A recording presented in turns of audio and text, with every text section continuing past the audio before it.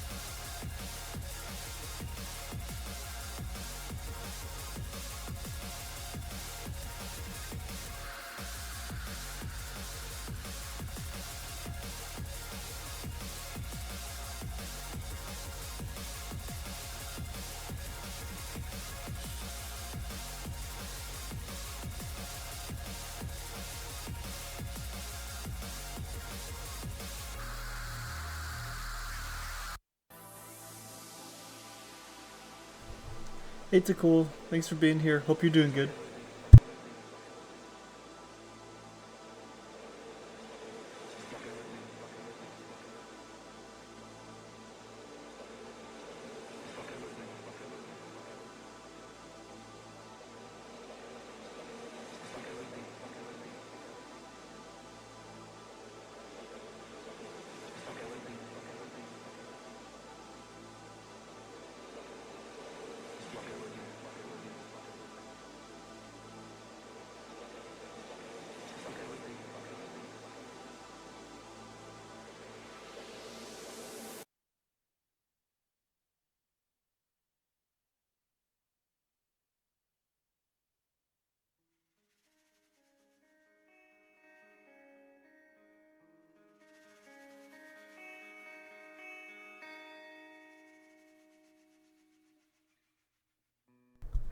Sounds good, so cool. I hope that goes well. I'll be beginning very shortly, just preparing some stuff.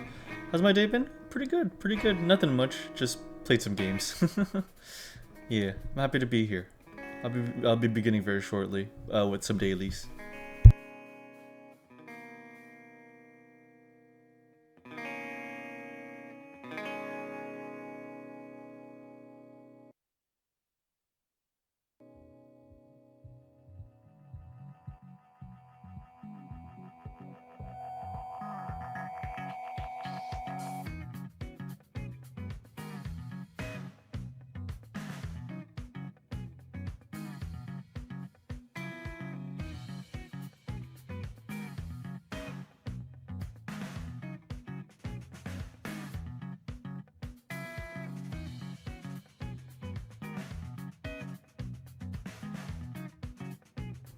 You are now watching MrNeutral.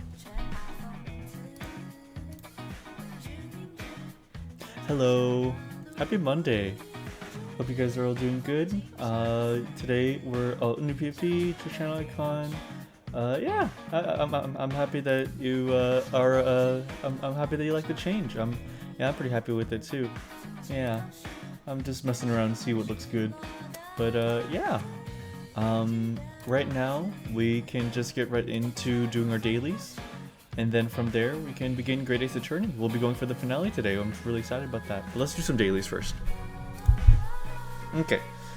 Today we have Silver, Mint, Study, Time, Fix, Budding, Mass, Bundle, Fresh, Current, Wad, Sand, Naive. Is that Naive? But Naive I thought had two eyes.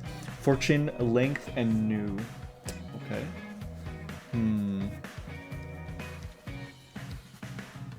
Budding and new. Budding, new, fresh.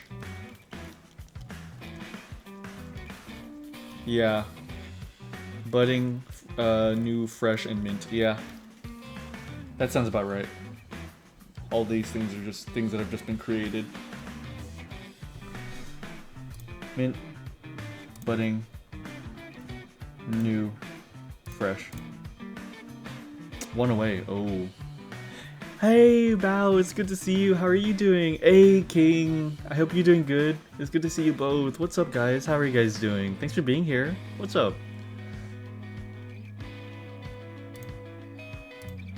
Current? No.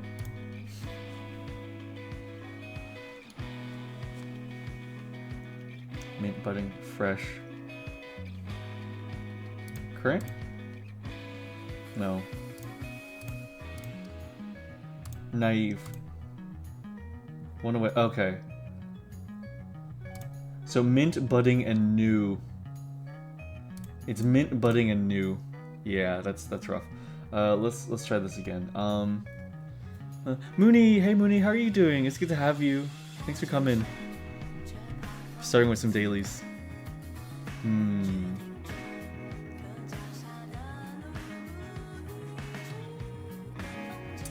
Fortune.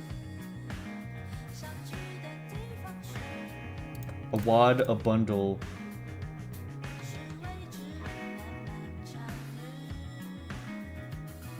A wad, a bundle, a mass, and a length. This is like a collection of something.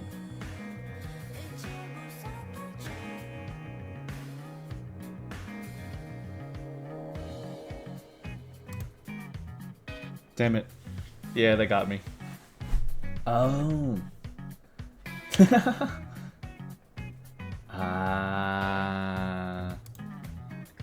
Inexperienced, budding, fresh, naive, new. Okay. And then just the money emoji, bundle, fortune, mint, and wad. Measured by SI units. Current, length, mass, and time. Oh. Words after quick, quick fix, quicksand, quicksilver, quick study. Okay. I wouldn't have gotten quick study. Quick study would have thrown me off.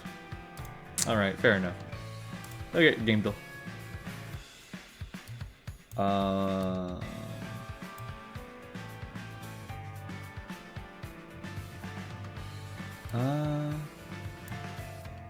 This is out of my ball range.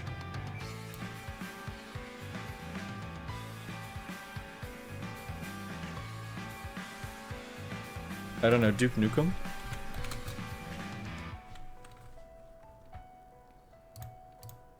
No. Contra?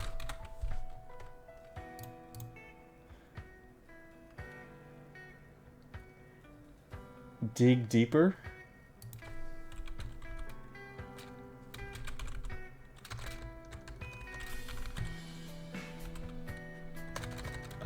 Keeper. Dome Keeper. Rolling Thunder.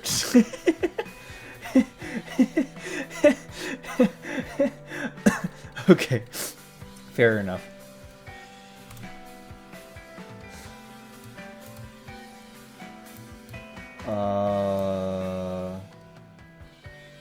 That's a knight.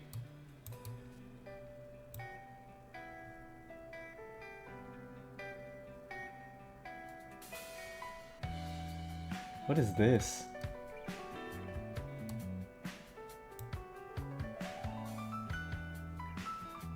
I have no clue, actually.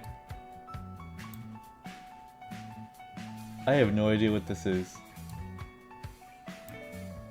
Oh, Salt and Sanctuary! Oh shit, okay, wow. Man, I'm off my game on these dailies. Oh dear.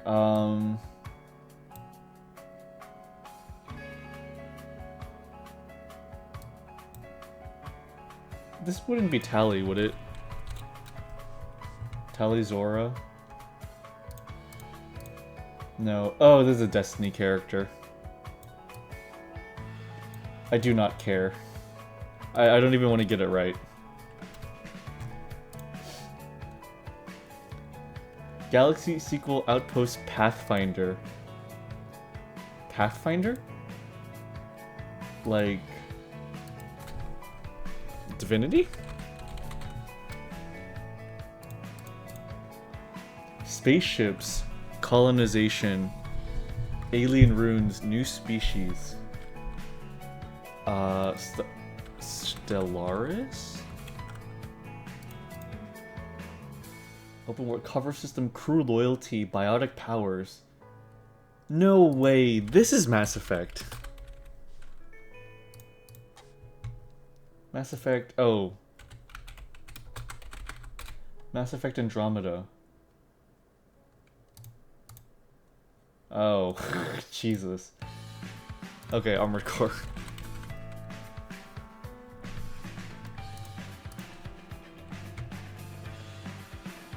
I'm upset the one that I got right was Andromeda.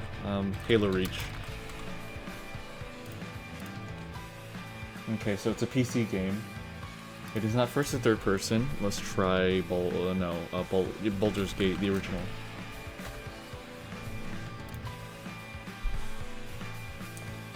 Let's try side scroller. Shanty.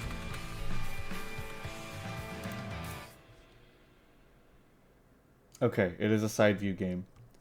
Oh, it's not a PC game. It's an Xbox game. It's an Xbox One game.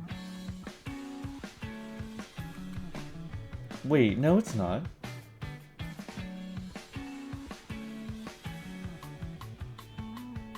It's older than 1998? Okay, but it was ported onto Xbox, I guess. Huh. A 90s game ported to Xbox that was a side scroller. Contra?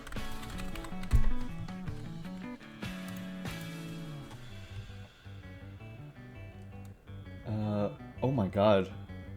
I wasn't born yet, so I got nothing. Fair enough.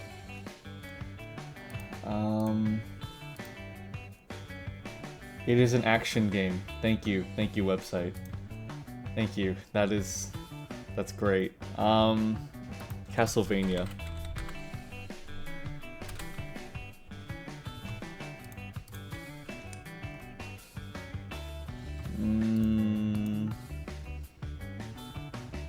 Sonic.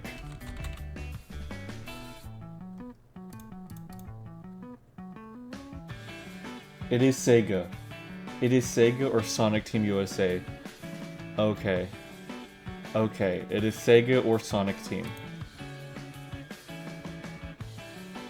But it is not Sonic. So it's probably Sega. Okay, what is Sega? Shinobi.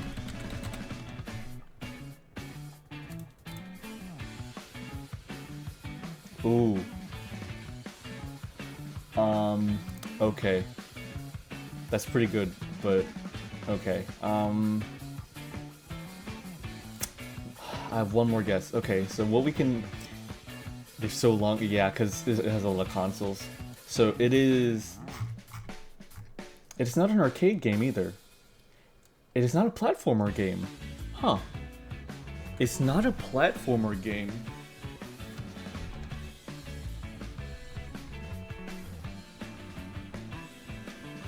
So it would be a beat 'em up.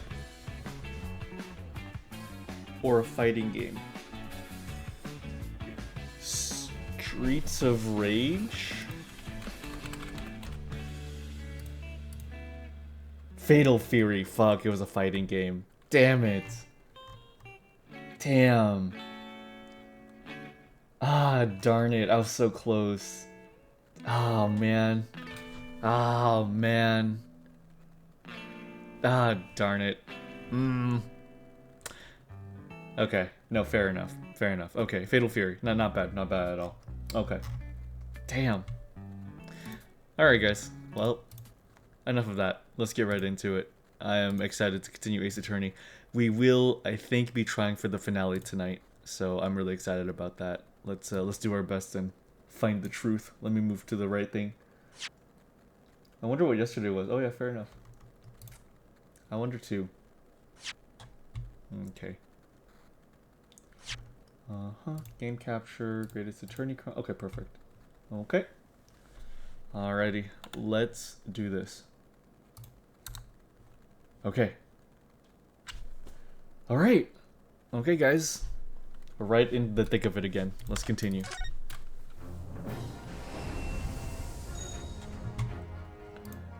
Alright.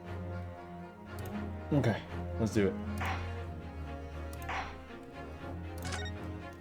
Alright, let me know if everything looks and sounds good. Let's do this. Boy, oh boy, oh boy, yeah. 17th of April, 12:41 p.m. The Old Bailey, Defendant's Antechamber. Ah, Gina.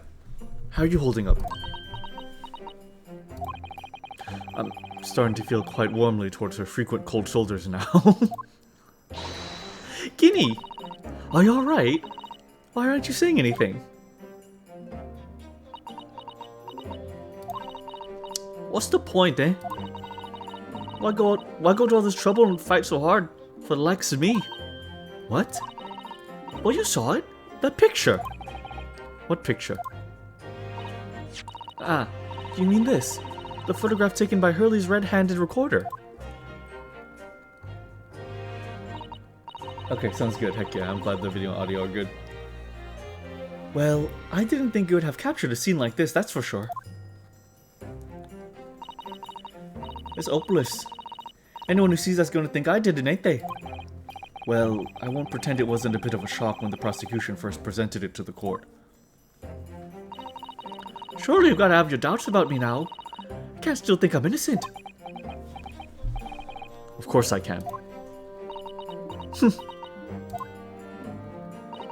Guinea, why don't you talk to us? Tell us what really happened that night. Huh? Bruno's cleverly managed to piece together a lot of new information, but still, we'd really like to hear it from you. Alright then. It was after we'd had dinner together at your place, right, Iris? Then we all had a chat up at your office, didn't we? Yes, I remember.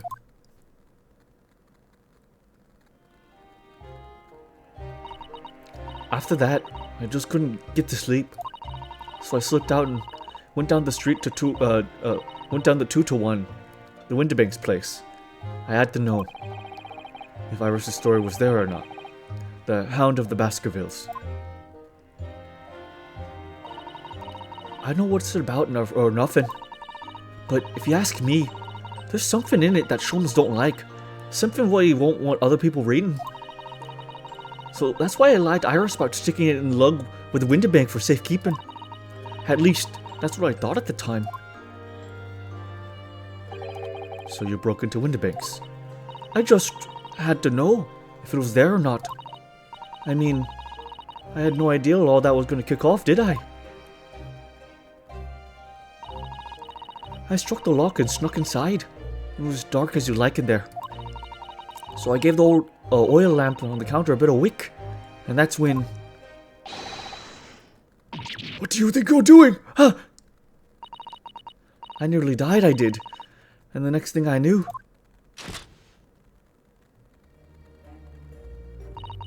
I grabbed the gun off the counter and was waving in the air like... I know what.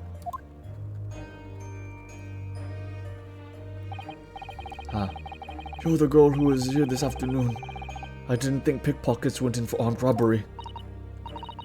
The mantle script. Have you got it here? Did Sholmes leave a load of papers with you? A story? I beg your pardon? The Hound of the something or other. It's here, I want to see it. I'm sorry, young lady. But I'd sooner die than relinquish an article belonging to one of my customers. I don't want it. What would I do with it anyway? I just want to see it's here, that's all. Oh, you want to see it, do you? I want to know if Sholmes really pawned it or not. Please, just let me see it and I'll go. Oh, very well then. But for pity's sake, stop waving my gun around, would you? Oh man. So then the old cove unlocked the storeroom door and we both went inside. And it was there alright. The mantle script. Shrooms weren't lying after all. You did all this just to check for me. Guinea? Anyway, then there's a bit of a kick up on the main bit of the shop. The Skulkin brothers arriving on the scene, yes. What was that noise? Someone's breaking in! Dear me, is there some burglars convention here tonight that I don't know about? I think I forgot to shut the door behind me. Sorry. I better go and take care of it. Could I possibly have my gun back? Oh, well, I'll come with you and... No, don't be foolish, young girl. You must stay right here. Don't leave this room under any circumstances.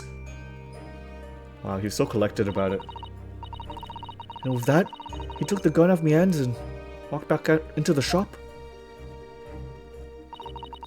I hung back in the storeroom like he said, straining my ears in the dark to hear what was going on. It sounded like they got a bit of a scrap. I started thinking I should help, see? So I was just about to go out the storeroom myself when... Oh. I heard a couple of shots go off. Two, I think. Almost at the same time. And then there he was, right at my feet. Lying face down on the floor. I was right next to the storeroom door, so I slammed it shut and locked it as quick as you like. Because you thought whoever had shot Mr. Windenbank might come for you. Yeah. So I went to grab the old cove's gun. I figured I'd put up a fight at least. But when I got a better look at him, I knew.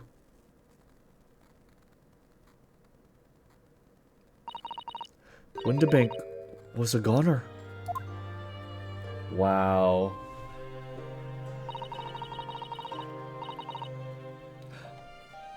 Oh yeah, King. I think Dartus is doing okay. I heard back from him. Yeah, don't worry. Yeah, no worries, no worries. And yeah, that's crazy to witness firsthand. I felt funny, man. All of a sudden, kind of dizzy. After that, I don't remember nothing. That must be when you passed out, Gina. If I hadn't done what I'd done, the old cove might still be alive. Did you tell the police everything you just told us? Of course I did! But they didn't believe a word of it, did they? All they said was, if I kept telling lies, it'd make things even worse for me. It'll be alright, Guinea. Don't worry. Just stay strong a little longer. Rune is about to put the real culprit to the mill. That cove, what was there in the afternoon? That Eggert Benedict.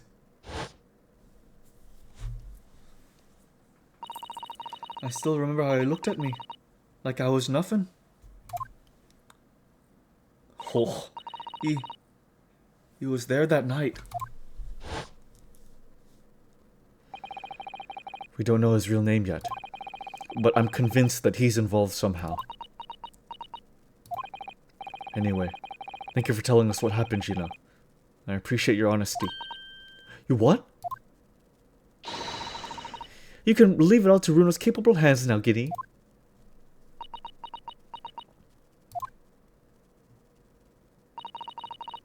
Mr. Naruto. Yes. How come you trust me? Oh, I'm sorry. My alarm. Okay. Give me just a second. Let me check on something. Let me check on something real quick.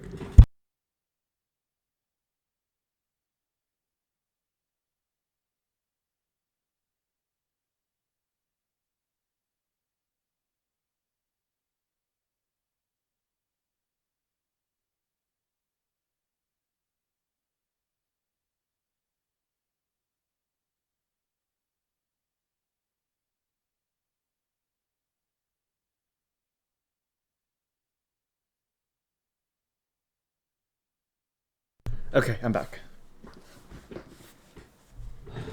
Okay. Yeah, okay, I'm back. All good, all good. How come you trust me? I don't get it.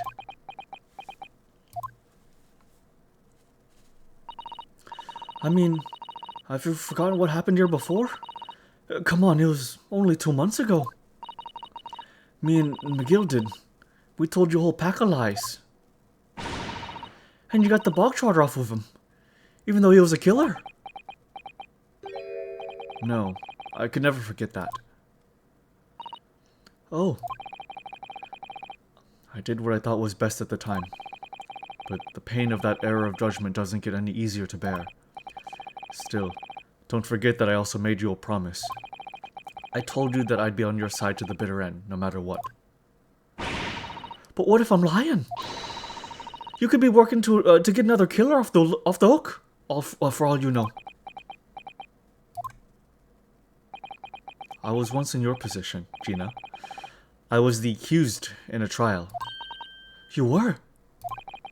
Before I left Japan, I was accused of murder. And strange as it might sound, the circumstances of the crime were pretty damning. I was sure that no one would believe it wasn't me who done it. Oh, Runo.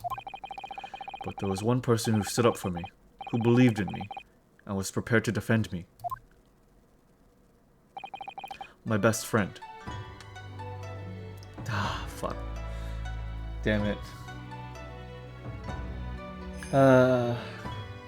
I'm doing good, King. I hope you're doing good.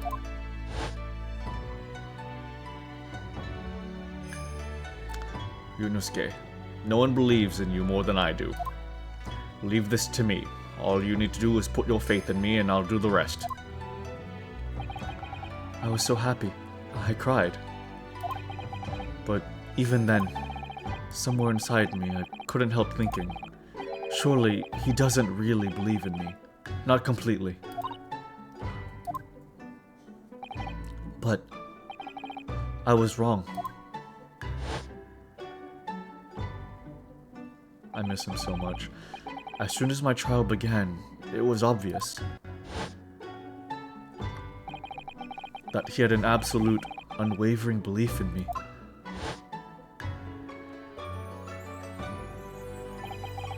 And in turn, I developed an absolute, unwavering belief in him.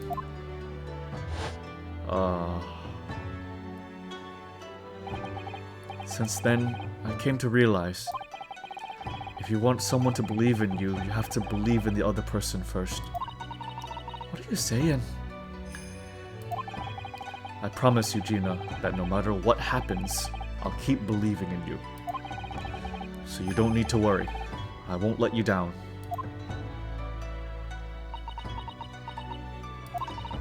Even though I'm a diver and a no-good liar. You're not like McGill did. I know that. Huh? That's right. You're our friend, Guinea. Iris.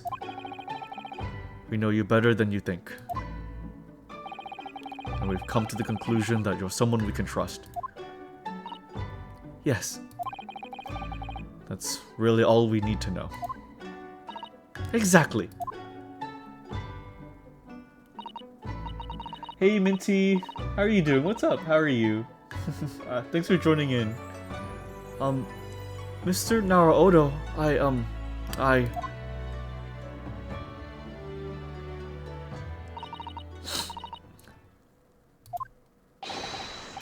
Defendant Gina Estrada, her legal representative. Court proceedings are about to resume. Please head to the courtroom immediately. Yes, of course. Thank you. Guess he's out today though. Fair enough. Thanks for joining. I hope you have a nice time with us. I'd been both a defendant and a defending lawyer in my time, so I knew only too well just how hard it was to put all your faith in another. And I also knew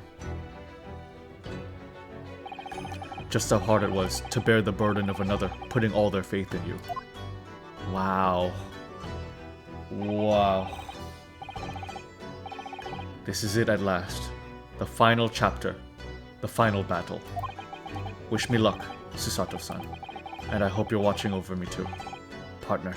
Oh. Oh. Oh. Oh my god. Oh my god. Okay. Okay. Okay. Ooh.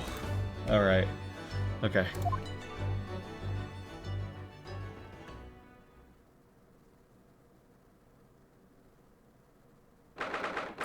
17th of April, 1:41 p.m. The Old Bailey. Courtroom. I hereby call this court in order to resume the trial of Miss Gina Lestrade. Lord Renzix, have you successfully subpoenaed the witness? The subpoena was delivered to the communication station where the man works immediately, my lord. However, the heavy rain has delayed the arrival of his carriage, it would seem.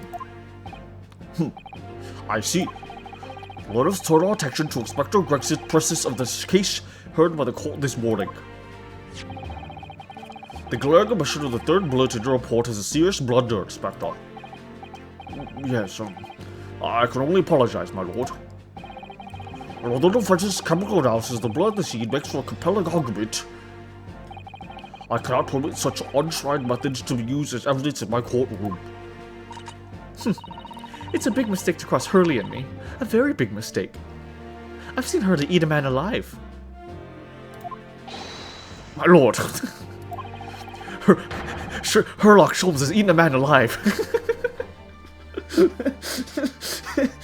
The subpoenaed witness has just arrived in the building. Thank you, officer. Show to the stand without delay. Mr. Egbert Benedict. I didn't expect to be crossing paths with him again so soon. And certainly not like this.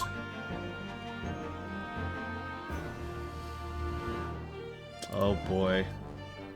Oh boy, here we go. Thank you for complying with court subpoena at such short notice, sir. But of course, my lord. As an upstanding member of London society, it is my pleasure to oblige. Now, kindly state your name and occupation for the record. Ashley Graydon, Communications Officer. Mr. Graydon and I both work at London's Central Communication Station.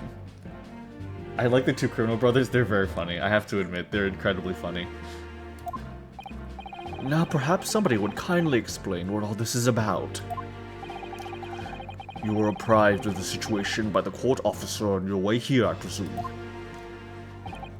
Yes, I was. Something to do with the murder that took place at a pawnbroker's on Baker Street. And some nonsense about me having been there on the night in question. That is the accusation, indeed. This really is beyond a joke, you know. Very well, without further delay, the court will hear your testimony now, Mr. Graydon. You will respond to the accusation made against you under oath. Gladly, my lord. Gladly. I love him. Witness testimony. The accusation. Naturally, I have occasion to make use of pawnbroking services from time to time. But are you seriously suggesting I colluded with these thugs to break into the place on the night of the murder? I have no intention of admitting to such an outrageous accusation. Even if certain parties here present claim that my blood was found at the scene. Some Scaramouche detective's homebrewed tincture can hardly be taken as a serious evidence. Bro's got some confidence on him. So you deny the accusation completely, do you? I must say, I am dismayed. For the highest court in the land to be swayed by this self-possessed detective's toy. It was the will of the jury, and our great British justice system demands that the jury's will is upheld. Then it would seem we have the misfortune of a most inept assembly of jurors today. By golly! How long am I expected to be detained here? Wow.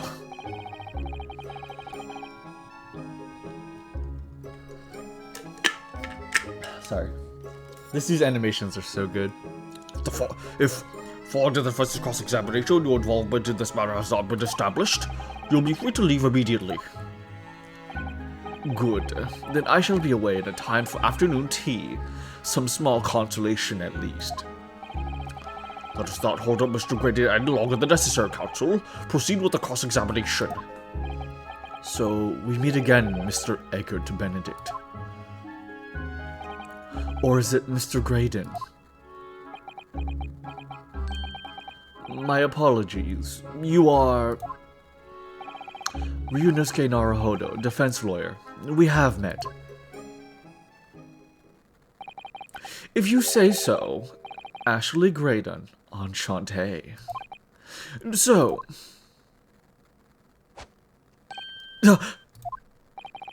I trust we can conclude this quickly. Ugh.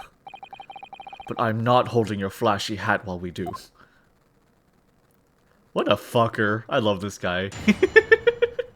Cross-examination. The accusation. I love him. He's such a fucker. I love him. Naturally, I have occasion to make use of pawnbroking services. Okay, hold it. Yes, we even met in the very pawnbrokery where the crime took place in the afternoon of the day in question.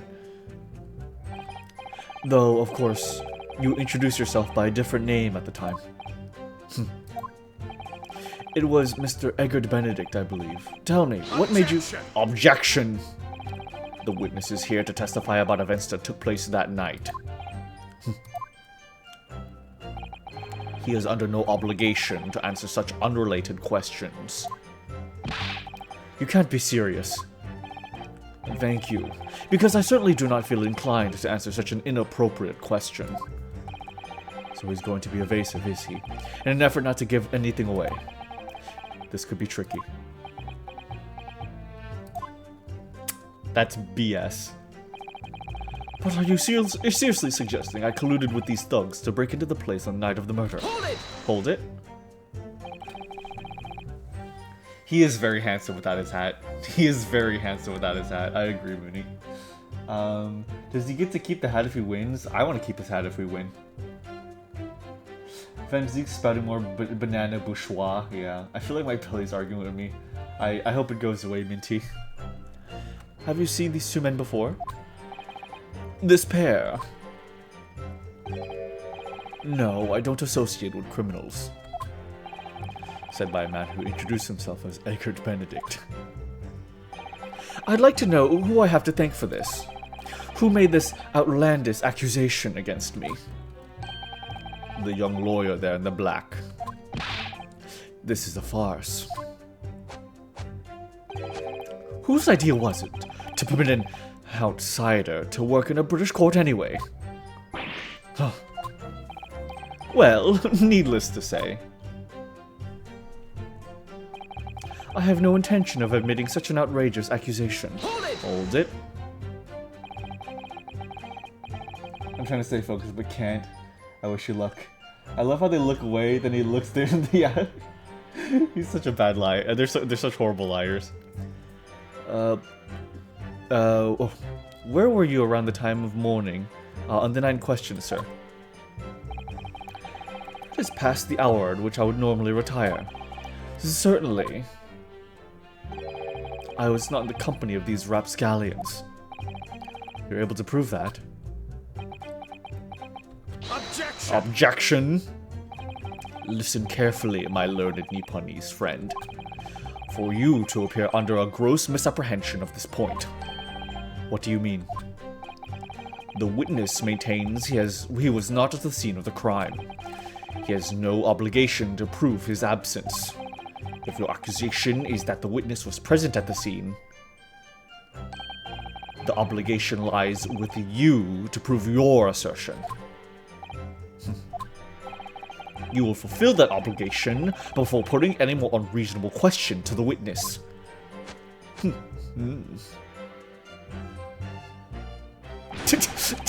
A silent victory wiggle. Thanks.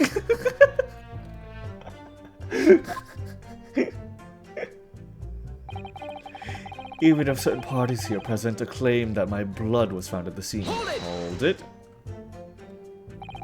blood was found at the scene of the crime. There's no question of that. Mr. Sholm's chemical analysis positively identified the substance as such. But I am not the only human to have blood running through my veins, am I? How can you be sure that the blood is mine? It could equally be the blood of one of these two miscreants. Every individual's blood has a slightly different composition, it seems. Mr. Sholm's chemical is able to differentiate between bloods by... Spare me the science lesson. Who is this Sholm's character, anyway? Oh, I assume all Londoners would know the name. He's a great... well, a renowned detective. So even you are unable to bring yourself to say a great detective. A great detective, you say? Now we're in the realm of fairy tales, are we? What? What do you have to say about this? Excuse me! Excuse me. Do you have something to say about that, Mr. Skulkin? Huh? What? Me? No, Mr. Skulkin next to you. Right, I've had enough to deal with this. How many times do I have to tell you? Yes, I know. You're not big, bruv sulky. Mr. Nash Skulkin. Eh?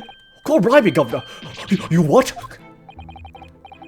Is it not the case that when Mr. Graydon just spoke, a thought went through your mind? Would you care to share that thought with the court? Eh? Me thoughts? I don't have none of them. It must have been him. You what? Mr. Nash Skulkin, answer the question, please.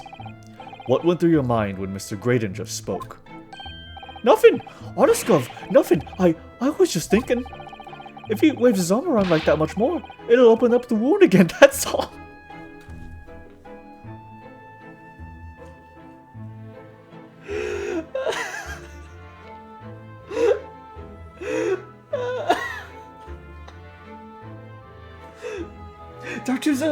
Dartusa, hi! Hi, Dartusa, how are you doing? It's good to have you. Thank you so much for coming, Dart. You did not miss much. You didn't miss much at all. All we have done is we exited the intermission, we brought Egbert Benedict to the courtroom, and we're trying to prove that he was connected to the crime. I hope you're doing great, Dartusa. Thank you so much for joining us. It's so good to have you, dude. Yeah, we literally just began. Yeah, we literally just got here. So all we're doing right now is we're trying to prove that Egbert Benedict was at the scene of the crime. Yeah. What wound? Oh, wait, the bullet, of course! It was only 2 days ago, it ain't gonna be healed up yet. So I was, well, you know, I was worrying for him, and... Oh, Els Bells! Mr. Graydon, did you hear that? What?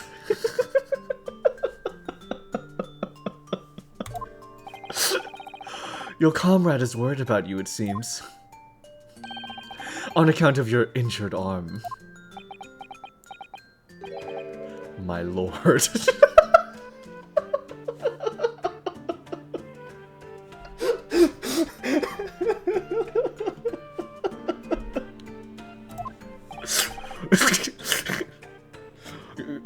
Yes, Mr. Graydon? I have no idea what these two wretches are talking about. Certainly, I shouldn't be expected to answer anything in relation to the mindless insinuations. We know that someone other than the victim was hit by a bullet at the scene of the crime 2 nights ago. First pissing himself, yeah. And from the height of the bullet in the wall, that person was likely hit up in the upper arm, or thereabouts. Perhaps you'd allow a court official to examine your arm, sir. The left arm that you're currently clasping with your right hand as if in pain. No, I refuse. You have shown no evidence whatsoever that links me to these common thieves. Accordingly, I'm not obliged to permit any such invasion of my privacy. As I've already said, I'm completely uninvolved in all of this. I've never had anything to do with the pawnbroker where this fellow was killed whatsoever. I take offense at this insinuation that I was in any way involved. You claim to have nothing whatsoever to do with Mr. Windibank's pawnbrokery. My lord, the defense would like that last statement to be added to the Graydon's formal testimony. Very well, counsel. Continue with your testimony, Mr. Graydon.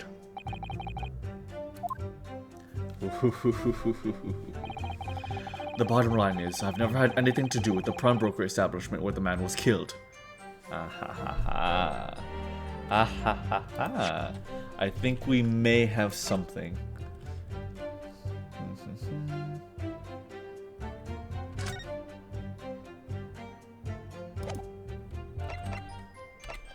Gina's Scotland Yard, manuscript.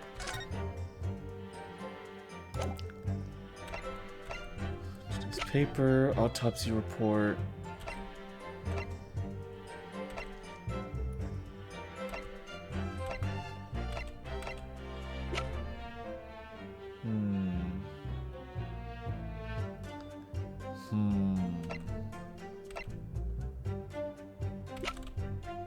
We could maybe use that, but I'm gonna press it one more time just in case. Bro, we literally saw you a few days ago, right?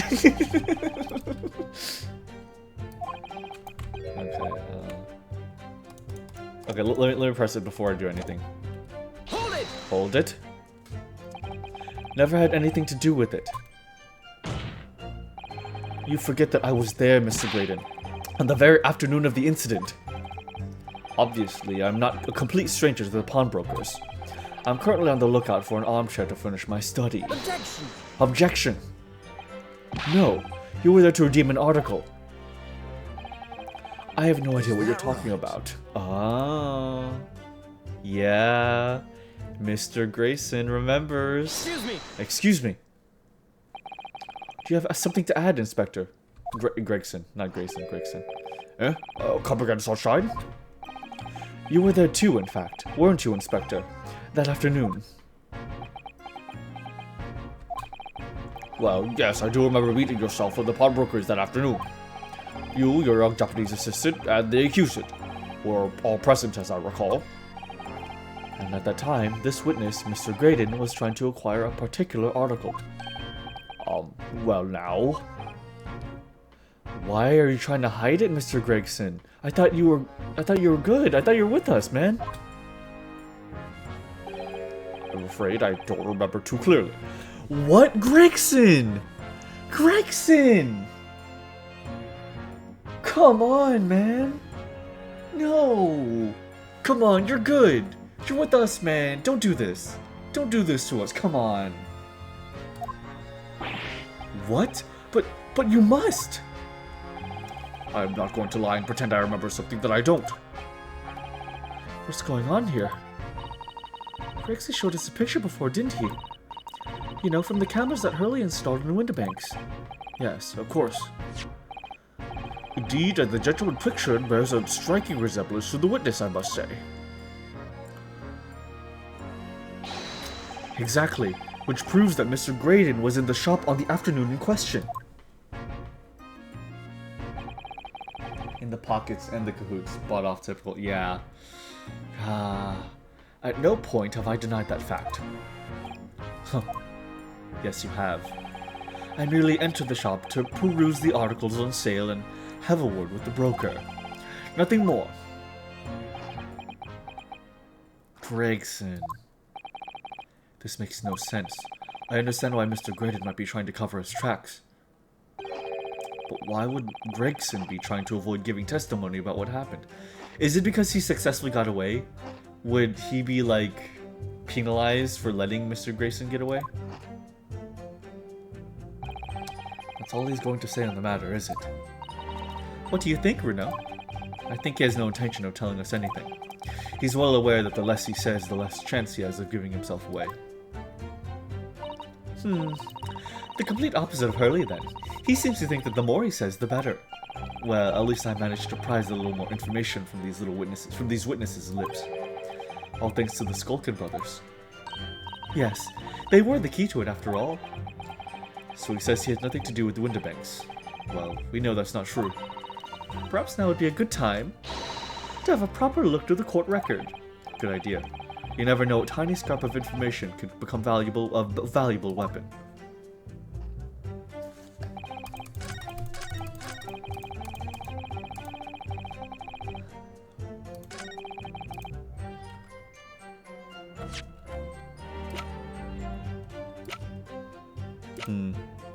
So we're not given the picture of him, unfortunately.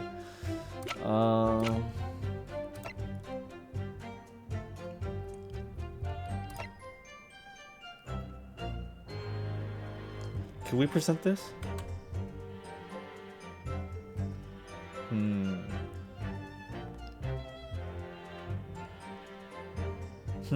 Could we present this? Maybe this one? Let's try this one. Objection! Ah, damn it.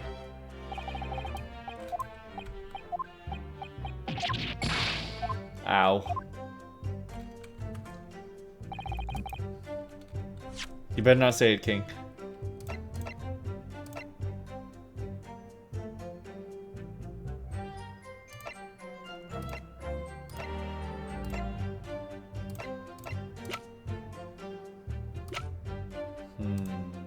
Autopsy report. Winterbank's gun, Skulkin Brothers, photo of Gina, stereoscope. You know what, let's press this one. Some Scaramouche detective's homebrewed tincture can hardly be taken as serious evidence. Hold it! Hold it. I wasn't looking, what happened?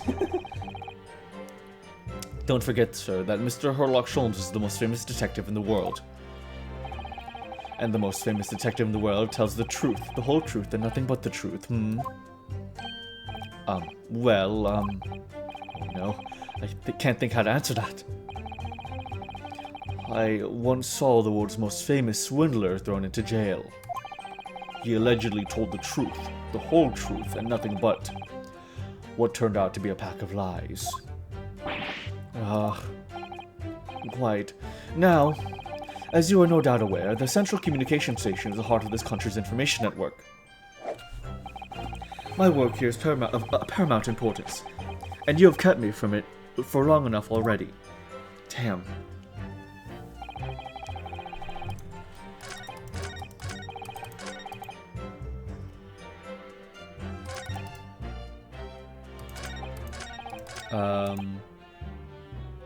What is this?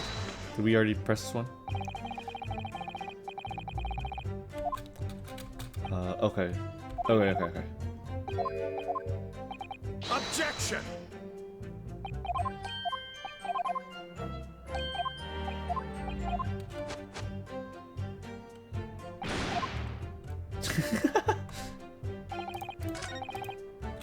Okay, let's find something else to present. Now all chat knows it's not a perfect run, unfortunate.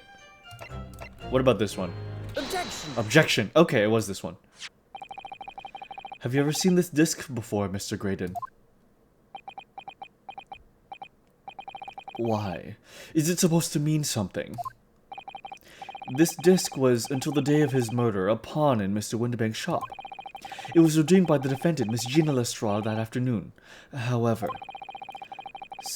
I keep on putting his voice into Ryunosuke. Somebody mysteriously appeared to try and take it from her. And that somebody was you, of course.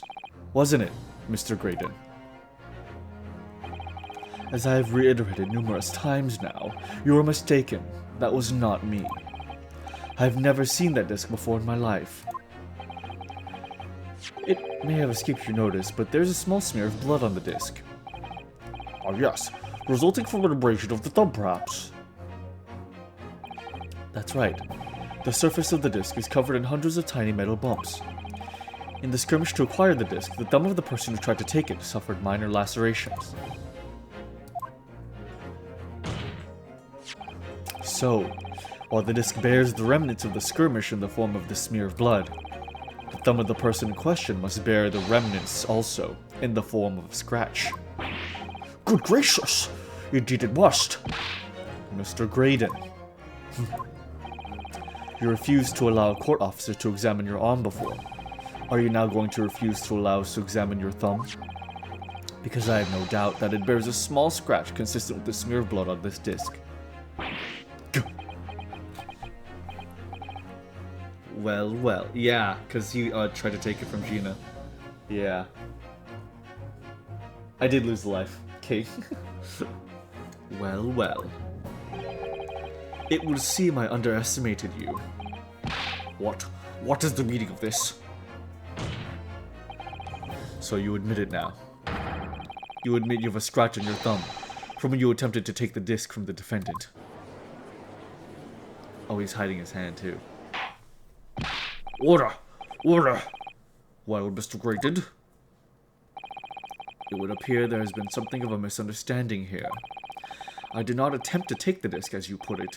No, quite the reverse. What are you trying to say? It's really quite simple, you see. The disc was mine from the outset.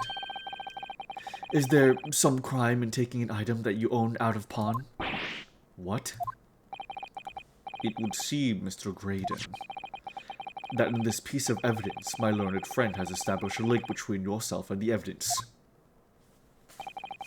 Accordingly, you will tell the court everything you know about this disc now. As you wish.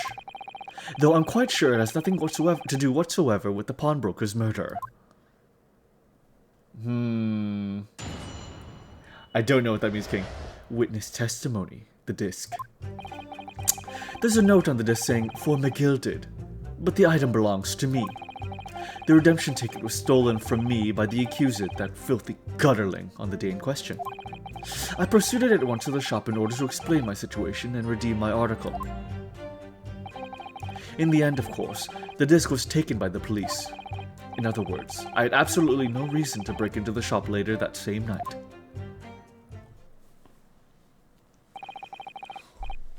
Did I hear you correctly, sir? McGilded, you say? The famous London philanthropist. Famous London ex-philanthropist. Who perished from this very courtroom 2 months ago after being acquitted of a distinctly messy murder.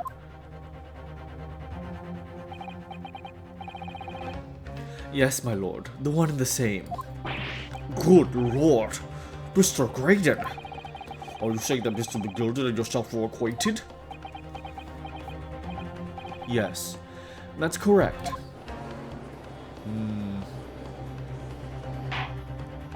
Order! Well, I certainly didn't expect to hear that they'd be honored here in my courtroom again. According to what Gina told us, this disc was placed in pawn on the fateful night 2 months ago. McGilded himself gave instructions to deposit at Windibanks. It's funny that Mr. Graydon here is claiming the disc belongs to him then, isn't it? In all likelihood, he's lying. So he appeared that afternoon at Windibanks in order to get his hands on McGilded's disc for some reason. He wanted his hands all over McGilded's disc. He wanted to handle McGilded's disc so hard. Counsel, you'll commence your cross-examination, please.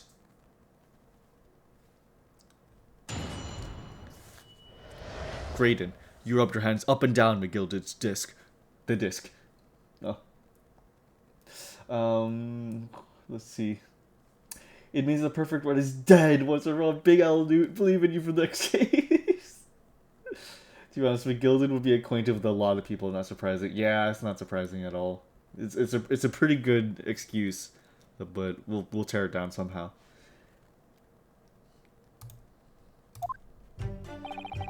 There's a note in the disc saying, "For McGilded, but the item belongs to me." Hold it. Would you care to explain how this belongs to you? As you will observe, a communications officer such as myself commands a fine salary. You're certainly exquisitely dressed, sir. So you see, I have little need to make use of the services provided by the pawnbrokery trade. God, could you imagine how cool it would be to be a telegram officer? Like, maybe it would be really tough, but God, that sounds so cool. That sounds like such a cool job. Oh my god. Like, I'm sure you could get tired of it, but oh my god, it sounds like such a... I just want to work with, like... I would love to work a telegram someday. Like, just like once. You know? Yeah. I merely met McGilded on Ye Old Grinder. Our relationship was strictly platonic. Oh my god, that's really good. Ye Old Grinder. It's like in the newspaper. It's like a newspaper article.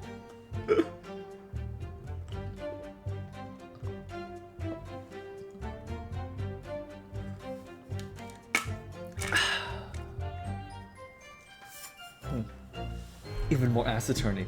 Your Honor, as the footage clearly shows, penetration was achieved. There was, in fact, not. Thank you, Command Throw. It's good to see you. Thanks for joining. I hope you're doing awesome. Thanks for stopping by. Yeah, we're trying to get this guy accused of murder because he most likely murdered somebody. So we're trying to get him got. I hope you're doing great. However, I did once find myself in difficulties having misplaced my purse whilst on an errand, which is why I pawned my fine black overcoat to the broker in question. He claimed that was your overcoat. Obviously, and in my haste, I clean forgot that the music box disc was when it was in its pocket.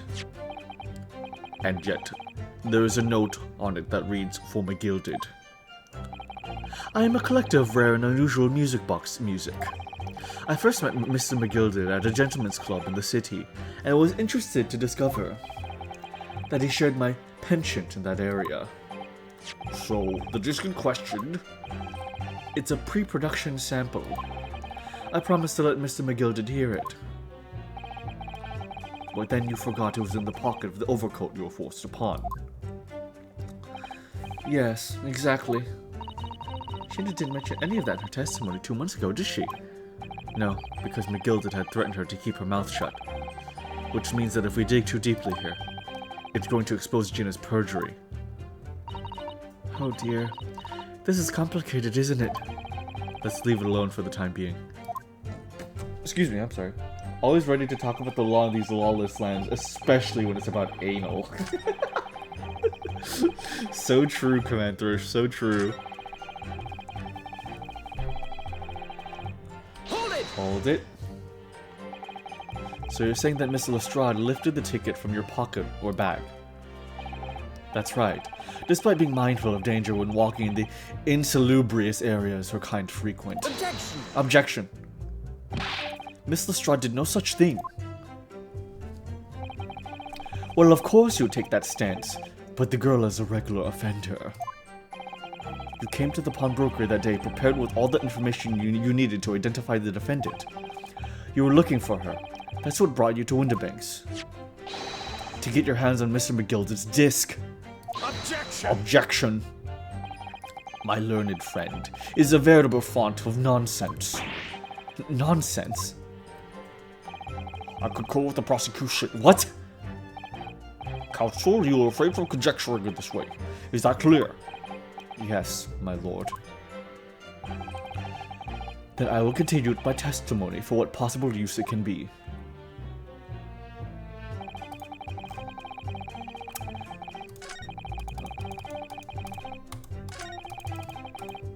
Oh, damn it, I keep on skipping. I proceeded once to the shop in order to explain my situation or redeem my article. Hold it. Had you ever been to Windibanks before? Only once, for the purposes of pawning something. But like many, I enjoy browsing in such establishments. So when you noticed that the pickpocket had taken your ticket, you chased after her, is that correct? Yes, that's right. I didn't notice at first, of course. Such is the art of the pick purse. But when I did, I headed to the pawnbroker at once in order to reclaim my coat before the thief could. I was merely trying to recover what was rightfully mine in the first place. He can say what he likes because he knows we have no evidence to contradict him on this. In the end, of course, the disc was taken by the police. Hold it. Yes, it was taken by Inspector Gregson here, wasn't it? That's right. This was the very man. Apparently, the police are collecting anything that has a connection to Mr. McGilded as evidence. Excuse me. Excuse me. Is something wrong, Inspector? What do you mean? The last remark Mr. Graydon made in his testimony seemed to trouble you in some way. No, it didn't. It's nothing. Leave it alone. Let me ask you this, Inspector. Why is Scotland Yard gathering Mr. McGilded's possessions? I can't tell you something like that, Sunshine. What is it, Inspector? Investigative secrets? Yes, exactly. You should know all about that. Magnus McGilded, who died so unexpectedly after his trial 2 months ago. A man renowned throughout the capital for his great contributions to public life. Yet, he had a dark side too. Where are you going with this, Van Zieks? I suppose the police are dealing with the aftermath of his nefarious activities, are they? That's enough. Coppers like me have duties to carry out that we're not at liberty to talk about. That's all you need to know. Duties conferred by Lord Strongheart, I presume. The Lord Chief Justice appears to have great faith in you, Inspector.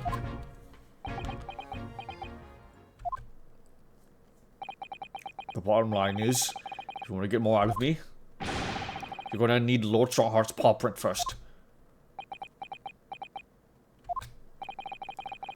What's all this about?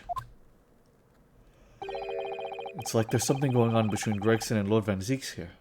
Like some sort of forbidden, doomed relationship.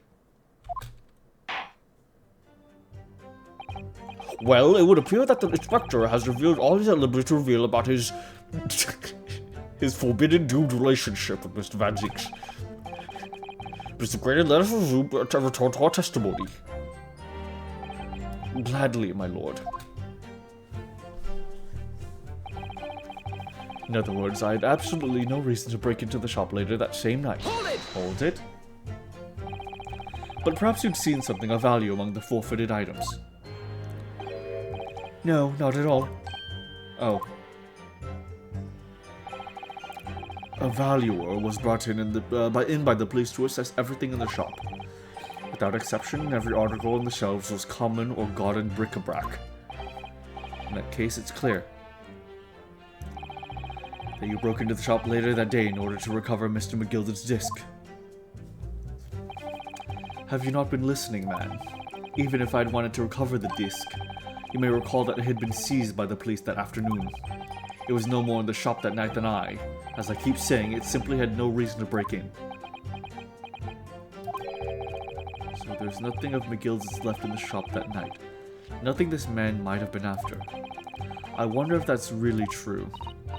No. If you have some evidence, then let him have it. I'm dying to see that irritatingly assured expression of his crumble. McGilded slipped the disc into his coat pocket and had to deposit it at Windibank's.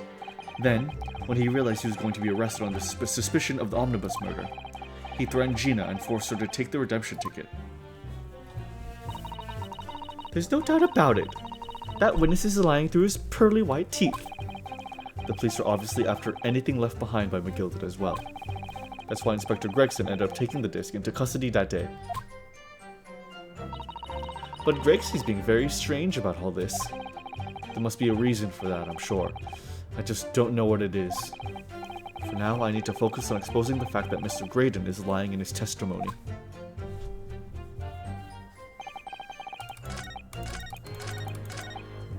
Okay.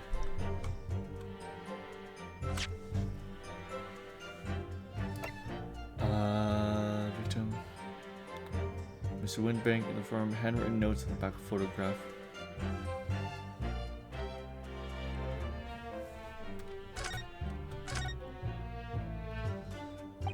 Small box.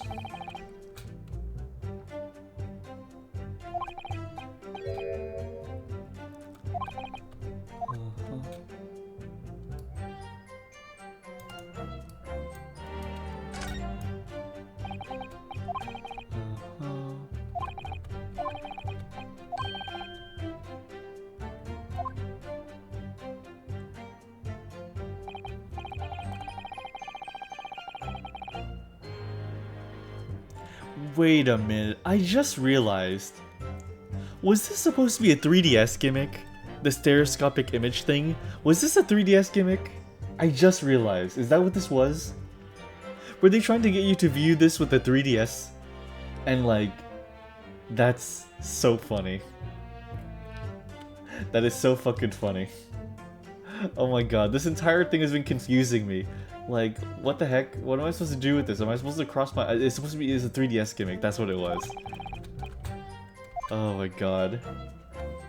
As if the 3DS didn't hurt my eyes enough, yeah. I thought it was kind of cool in its own way, but I definitely didn't use it, solving crime in 3D. Yeah, it's most likely, let's see, coat. Yeah, what about the coat?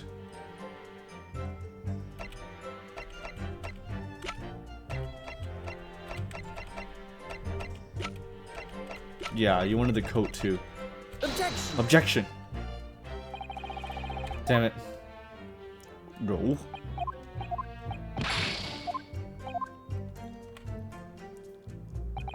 There's this one animation of Greatest Attorney where Phoenix is like, "Take that! This clearly contradicts the evidence." And the judge is like, "No." He's like, "Fuck." It's a really good animation. I just love the image of the judge just going, "No." Okay,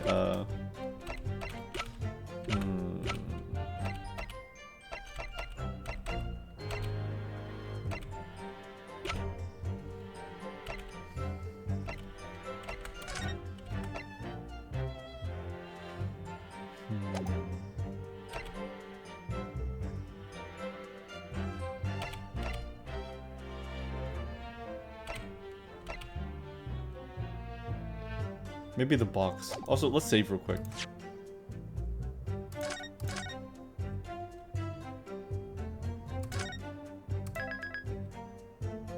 Edward's sketching the interaction as the Wojak me. Right. Look at this. I have drawn us as a Wojak comic. You are the incel virgin, and I am the fuck. Never mind. The bit is ruined, Phoenix. I will be back. I'll be back with a different Wojak comic. What's this box for? Objection! Objection. Oh, okay.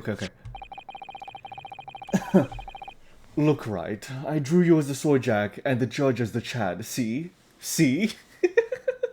Thank you. Drink some water. I choked on my own spit.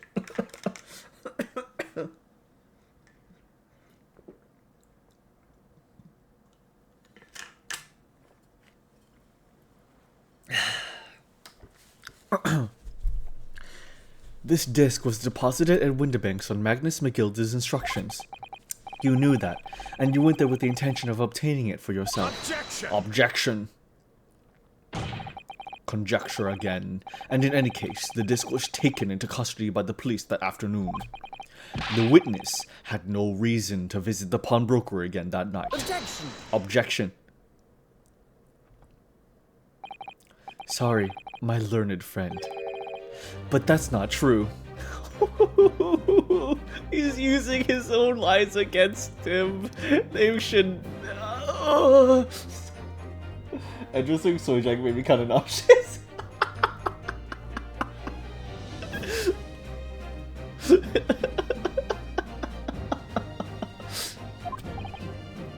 What? Mrs. McGilded had another article in Pawn at Windibanks. As this second pawnbroker ticket proves. There were two articles belonging to Mr. McGilded in Windibanks pawnbrokery. And the reason you broke into the shop that night was to recover the second one. Together with your two accomplices, the Skulkin brothers. This is the second ticket, is it? What had that man deposited? The article described reads, one small box. A rather vague description, it seems to be. Are you suggesting that I broke into the pawnbrokery with these clowns in order to steal some trinket box? I believe that there are adequate grounds to suspect that you did. This is absurd. Why on earth would I do such a thing? Once the article had been forfeited, I could simply walk into the shop and purchase it. There'd be absolutely no need for me to resort to theft. That's a good point. Indeed. The witness makes a solid argument. So that means that for some reason, this Graydon fellow needed the small box that very night, does it? Objection! Objection! It's time to put an end to this nonsense, my lord. Could you be a little less cryptic, Lord Van Jeeks? I do hate to ruin my learned friend's argument, but the truth is quite incontrovertible. On the night in question, no small box was taken from Winterberg's pawnbrokery. And rest assured, the prosecution can prove it. Ooh. What? Good gracious. Inspector, show the photographic prints to the court. To the court, if you please. Yes, sir. What prints? These prints were taken from the court detective's security cameras. Huh. Who are these red-handed reporters again? As previously explained using this plan of the shop layout. At least you didn't say 6'7". You did, unfortunately, King. Tomorrow in a dark alleyway, you'll be taken by the bad name mafia.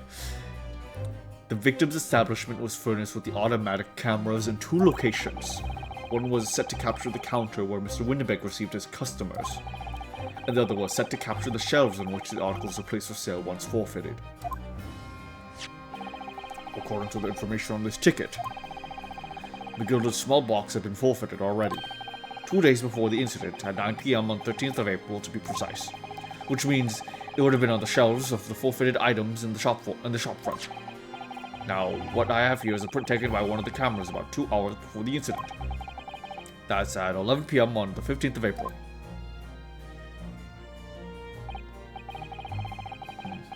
The victim clearly has a very full shop, it would appear.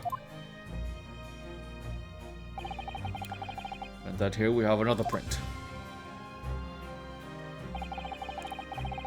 This one was taken about 2 hours after the incident. I see. So we have 2 pictures to compare.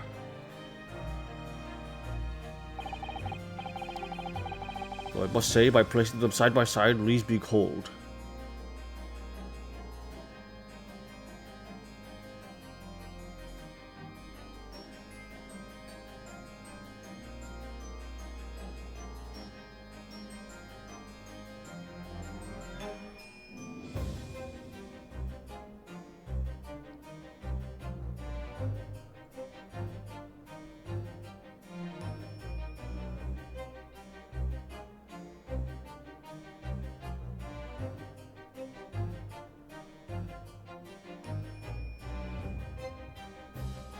Yeah, okay, I can't see any difference.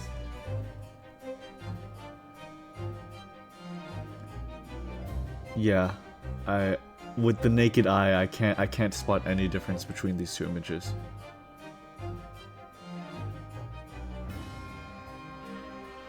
Okay, fair enough. Tubi, that's all to make my head ache. Obviously, at Scotland Yard, we consider theft as a possible motive in this case. We explored the possibility that something had been taken in addition to the victim's life. So you might have already compared these 2 prints thoroughly, Inspector. Yes, sir? Nope, look closer, Newt? Okay, I will look closer. I will look closer.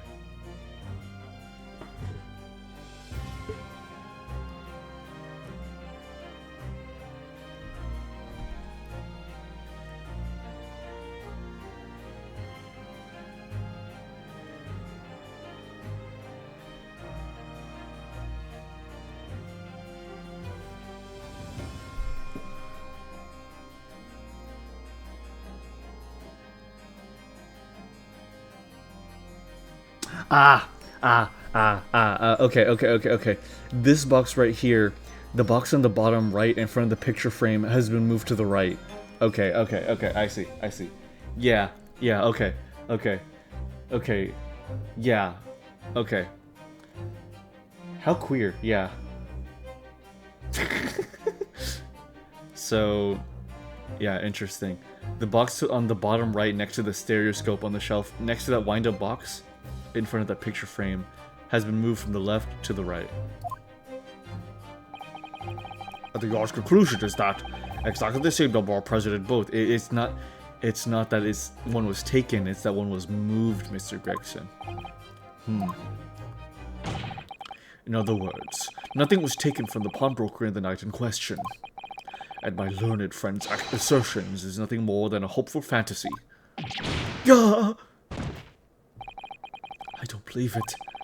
If I could have just showed that he'd stolen McGilda's pawned box. He didn't steal the box, he stole whatever was inside. Oh. I might have been able to break him down at last. You know what, Bruno? I've been thinking. I wonder if these two photographs really are exactly the same. What? So, counsel, in the light of the evidence put forward by the prosecution, what is your position? It seems that in fact, on the night in question, nothing was stolen from the victim's establishment. Do you accept the prosecution's assertion? I don't know. Could there be some hidden discrepancy in these two photographic prints somewhere? There is a discrepancy.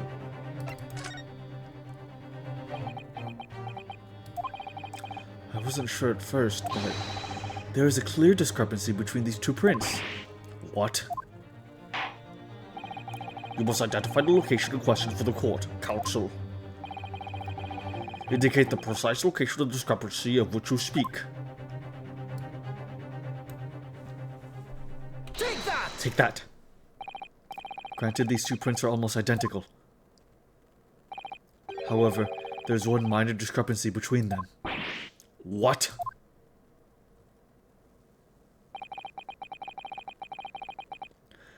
When you view the two pictures using the 3DS's new gimmick, the 3D mode,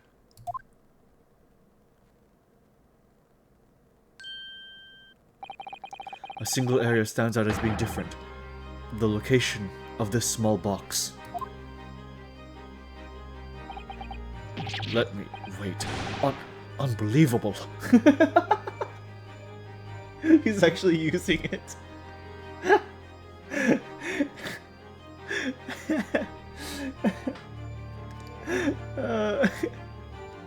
The 3DS is a wonderful handheld console.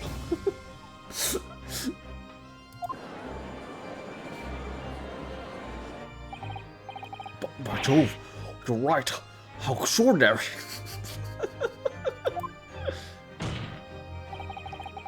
What this tells us is very simple. Mr. McGilda's small box was indeed not stolen from Windibanks of the night in question. However, there could be no doubt that somebody picked up this particular box and then returned it to its place on the shelves. Are you suggesting that the small box originally deposited by Mr. McGilda is in fact? Yes, the very same small box I just identified in the photographic prints. Objection! Objection. Mindless guesswork. What if it was? So boxes moved on the shelf. Nothing was stolen. Which means quite simply that nothing has changed. That may be true, but alright.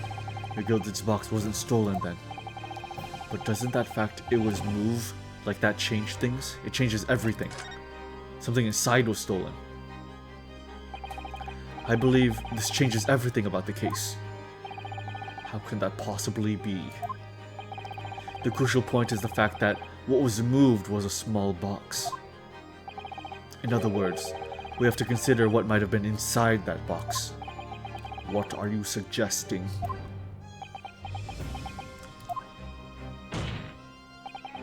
I'm suggesting that we need to examine that box as soon as possible. A vital piece of evidence is sitting on the shelves at Windibanks as we speak. Objection! Objection! That won't be necessary. Some little box belonging to a man who died 2 months ago can't possibly be relevant to this trial. The court does not uphold your objection, Lord Van Zeeks. Bailiff, arrange for an officer to go to Baker Street at once and also smack Mr. Van Zeeks in the balls. Obtain the small box in question and bring it back here for further examination.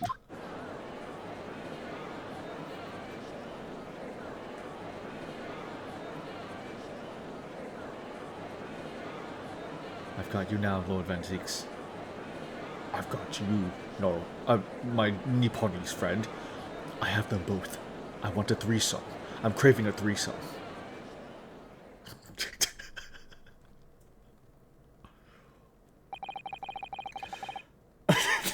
Sorry. I'm sorry. I'm sorry. Damn it! I need a fan of Baron and Naruto to play the 3DS together. Yeah, me too. That'd be great. This 3DS's 3D might be impressive, but my learned friend, the PSP Vita is superior in every way. I do love the PS Vita. I do love the PS Vita. We should have a report within half an hour.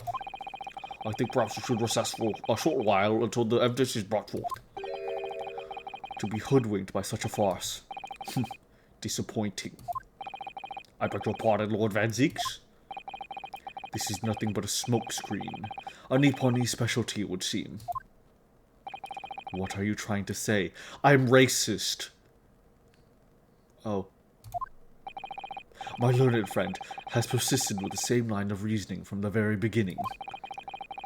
That is, this witness's intent was to steal an article belonging to Mr. McGilded from the pawnbrokery. Yet, common sense tells us that none of the articles have value enough to be worth selling in the first place. Exactly. It would be beyond absurd to break into a place for the purpose of stealing such a commonplace property.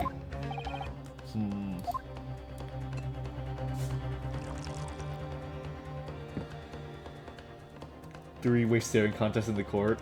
So true, man. If your lordship recalls, Mr. McGilded perished 2 months ago, immediately after the conclusion of his trial. A trial in which he was found not guilty. A trial in which it was established he was the upstanding member of society his reputation implied, in fact. So I propose a toast to my learned friend and his most insightful defense.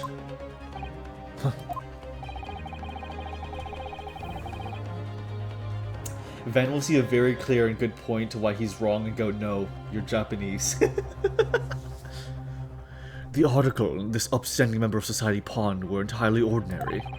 A black overcoat that just happened to have a music box disc in one of his pockets. And a small box. I assure you, I wouldn't accept even if the man tried to make a gift of such things to me.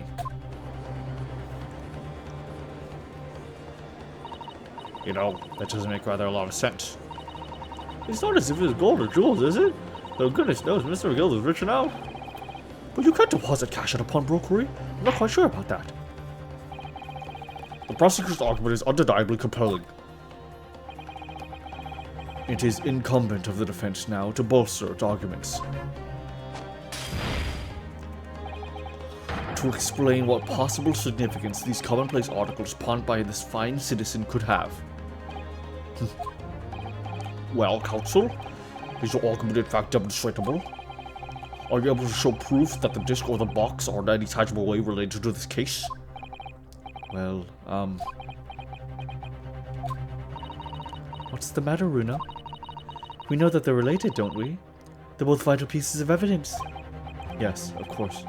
You and I both know that. We know McGilded's true character, and know the disc is significant, even if we don't know why.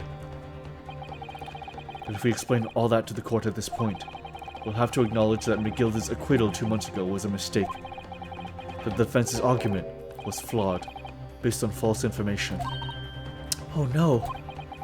And that would mean admitting that Gina committed perjury. But Ginny, could it be that Van Zeeks knows? Is that why he's doing this now? Because he anticipated everything? But maybe this could be a great opportunity for us. Sorry? What do you mean, Iris? Well, what is it that you always say, Runo? Sooner or later, the truth comes out. Every time. Huh. Alright. The exact significance of the things that McGilded deposited with Mr. Winterbank is something that only Gina can explain to the court. But if I put her on the stand to testify about that, it could critically damage our chances of winning this case.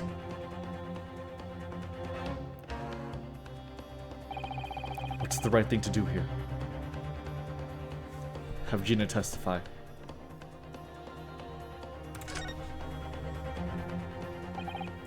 My lord, the defense would like to make a proposal. Oh? What proposal, counsel? While the court awaits the arrival of Mr. McGilded's small box. I'm sorry, I just realized Mr. Graydon wanted freaking Mr. McGilded's disc and his small box. He wanted Mr. McGilded's disc and his small box so bad. So bad. I would like to call the defendant, Miss Gina Lestrade, to the witness stand. The defendant? To what end? It's to do with the various articles deposited at Windibanks by Mr. McGilded, my lord. Miss Lestrade has information relating to them. I believe it would be beneficial for the court to hear what she has to say. Hydrated? Thank you. Oh my god, I'm sorry. I would love to be hydrated, thank you. I'm so cold water, but this is like, yeah, fair enough.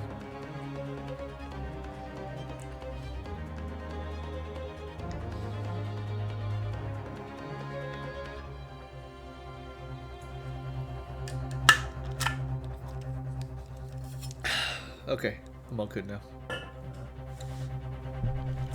It will provide the significance of the articles in question once and for all. Well, well. Things are becoming interesting.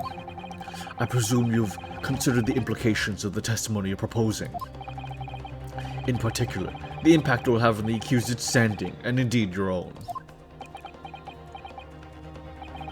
I have. Lord Vantiques, would you care to explain that last remark? The prosecution accepts the defense's proposal. I move to interrupt the cross-examination of the current witness and hear from the accused herself. Very well. If you have no objection. So, the court will now hear the testimony of the defendant, Miss Gina Lestrade. You witnesses currently in the stand may step down until further notice.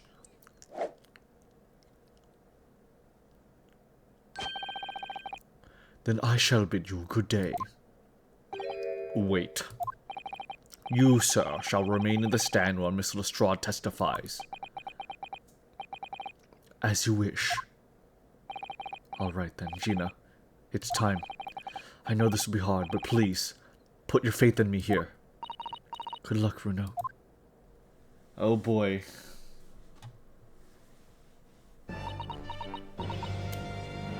Some new things about dog coins? Yeah.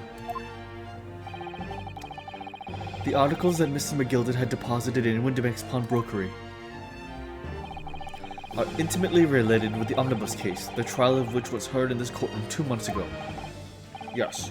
Now remember this young lady had been brought to before here at the trial as well. That's right, my lord.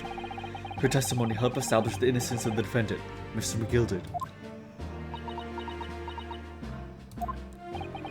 The omnibus case was intriguing, to say the least. And now, here we all are again, the same players in that trial facing each other once more. A twist of fate, perhaps, my Nipponese friend.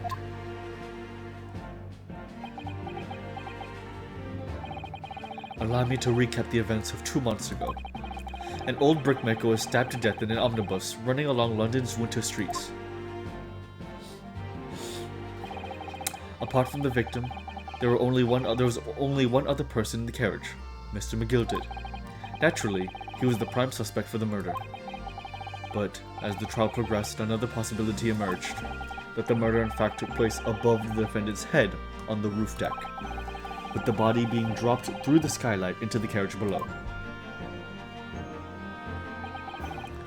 It was Miss Lestrade whose testimony brought that possibility to light. At the time of the incident, Miss Lestrade was concealed under the carriage under a seat in the carriage, hoping to pick the pockets of unsuspecting passengers. Then, immediately after the trial, having been acquitted of the murder, Mr. McGilden died in this very courtroom in the most extraordinary of circumstances.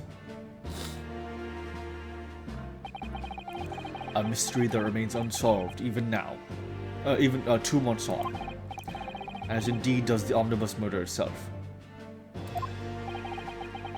Be that as it may be, I recall neither the disc nor the small box being mentioned in the course of those proceedings. Miss Lestrade, would you tell the court now, please? What really happened in the omnibus 2 months ago, I mean? I know what you mean. I already said all of what I know. And what about everything you told us yesterday from inside your prison cell? Huh. Please, Miss Lestrade. This is extremely important. But... Remember, little girl. If it transpires that you willfully withheld evidence in the trial 2 months ago, the Home Office will seek you to prosecute for perjury. Huh. And naturally, you will lose all credibility as a witness. Although, let's face facts. You have little credibility to lose. Ginny, don't listen to him. Please, you have to trust Runo now. Iris? We're on your side.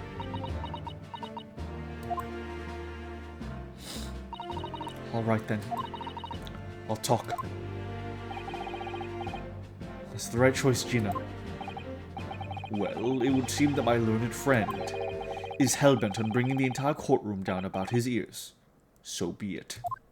I must confess that I'm struggling to understand what on earth is happening here. However, it would appear that Mr. McGilden's pod articles and the extraordinary case of the omnibus harbor secrets of which I've been hitherto unaware. That we have been hitherto unaware. So, Miss Lestrade, you now give your testimony before the court of the events of 2 months ago. You reveal the truth, a commodity sorely lacking your original statements. This is it then. Everything's going to come out. Like Van Ziek said, this could bring the whole courtroom down about my ears. But as a lawyer, I'm prepared to take that risk. Alright. Witness testimony. The real truth of the omnibus case. The truth is that Brickmaker Cove was in the cabin of the omnibus the whole time. When the Irishman dragged me out from under the seat, I saw that disc on the floor. All of a sudden, I heard a scream from over my head, and that pair of the roof deck went off to call the slops. The slops. That's when McGilden slipped the driver in. That's when McGilden slipped the driver some tin to do a run to the pawn shop roundabout. He threatened me not to snitch, not to say nothing to one about what I'd seen or heard. Okay. Yep. Good grief.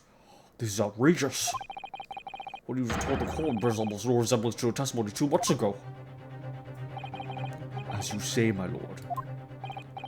Then there's every chance I may have adjudicated an error in McGilden's trial. It sounds very much to me as if the man deliberately deceived his court, in an effort to cover up the most wicked of schemes. Without doubt, your lordship is correct. A great injustice was done in this courtroom 2 months ago. The actions of the accused in that trial, of this witness, and my learned friend are entirely inexcusable. I don't believe it. The whole trial was a farce. It was all lies. The McGilden fellow was wrong to the core. Just like that pickpocket. Don't forget that loan from the East. They were all in on it together. You're wrong, the lot of you.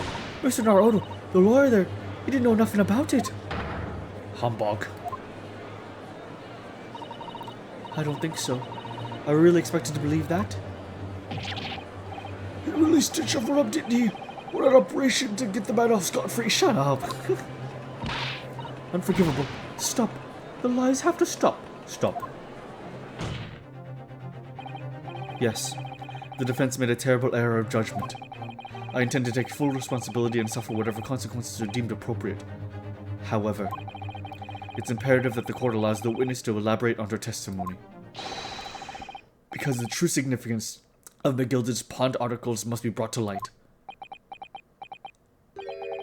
Very well, my learned student friend. Huh. Given the depths of calamity you've just plunged yourself into, this may well be worth hearing. Student friend. What failed me? This situation is utterly deplorable. Mr. Darkodo. Yes, my lord. I will decide upon your fate following the conclusion of this trial. Of course, my lord. Blimey, Mr. Naruto. Now, counsel, proceed with the cross-examination.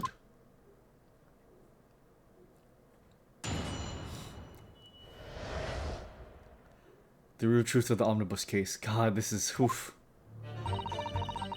Truth is, that Brickmaker Cove was in the cabin of the omnibus the whole time. Hold it! Hold it. And you were hiding in the cabin at the time as well, weren't you, Miss Lestrade? If I remember rightly, in the storage compartment underneath one of the seats. Yeah, that's right. It's pitch black under there, so you can't see nothing at all. Now, in your testimony 2 months ago, I feel certain that you claimed Mr. McGilded was the sole passenger, did you not? False testimony, my lord. That's what he told me I had to say. But it's important that you tell us the truth now. Were Mr. McGilded and the victim acquaintances? I'd know. But I did hear him talking a lot. What were they talking about? Well, I couldn't hear too well, but if I had to say, I think it was about money or something. They kept talking about buying, not buying. Perhaps business dealings of some kind. Well, anyway, they got louder and louder. It started to sound like a proper fight. I was pretty scared by them. I hardly dared to breathe.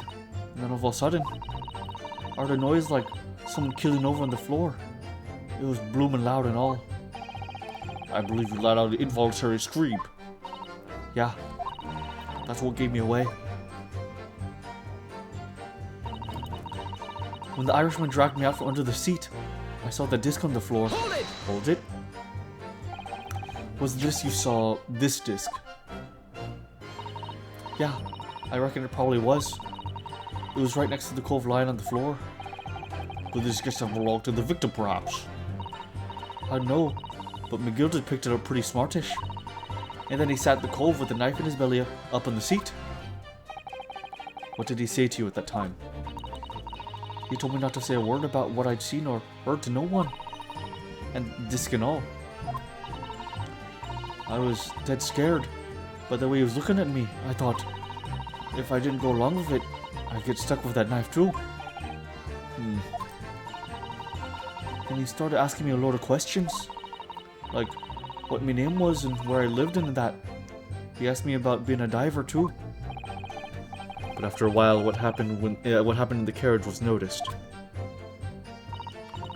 Yeah, that's right. First there was a kind of a rapping noise.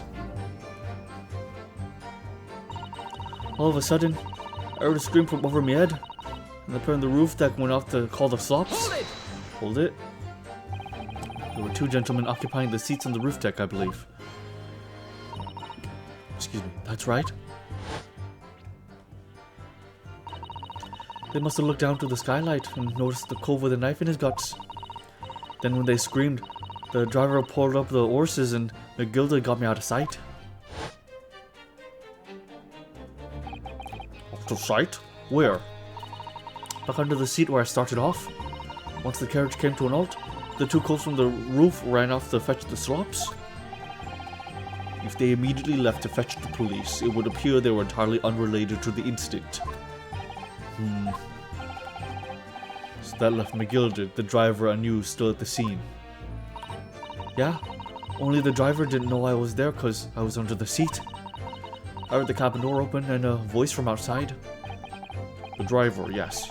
He also testified at the trial, I believe. A fellow who went by the name of Beppo, if memory serves. What did McGilded and the driver say to each other? I don't know what happened, and stuff like that mainly.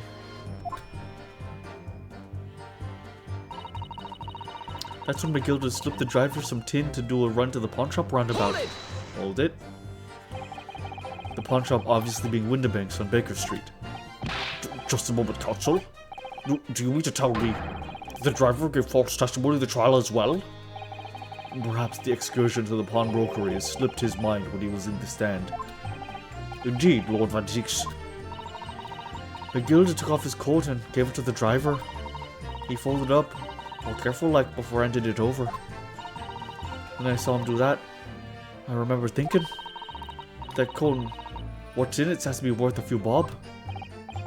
Yes, Gina was sure the disc must be worth more than Mr. Winbank was suggesting, wasn't she? I remember her quibbling with him over the price that afternoon at the pawnbrokery. The driver looked pretty happy when McGilda had flashed some brass in his face. He went running off at a lick. Then the bogshotter called to me and told me to come out from the drag's cabin. He threatened me not to snitch, not to say nothing to no one about what I'd seen or heard. Hold it.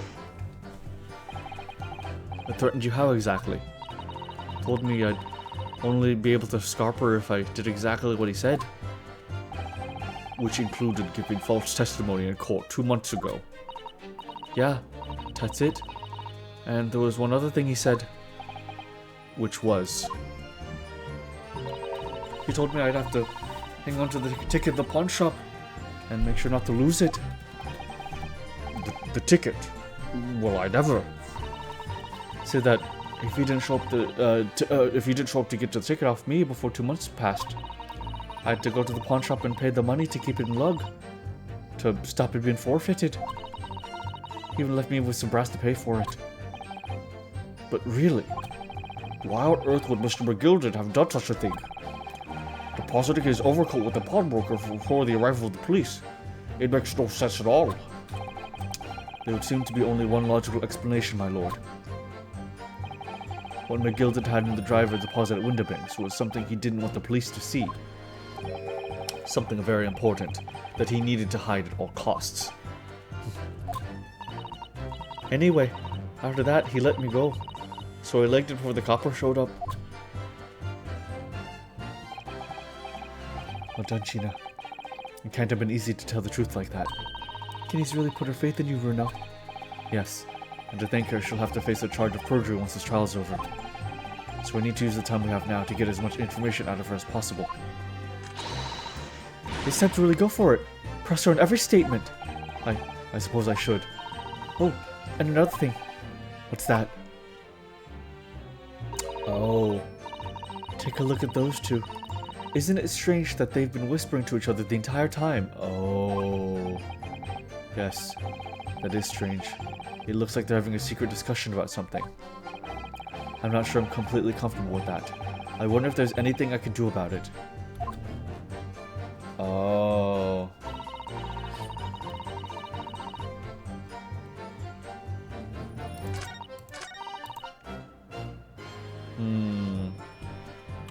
Can I present something?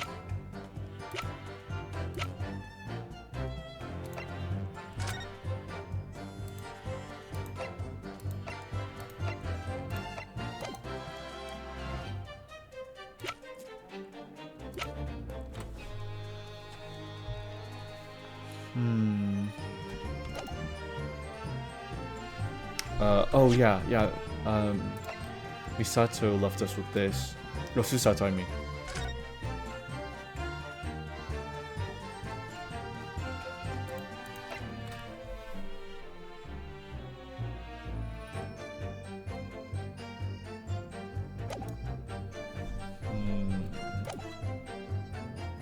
Hold it!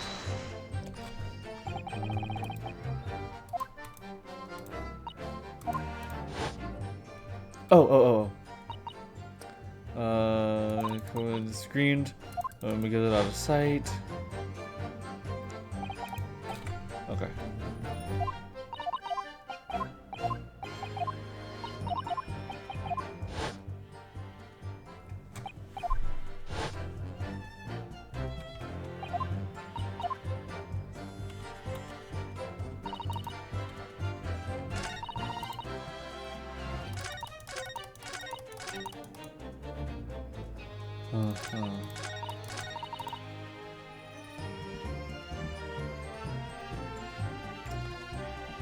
Saw the disc on the floor.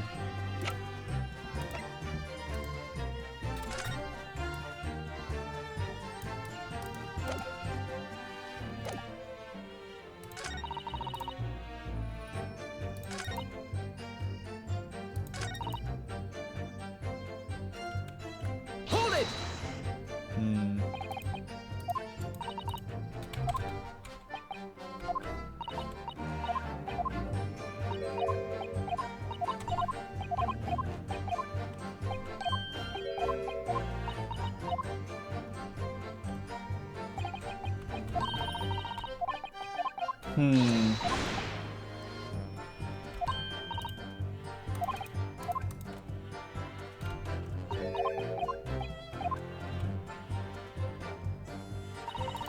I'm actually, what do I do here? Because we don't... I think I pressed on everything.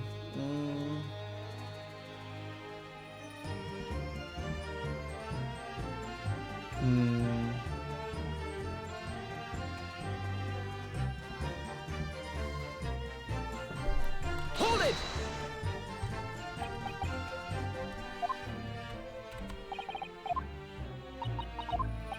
I don't think there's anything that, like, interrupted.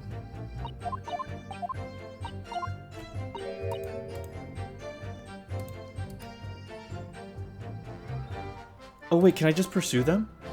Excuse me! Is there something you'd like to share with the court, Inspector Gregson and Mr. Graydon?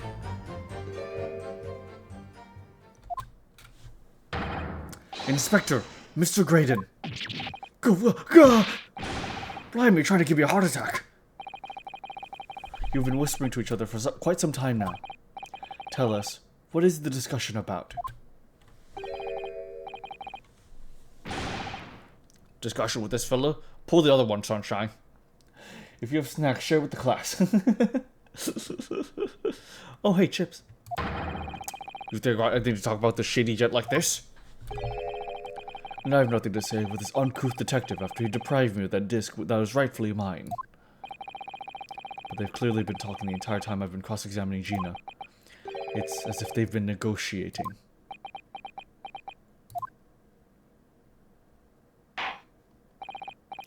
Thank you, Mr. Strahd. Thank you, Counsel. I've heard enough. I believe we now have a reasonable understanding of what actually transpired on the omnibus. It would appear the night 2 months ago, a negotiation was taking place on the omnibus. A negotiation concerning this disc. However, matters did not run smoothly.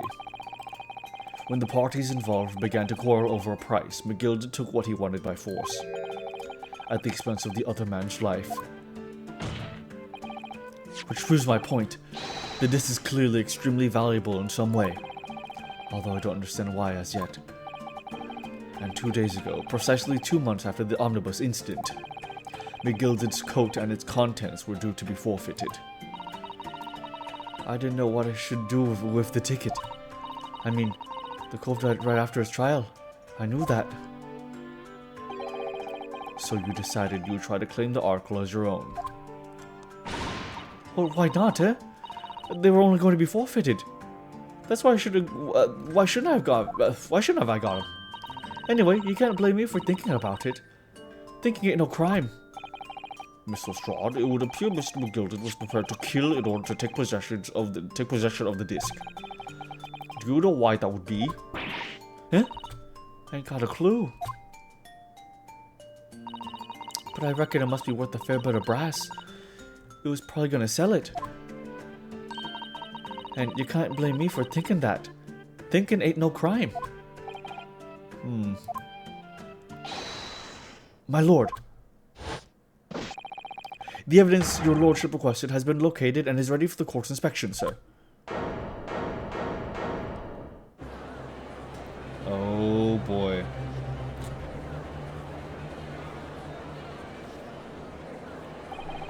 The mysterious little box deposited by McGilded 2 months ago. There's no doubt in my mind that it's a key piece in this far-reaching puzzle.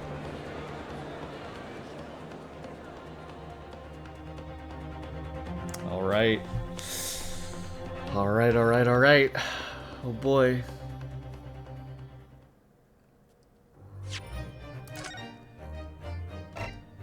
We are continuing. Excuse me. Trial part 4, baby. I feel like we might have 2 parts left. Maybe 3. So this is the awkward question, is it? Let me know if I'm wrong, Mooney. I don't know how many more parts there will be to this trial. So this is the awkward question, is it? The small box deposited with the pawnbroker by Mr. McGildy 2 months ago. And on the night of Mr. Winbank's murder, the only item on the shelves that was touched by whoever broke into the shop. Quick! Let's open it and see what's inside! It's probably gonna be empty. Oh! Aha! Good gracious. This is no ordinary box, it seems. Wow. Although in truth, I had an inkling that it might be the case. It would appear that the box houses a miniature music box movement.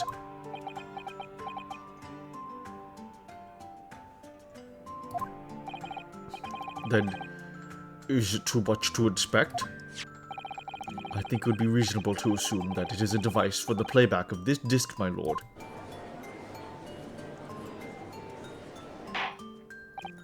So, here we have the means to play back Mr. McGildy's disc, deposited at Windebanks at much the same time. Not strictly correct, my lord. It was not McGildy's disc. You think the reason Van Zieks was so aggressive to us this entire time was because he never let go of the McGildy thing and thought we were like a fraud lawyer, but now that we're ready to prove that McGildy was actually guilty, he's willing to cooperate with us, and that's why he's been so helpful all of a sudden? Like he realizes we're not like that? That's what I don't know, that's what I'm feeling. It was the disc of his victim in the omnibus. But why, for heaven's sake? Are we to understand that the brickmaker was trying to sell this music box disc to Mr. McGildy? Breaks another chalice.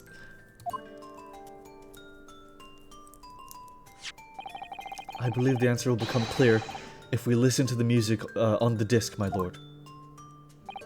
Yes, very well. Let the court now listen to this curious disc at last. Hold it? Wait, my lord. Good grief.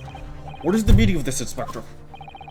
The music box and the disc are, well, they're unrelated to the case. No need to spoil the somber atmosphere in the courtroom with some silly bit of music. Gregson, what is wrong with you? What is wrong with you, Gregson? Are you okay, man? What is your major malfunction? Objection. This disc may very well have motivated the culprit in this case to commit murder. Clearly, there's every chance that it's fundamentally important to understanding what happened. The prosecution has no objection. But no. The piece of evidence... Clearly, Scotland Yard has some vested interest here. But it is policy of this prosecutor to leave no avenues unexplored. And you, Inspector, have no jurisdiction here to prevent that from happening. Ace, thank you so much for coming by. What's up? How are you doing? I will hydrate.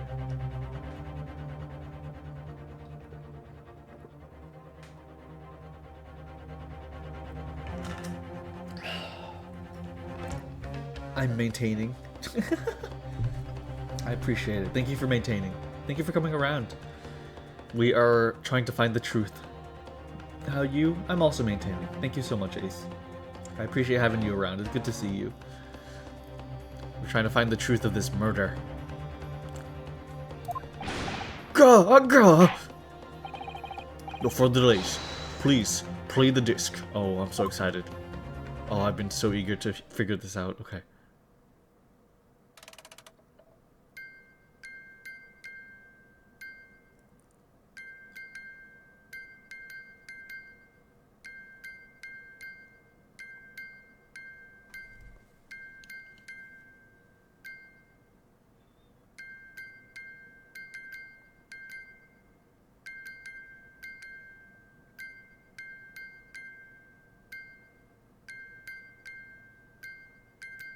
Is this a code?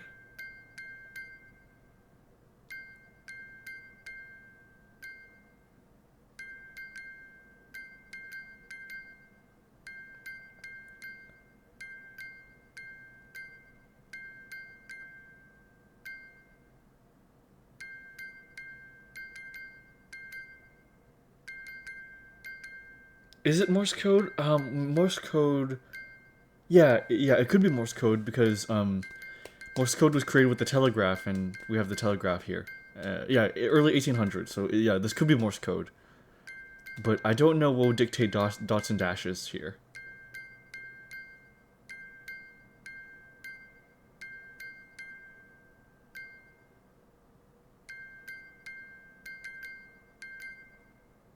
Interesting. What on earth? That's certainly not what I would call music. No. It's just the same note playing over and over again in an irregular sequence. Yeah, it could be Morse code.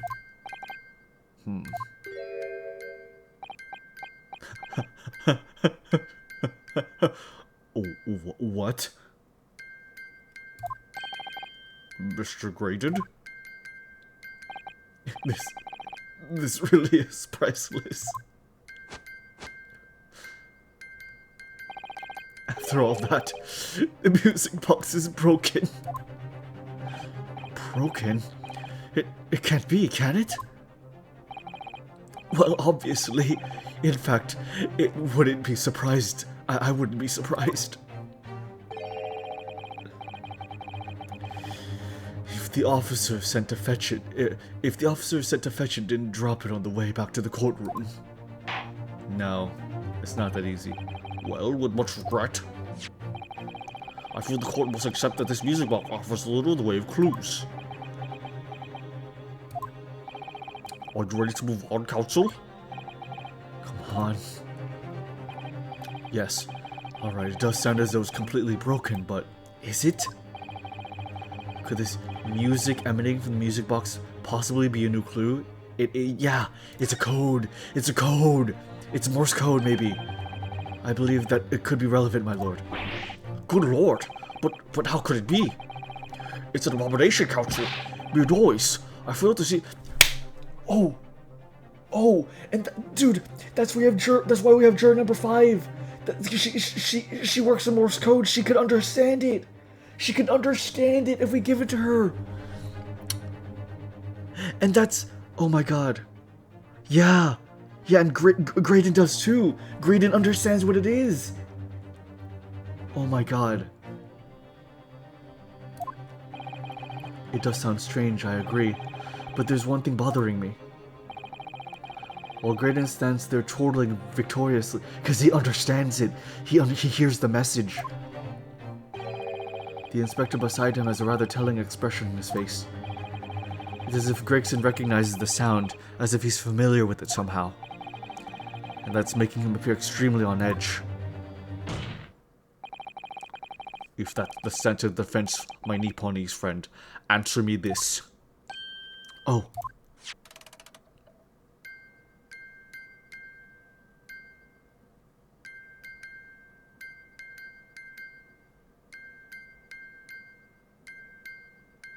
You know what? Screw this. Hold on.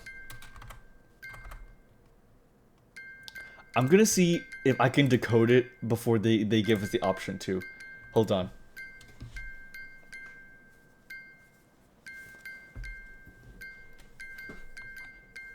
Okay, hold on. Dot dash. Okay.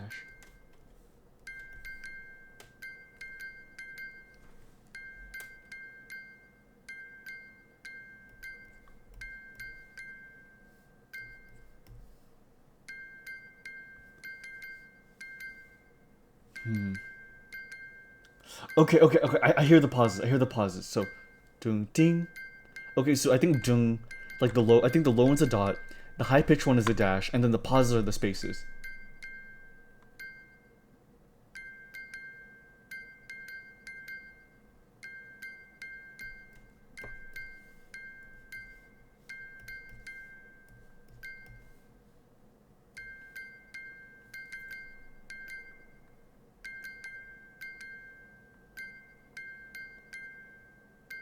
Okay, one more time.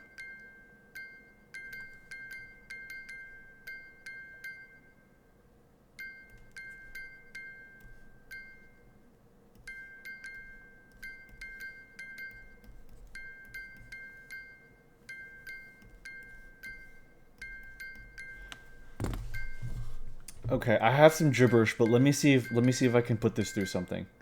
Okay. Okay, I just verified how far you were into the you were in the final fourth of it. Awesome. Awesome. Late 1800s type beat. This gem is good music, crime solving time. Da-da-da. Okay, so here's here's what I have. Here's what I have. Morse code translator. This could be complete nothing, but let me have a crack at mine. Okay. Okay.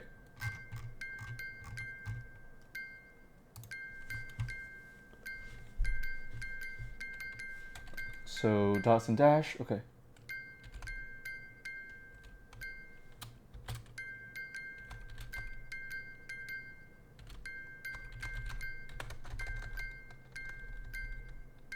Okay, let me try. Dun dun dun dun dun dun dun dun dun dun dun dun dun dun dun dun. LRCRR.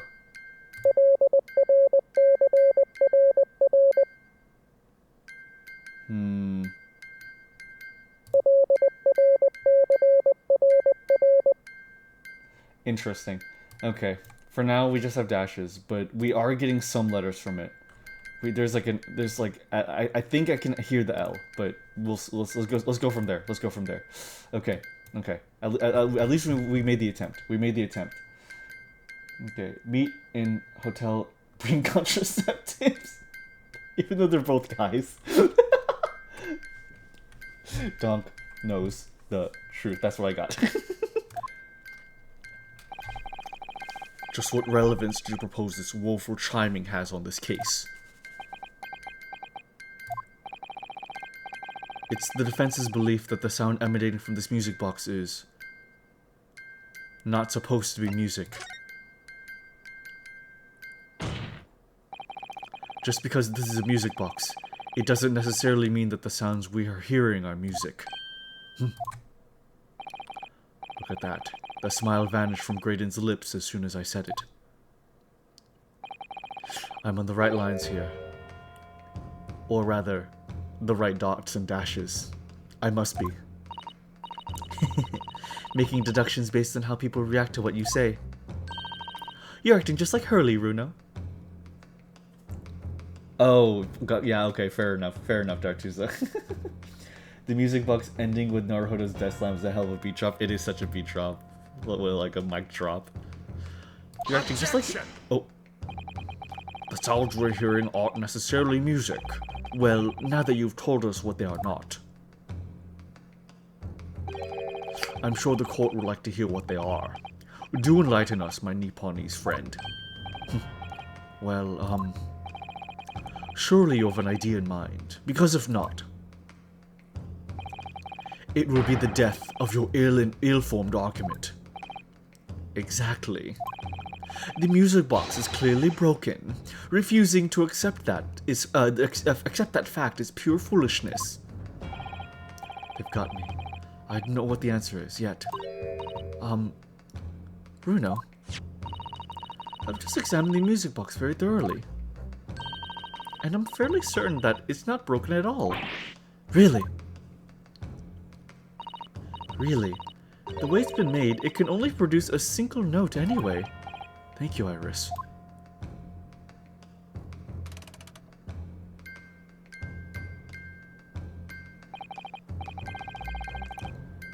Alright, well, if the music box isn't broken... Doing Morse code through a music box is so fucking cool, dude. That is so fucking cool.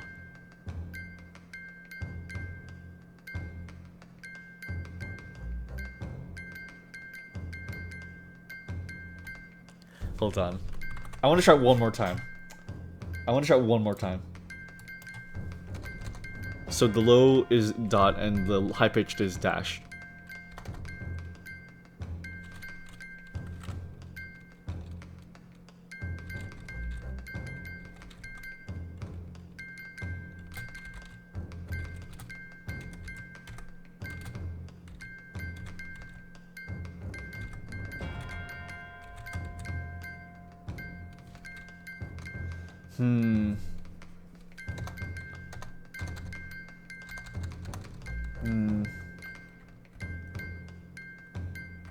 Okay. Nope. Still didn't get anything. Just some gibberish.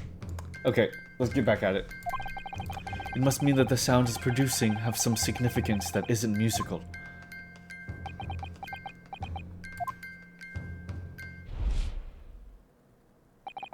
Huh. Could it be? Is that what these sounds are? Something just struck me, Bruno. I feel like recently, in the past few hours even, I've heard another sound very much like this one this music box makes. Yes, it's a familiar sound. Actually, Iris, I was just thinking exactly that same thing. I'm going to have to press the defense for an answer. If your assertion is that the sound produced by this music box is in fact not music at all, then what the devil is it, Counsel? All the evidence we've seen so far, all the testimony we've heard, it's all pointing to one single answer now. The prosecution demands that my learned Nipponese friend present proof now. Tangible proof of this latest wild speculation. Alright then. This could be the best chance I'm going to get to fight back in this trial. And if I'm right, it's going to join all the dots together. And the dashes. The evidence that explains the true nature of the sounds of this music box disc is...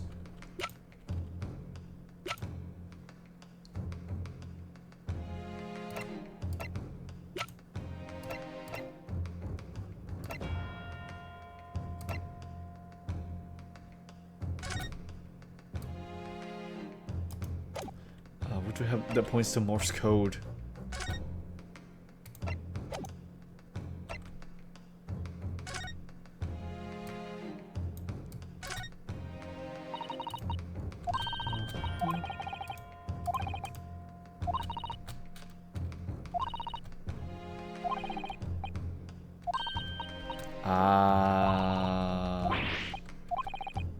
It might be the newspaper.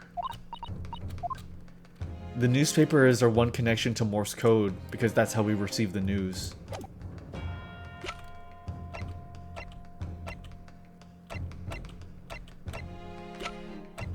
Yeah. I think it's the newspaper, actually.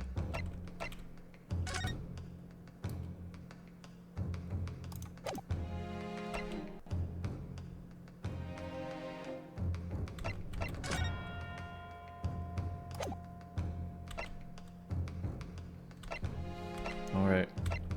Let's try the newspaper. President Van seeks a tangerine. Tangible proof, Franklin Roosevelt. Oh, that makes this case a whole lot big. Yes, right? Okay, let's hope and pray. Take that! Take that! Today's paper council. Yes! Today's paper council. The headline is Pawnbroker perishes in pick press plunder. Hardly supportive of your cause. No, my lord. I was hoping you'd look a little further down the page. Further down? Ministry Bowl. Classified secrets have been leaked overseas from Ministry of Justice. Yes, this is a very serious matter being investigated at the highest level, I understand. I have heard international transmissions along supposed secure lines are somehow being intercepted and leaked to various other countries. And presumably, those transmissions are in the form of wire telegrams. Of course. Juror number 5. Your input, please. Stop. Oh, me, sir? Whatever's the matter? You told the court before that you worked at the same communication station as Mr. Graydon, did you not? Yes, that's correct. And the particular station where you work deals with government communications and newspaper reports. Oh, yes. We're not your run-of-the-mill communication station, after all. Our work is extremely important. Then tell me, is this not a very familiar sound? Dude. Dude, this is such a fucking awesome case. Oh my god. Oh my god. You don't mean to say, is it? That's right, madam. It bears more of a passing resemblance to the sound made by your telegram machine as you tap it. I believe it's called Morse code. But I don't believe it! Now, correct me if I'm wrong, but when it comes to leaking telegrams from government departments, there could be nobody more perfectly placed than a highly skilled communications officer. Are you suggesting that the music box disc contains stolen government secrets in Morse code? Holy fuck. Order! Order, please, everyone! Order! But this is... Oops, sorry. This is high treason, Council! Deserving of capital punishment! Too much new vocabulary. What is this treason? What is capital punishment? Give me a second. I just wanted to put out there for the record. Let's see. I want to put out there for the record. Yeah, for the record, Morse code should be called Veil code because it was most likely developed by a guy named Veil, and Morse was most likely actually a fraud. Just for the record, it should be called Veil code. Just, you know, putting that out there. Anyways, the sorts of word I'd half expect you to know. Veil code sounds infinitely cooler than Morse code. For sovereign government's confidential information, hostile nations would surely pay almost any price. Yes, and on that night 2 months ago, that was the very negotiation that was taking place inside the omnibus. But in the end, McGilded perished and the all-important disc lay unclaimed in the pawnbrokery. Samuel Morse can take his stupid dictionary and go away, right? Oh my god, Mooney. Oh my god. Jesus. Jesus Christ, the fucking Morse dictionary. Oh my god. I'll talk about it later. That guy can stuff it. But in the end, McGilded perished and the all-important disc lay unclaimed in the pawnbrokery. My word. In which case. Also, hostile nations in regarded to Great Britain. Do you know how little I narrows it down? Fun real life lore, yay. Yeah, I'll bring it up after we're done with this. Whoever stole that information in the first place must surely have been beside himself with worry, because if the disc were to be discovered before it found its way out of the country, it would reveal an act of high treason punishable by death. So the culprit had no choice but to retrieve it, and in order to do that, he would have to gain entry to the pawnbrokery illegally in the middle of the night. Because the article left behind by Mr. McGilded would have incriminated him too much if it got into the wrong hands. Isn't that right, Mr. Graydon?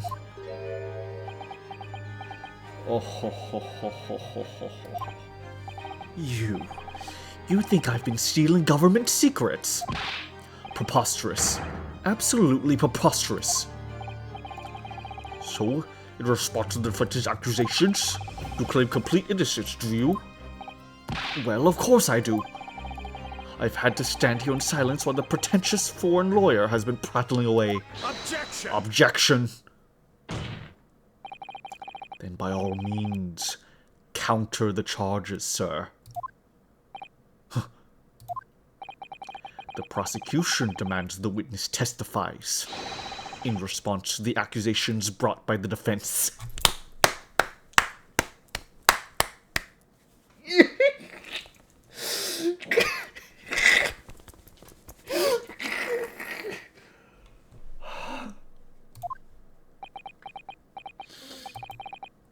Delighted, I'm sure. The witnesses reminded that the crime under scrutiny in this trial is the murder of the pawnbroker, Mr. Windebank. That being the most flagitious offense for which the law of this land sanctions a capital punishment. But the heinous act of high treason is no less serious a crime. I urge you to bear that in mind as you testify, Mr. Graydon. So then let us proceed. Hold it! Oh, Gregson. Oh. You gotta let us have a rabbit and pork, ya governor. We've got things to say. I beg your pardon? Who do you think you are? Name is Nash Skulkin. Occupation is professional baddie. Name's Ringo Skulkin. Who ain't baddies enough to sell out of Mufferland.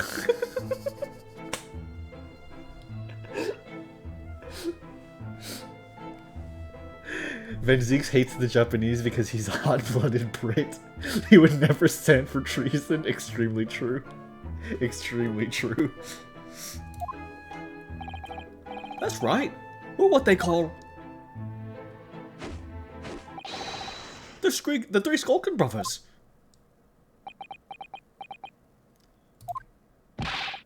Bad timing, fellas. Very bad timing.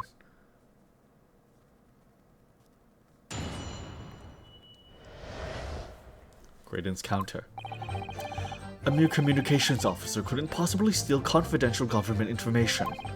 Besides, the sounds produced by that music box aren't even Morse code. It was some low-class brickmaker negotiating with McGilded anyway, was it not? I have no relation to the man. Look! All we done is break into the gaff the other night, like what he told us to do. If we'd known there was a dodgy government secrets involved, we wouldn't have touched it.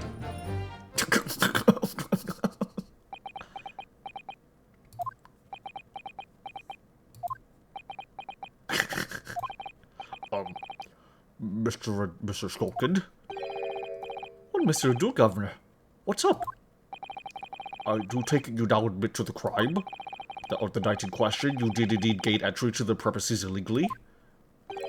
And moreover, you did show us a party of 3 in collaboration with Mr. Graydon here.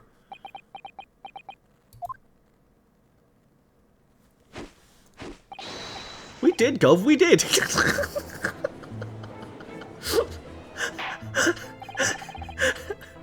Quiet it down, please.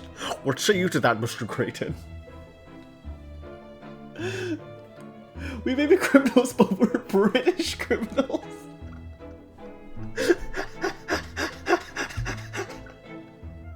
In the 2000s, they would still be professional baddies, but in the other sense. I have no idea what these two ruffians are referring to.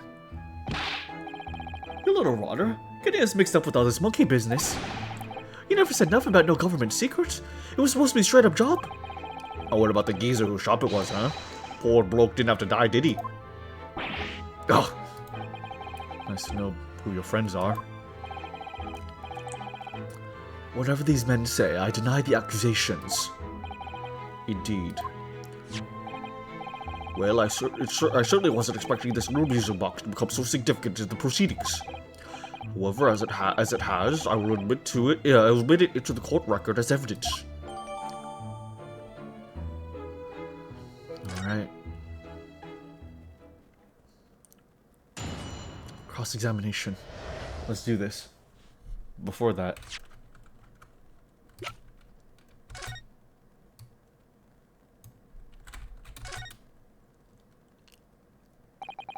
This is the mechanism that turns the bumps on the disc into sounds, isn't it? Yes, the movement. It's all thanks to the comb with its teeth that are plucked by the passing bumps. Usually the teeth on the comb are different lengths so that each one produces a different tone. But this comb is very strange. All the teeth are exactly the same length. Well, what does that mean? It means that no matter which tooth is plucked by the passing bumps, the music box will make the same sound. I've never seen a music box like it before. Yes, it is strange. A music box that can only play a single note. There has to be some significance to that, surely. There we go. There we frickin' go, dude. What is that? Oh. What is it, Runo? I've just noticed something about this music box. It looks like the bottom of it opens up as well. Huh, you're right. Well, come on then. What are you waiting for? Let's open it. Alright then, here goes. Look at that. There's another movement on the underside. So does that mean you can set another disc to play back on this side? Yes, I think so. And it looks like the two movements are linked together. They're linked? So if you had two discs, they would both play back at the same time. Oh. Oh.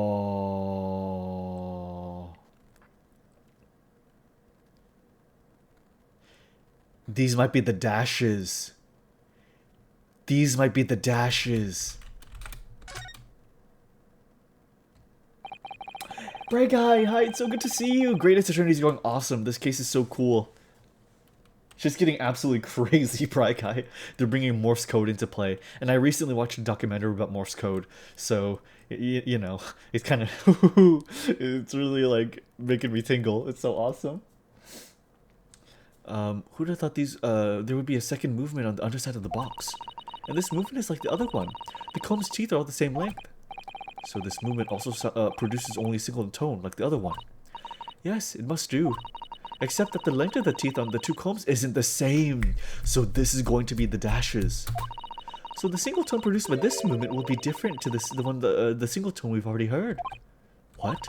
Basically, each movement can only produce a single note. But the only notes they produce are different. A music box that can only play two tones. We need the one that he made with Caramel. We need the one that Herlock Sholmes made with Caramel. Holy shit. Okay.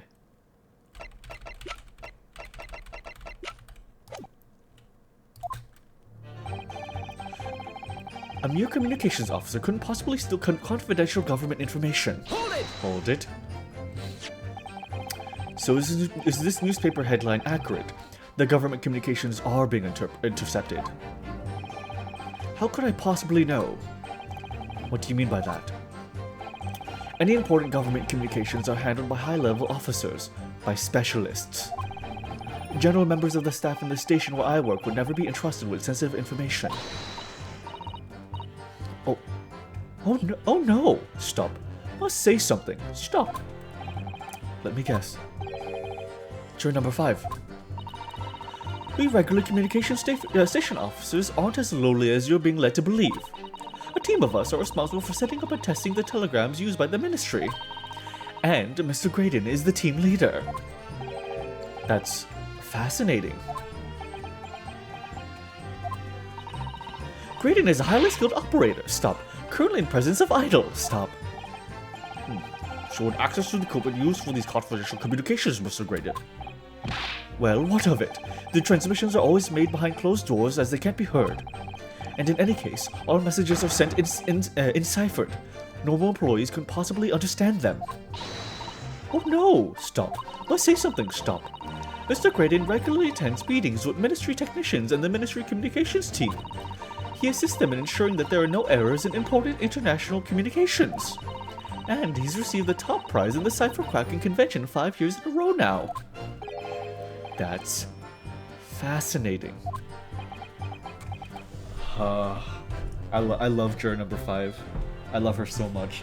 She has only been helpful. She has genuinely only been helpful. Graydon is highly skilled operator. Stop. Currently in presence of idol. Stop. Well, your idol would appreciate it if you kept your mouth shut. She should really pick her idols more carefully. I tell you, this lawyer's accusations are completely unfounded. Glorp. Hi Dizzy, how are you doing? We're dealing with Morse code right now. Besides, the sounds produced by that music box aren't even Morse code. Hold it! Hold it. They're not? To anyone with a brain, that would be blatantly apparent on visiting the music box for even a few seconds. Of course. Of course. Surely it can't be that my learned friend is unfamiliar with Morse code. Ouch. He looks genuinely shocked at my ignorance. Oh, I love her. I love her so much. Ha ha ha. I would be more than happy to demonstrate the basics for you, sir. A lesson here in court. Morse code is a continuous series of two distinct tones. Tones, you say? Yes, a short dot and a long dash. By combining those in different ways, you can construct letters. I see. For example, this is A. And this is B. Oh my god, I'm getting shiver. I'm getting goosebumps. I love Morse code. Telegrams. They're so cool. When you listen to the sound produced by this music box, you only hear one tone, don't you? But it sounds so similar. The rhythm of it is the same in everything. But there's no discernible meaning to this apparently random sequence of sounds. So your assertion is fundamentally flawed. This is not Morse code. No! Really? You shouldn't be so surprised. What did I tell you? Oh. Sorry, I got a very sudden disclaimer on my computer. That scared the shit out of me. What was that? It like popped up for a sec, but I pressed space and then I think it just automatically accepted it. That's weird. That's weird. I literally couldn't read it. It was just out of nowhere. I think it was one of those things where it's like, oh, this application, like, yeah, that like, it probably was like Windows going like, this application wants to access your so-and-so, would you allow it? And it's like, it's just kind of inconsequential. I'm kind of hoping. Yeah, praying for the best. That music box is nothing but a worthless piece of scrap. Perhaps you might consider studying your subject matter before casting aspersions in the future. Stop. Nothing to say, but stop. Oh, it's so frustrating, isn't it? Iris? I mean, if the government secrets were somehow being leaked using the music box, so many other things would slot into place so nicely. Could there still be something I haven't considered? Would it really be impossible to use the music box somehow to play back Morse code? Let's give it a try. There's still every possibility that this music box was instrumental in the leaking of government secrets. That's the belief of the defense, at least. Objection! Objection! Does it please you to, in some way, my Nipponese friend, to repeat the same line of argument ad infinitum? It's already been established that to be Morse code, two tones are required, dots and dashes. Yes, I'm well aware of that. Then what? Well, it would appear that French has a hypothesis to put forward. You'd better present your idea at once, counsel. How do you propose that this music box, which appears to produce only a single tone, could have been used to cipher secret messages into Morse code?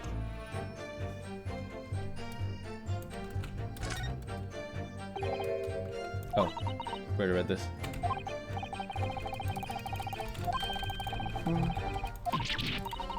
Is the hot milfs in your area? God, I hope so. Here we are.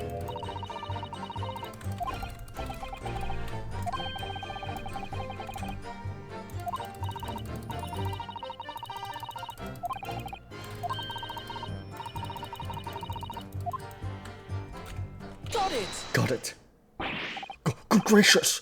What am I looking at here? Now the movement on the other side of the music box. Excuse me. What? It appears, my lord, that the two movements are linked together. In other words, you can put two discs in this music box, and the sounds of both will play back at the same time. Good heavens! As the court has heard, Morse code comprises of two tones, a short dot and a long dash. With a second disc in place, this music box can be used to generate Morse code and convey a message.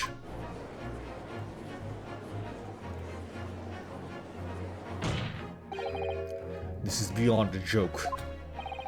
I'm sorry. This poor excuse for a lawyer has absolutely no evidence to support his claims. Though, of course, if my learned friend were able to present the court with the second disc, that would be another matter. Well, I can't at the moment. And may I remind the court that, as the witness has pointed out, he was not the one in the omnibus with McGill 2 months ago, striking a deal over a disc or discs. Indeed, that was Mr. Racing, the brickmaker. Exactly. I had nothing to do whatsoever with it. Though it has holes, I must admit the argument presented by the defense has much promise. I believe the cross-examination should continue.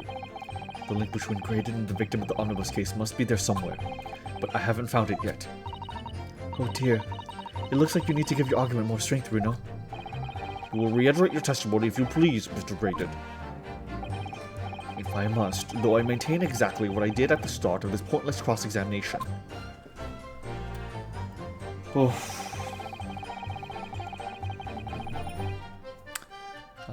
Hold it.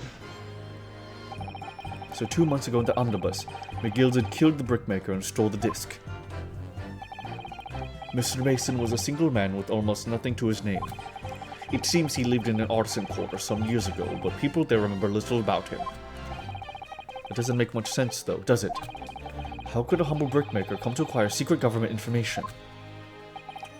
How indeed. There must have been somebody else involved behind the scenes in all of this. Someone who acquired the disc and gave it to Mr. Mason, in order to take it to the meeting with McGill to negotiate a deal. Damn, was Mr. Mason also laying bricks, but also a big brick himself? God.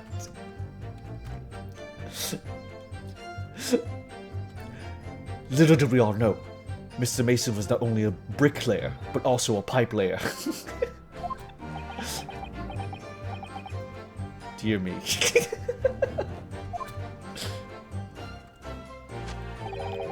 You may have it in for me, sir, but I assure you, I have far more class than that. An old brickmaker from an artisan quarter and his well-to-do communications officer. If only I could find some evidence to link the two of them together. If there's nothing more to add on that note, let us return to the witness testimony. Look, all we've done is break into the gap other than like what it told us to do. Hold it. Like Mr. Graydon told you to do, you mean? That's it, yeah. Who else, huh? Silly me thought he was just popping over for natter after all them years, but rather a dodgy job for us. Ash.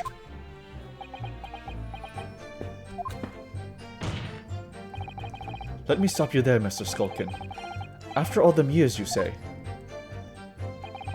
Do you mean to tell me that Mr. Graydon is an acquaintance of yours? Well, we're the social kind of baddies, you know? Sure, let's say Graydon's an old China. Excuse me. Excuse me. Is something wrong, Mr. Skulkin? Huh? No, the other Mr. Skulkin. What? Who, me?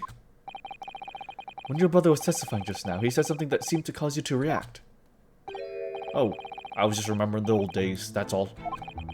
We used to have a right old laugh together way back when. Together, with Mr. Graydon, you mean? Yeah, with Ash. I mean, you look at him now in his fancy whistle and flute, and, you know, wouldn't Adam and Eve it. But when we was younger, he was from the poor part of town just like us. Is that so? But he was always a leery one. He had the brains, he had the savvy. Always come up with smart ideas, like, oh, would never have gone through our leads. Oh, blimey, that ain't the truth. Remember Milverton and Skulkin's milk run? That was a corker, eh? Save it until after the trial. Your reminiscing has no place in this courtroom.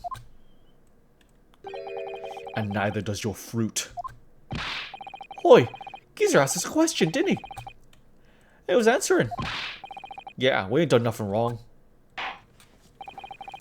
Nevertheless, the court is not prepared to accompany you on your trip down memory lane. Counsel, can we turn our attention back to the testimony, please? I don't know. Could that sentimental story be relevant somehow? Adds testimony. My lord. Yes, counsel? The brother's last sentimental statement could hold vital information related to this case. Very well, counsel. I will permit the brothers to supplement their testimony with that detail. Briefly, I hasten to add. Say no more. The skulkers are never skulking.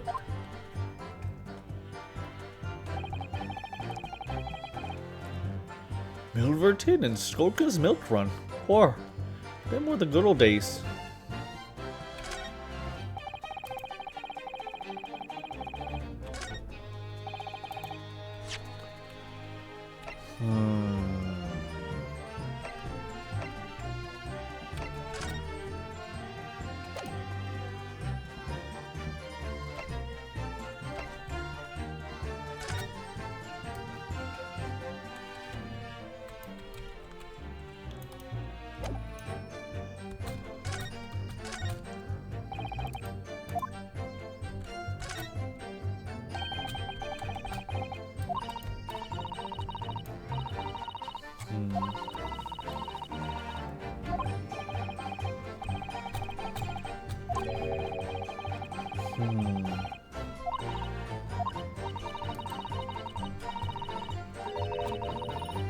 The Naruhodos.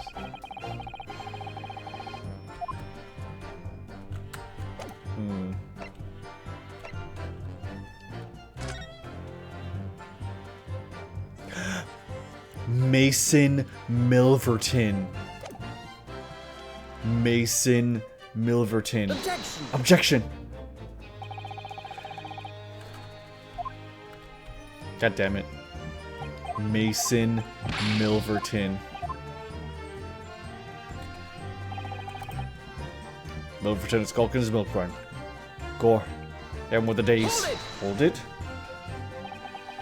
What is that here saying their fruit has no place in court, like he's not guzzling wine? I'm sure I'm going to regret asking, but what exactly was that? Some kind of business?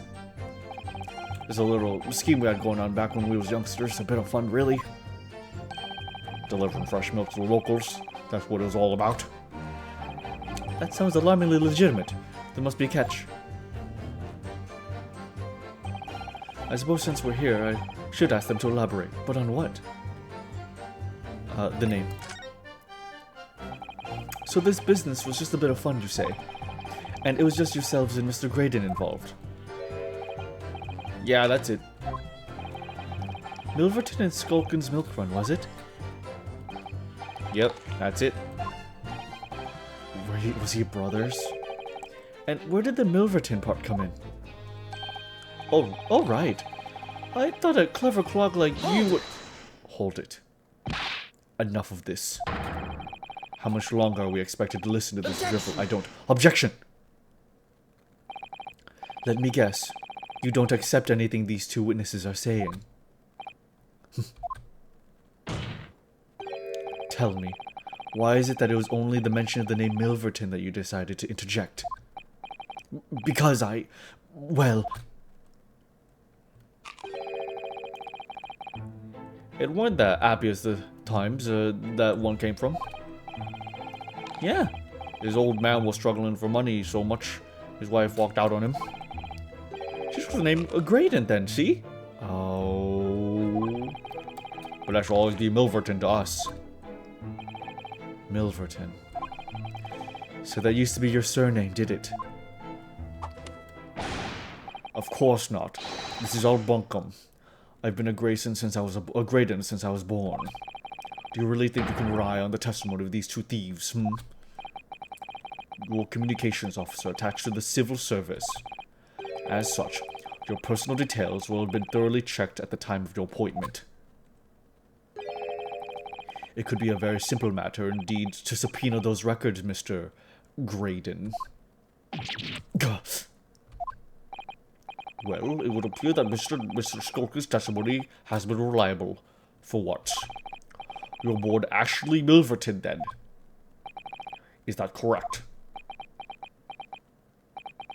Very well. Yes.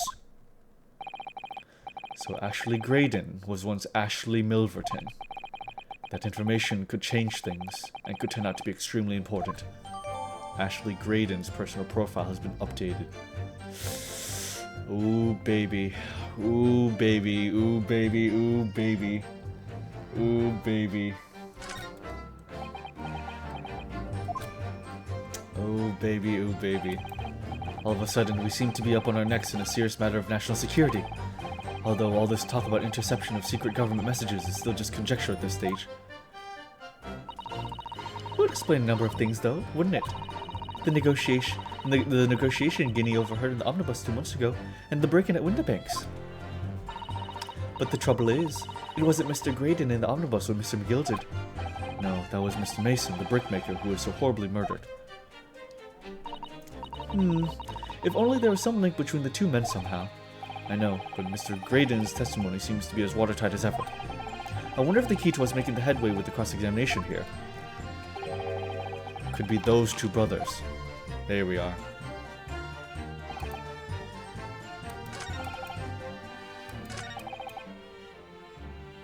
There we are. Present. Can we present a person's profile? I don't think we can. So we might have to press him. Or we could just... autopsy... Or maybe we can now present the case notes. Let's do this real quick.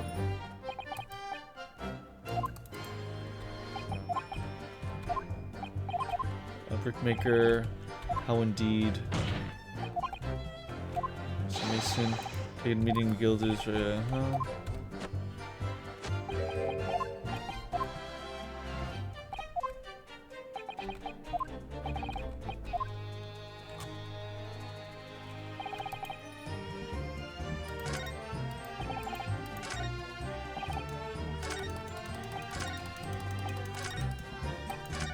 Okay, so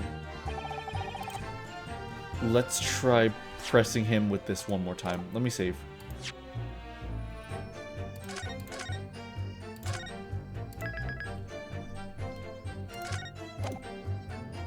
Okay, let's try presenting the court, the case again now that we have that new information. Objection! Objection! There we go. Yes. Mr. Ashley Milverton. Tell me, why did you try to hide your former name from the court?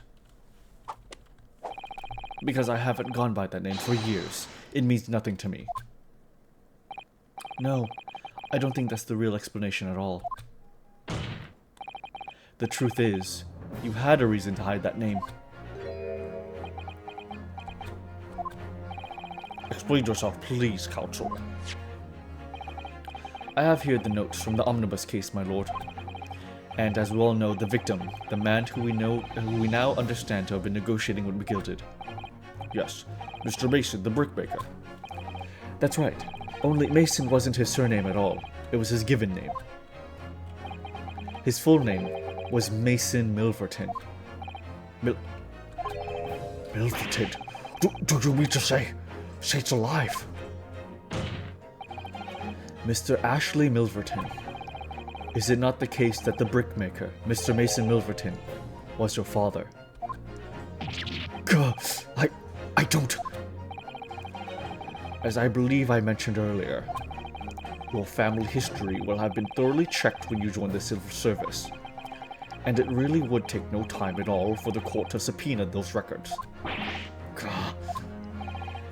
The truth is, you've been illegally acquiring highly confidential government information and selling it onto McGilded in collaboration with your father.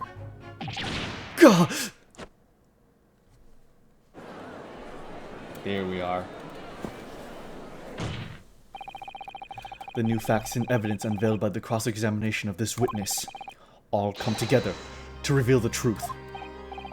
The truth, you say? That you collaborated with your father, Mr. Mason Milverton, in illegal dealings with Magnus McGilded. By dint of this music box, you mean, counsel? Yes. Stealing information being sent in secret government communications and selling it onto McGilded. Mr. Graydon concocted this elaborate scheme by using 2 music box discs to encode the information, as presumably a safety measure against the information falling into the wrong hands. And a very effective one. I shouldn't have given the scheme any credence whatsoever. But the deal with McGilded went sour, and the brickmaker met his end. Yes, but before he was arrested, McGilded managed to temporarily dispose of the stolen disc at the pawnbroker. Then, having learned of the situation, you appeared at Windibanks 2 days ago, in an attempt to recover the 2 articles McGilded had placed in pawn there. But that attempt failed. One of the discs was seized by the police, and the other you never found. So that same night, you enlisted the help of the Skulkin brothers and broke into the pawnbrokery. This time, determined to recover the second disc. Are you suggesting the second disc was inside the music box? Huh? We never knew nothing about that. On the night that Mr. Windibank was killed,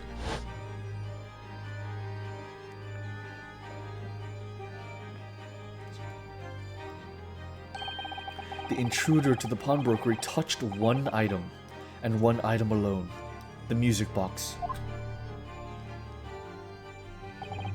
As was ingeniously demonstrated by the 2 prints from the security camera, indeed.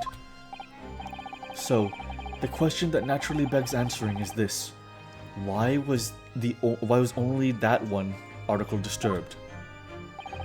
The answer is obvious, because it contained the second disc, which the intruder was desperate to retrieve. Oh man. Since if it were to fall into the hands of the police, it would be proof of high treason. Well, Mr. Graydon, do you deny that all of this actually began at that fateful night 2 months ago?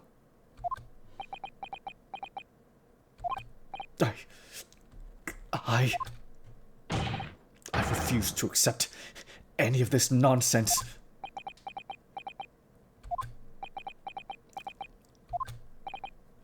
Sir, there appears to be blood seeping through the sleeve of your jacket. What? 2 nights ago, we know that 3 shots were fired at the scene of the crime in Windibank's pawnbrokery. One took the life of the pawnbroker himself. One struck the pouch around Mr. Sholmes' waist. And the final bullet struck the calendar on the wall of the shop, having first pierced the arm of one of the intruders. Mr. Graydon, that wound on your arm that you seem to be trying to hide, it's a bullet wound, isn't it? He's got you now, me old China.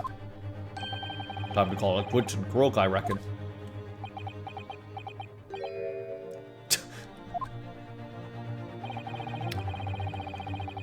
Don't acknowledge my presence there under any circumstance whatsoever. Those were my terms, remember? And I paid you handsomely to comply. Clearly, I was a fool to think I could trust some common back slum thieves. Fine, I admit it. I was there in Windibanks that night. I paid this pair 10 guineas to accompany me. And as you've noticed, I sustained an injury in the course of my adventures.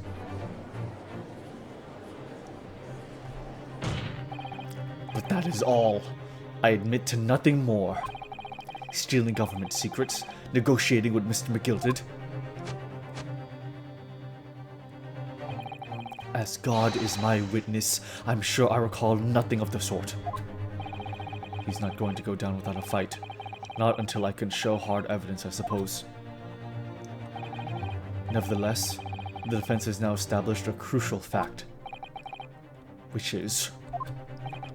well, Well, we know that one bullet was fired from each of the 2 firearms we have in evidence. The bullet from the Skulkin brothers' gun hit the pouch around Mr. Sholmes' waist. And the bullet from Mr. Winterbank's gun clearly must have been the one that caught Mr. Graydon on the arm.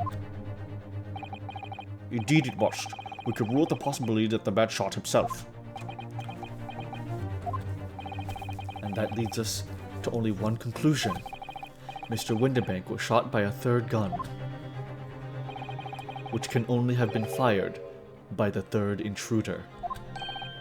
Goodness! That's right, Mr. Graydon.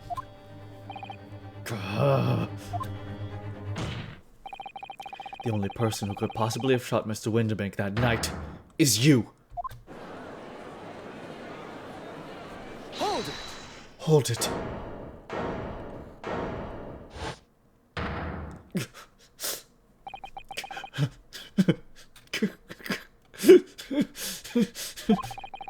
You little upstart. You made a grave mistake when you summoned me here. What? What's that supposed to mean? Yes, as you rightly say, I was there at the pawnbrokers. I did my best to hide the fact, naturally. I had no intention of ruining the distinguished career I'd built for myself at the communication station. But did the thought never cross your mind? Did you never consider the possibility? What do you mean? What thought? What possibility?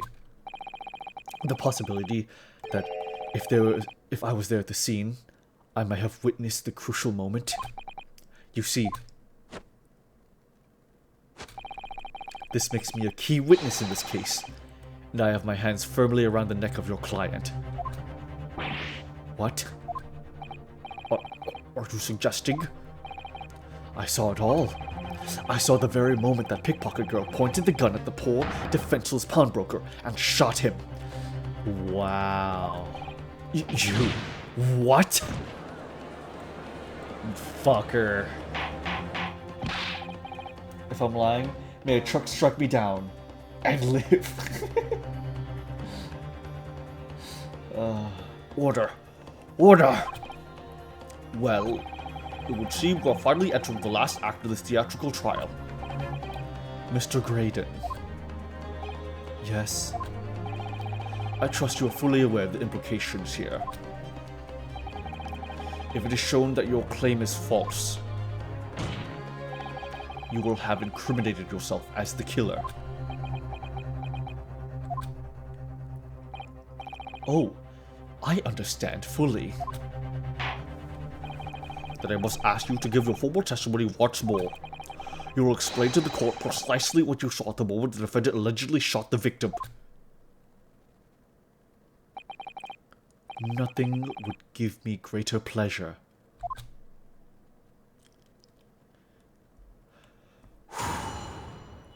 Alright. The moment of the shooting. While these ruffians were jostling with the broker, I was still near the entrance of the shop. When Winterbank threw Nash over the counter, I felt a sharp pain in my arm. I pursued the man, but he shut himself in the storeroom. I could see him through the peephole in the door, though. The accused, in a black coat, shot the man in the back as he was trying to flee to safety. I saw the blood splatter all over the wretched girl. Then she tossed the gun out of the peephole, so I picked it up and made my escape. Good gracious. This is quite extraordinary testimony. You claim, sir, under oath, you clearly see the defendant pulling the trigger?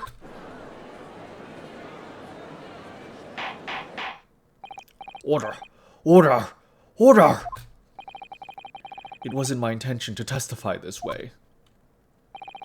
But neither is it my intention to be found guilty of a murder I didn't commit. So you see, my hand has been forced. I tell the truth now as an act of self-preservation. The truth? Until now, the prosecution was completely unaware of these details. Yes, well, Sorry about that. Having shot me in the arm, the pawnbroker was then shot in the back by the accused. And as I said, she was showered in his blood. You say the blood splattered over the accused's coat. Are you sure on that point? Oh yes, quite sure. All over the black overcoat that pickpocket girl was wearing at the time. Really? Really? That... You fucked up so bad, man. I am sorry. You fucked up. If a coat could somehow be shown to harbor vestiges of blood, that'd be conclusive evidence here.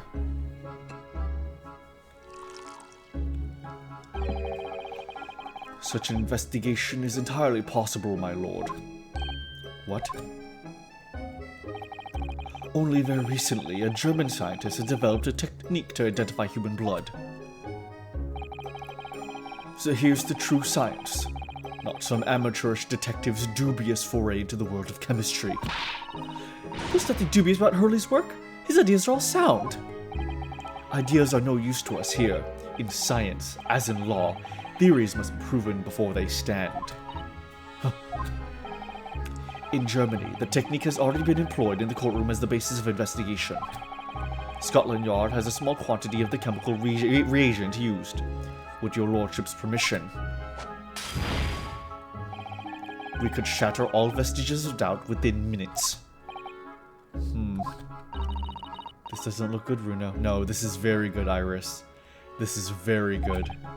Why not? Well, we know, don't we? That there's blood all over the front of Guinea's coat. If they tested with their chemicals... Oh, help. You're right.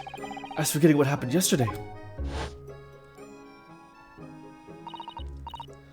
Don't move, Guinea. I'm going to shoot.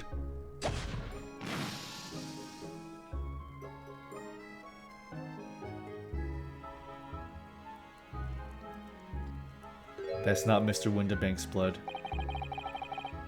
Oh yeah, but that's not Mr. Windibank's blood.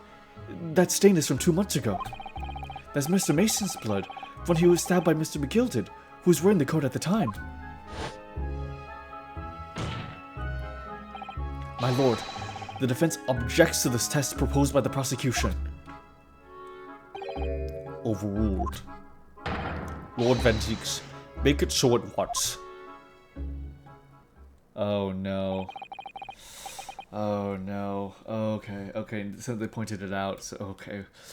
With pleasure, my lord. And while we await the results, the defense may proceed with the cross-examination. Once they find that blood on the overcoat, Sheena will be... Counsel! Counsel! Yes, my lord. Your cross-examination. Of course, my lord. If this cross-examination doesn't go well, if I don't manage to uncover some decisive evidence or a really compelling clue now, I have a very bad feeling about the outcome of this trial. This is bad. Okay, let's do this. While these ruffians were jostling with the broker, I was still near the entrance of the shop. Hold it! Mr. Windibank emerged from the storeroom, I believe. Ringo Nash was scouring the counter when he suddenly appeared and flew at them. He already had the revolver in his hand. Fortunately, I wasn't too close. I've never been so scared in all my life. Yeah, we're just your regular mild-mannered burglars, that's all. We don't like violence. This is the pair who carry a gun. What do you mean when you say you were near the entrance of the shop? I was in the doorway, running my eye over the shelves of forfeited items. Looking for the music box, of course. The broker went for Nash in the first place. Then Ringo joined in, making it 2 against 1. I assumed they could handle the situation. But I was wrong. I was trying to help my little bruv. The old geezer chucked me over the bloomin' counter. So I pulled my gun at the old fellow. And that's who made him scarper. The pair of you setting upon the poor defense's pawnbroker together. Shame on you. Sorry, Cov. When Windibank threw Nash over the counter, I felt a sharp pain in my arm. Hold it? You mean that's the moment you were shot? Yes, though I didn't immediately realize what had happened, of course. Things crashed to the floor from the counter as there were the three men were brawling. Excuse me, sorry. It was at exactly that moment that it happened, so I didn't hear the gunshot. And the bullet went on to strike the calendar in the wall behind you. So it would appear. When I looked at my arm, I saw it was bleeding badly, so I wrapped my handkerchief around it. Seeing as I couldn't explain what had happened to a doctor, I had no choice but to wait for it to heal. I didn't imagine it would still be bleeding 2 days later. Did Mr. Windibank intend to shoot you, do you think? Well now, I don't imagine he even noticed I was there, to be honest. Perhaps the gun went off accidentally. Anyway, it didn't quite strike home. When I pulled my gun on him, he tried to shove me out the way. And then he scampered through the door out back. At which point, what did you do? I pursued the man, but he shoved himself in the storeroom. I couldn't see through the peephole in the door, though. Oh, I could see him through the peephole in the door, though. Hold it! Hold it? You mean you chased after him? I don't recall the reason why, but I ran after him to the back of the shop. And what about this peephole in the door you mentioned? Well, unsurprisingly, the storeroom door is a solid job, made of stout wood. But there's a small opening about the head height in it about head height that lets you see what's in there from the outside. Actually, I should know that, shouldn't I? I looked through it myself that night.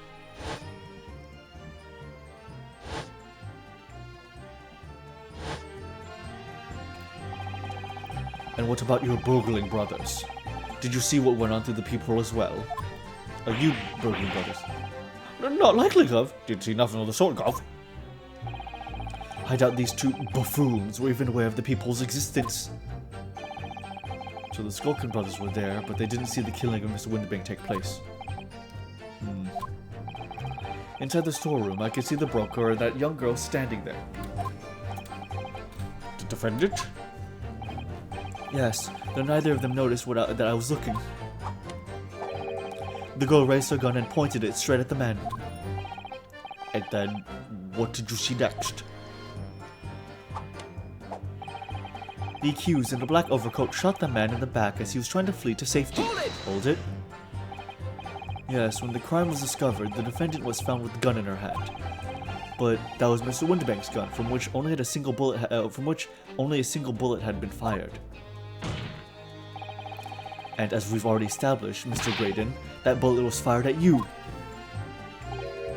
Ah, but no, it wasn't the broker's gun that the pickpocket girl had when I saw her. Yes, the bullet from Windibank's gun grazed my arm, and yes, the Skulkin's gun grounded the detective. But this was another gun entirely. A third gun. You've got to be fucking kidding me. The broker's gun was not the murder weapon, so clearly there was a third firearm involved. In other words, the accused must have had her own gun with her at the time. Objection! Objection! But no other gun was found at the scene.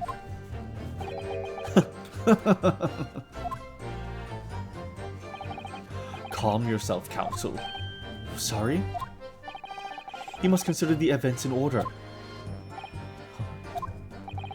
At first I saw the broker and the girl glaring at each other, but then all of a sudden, the broker turned to run.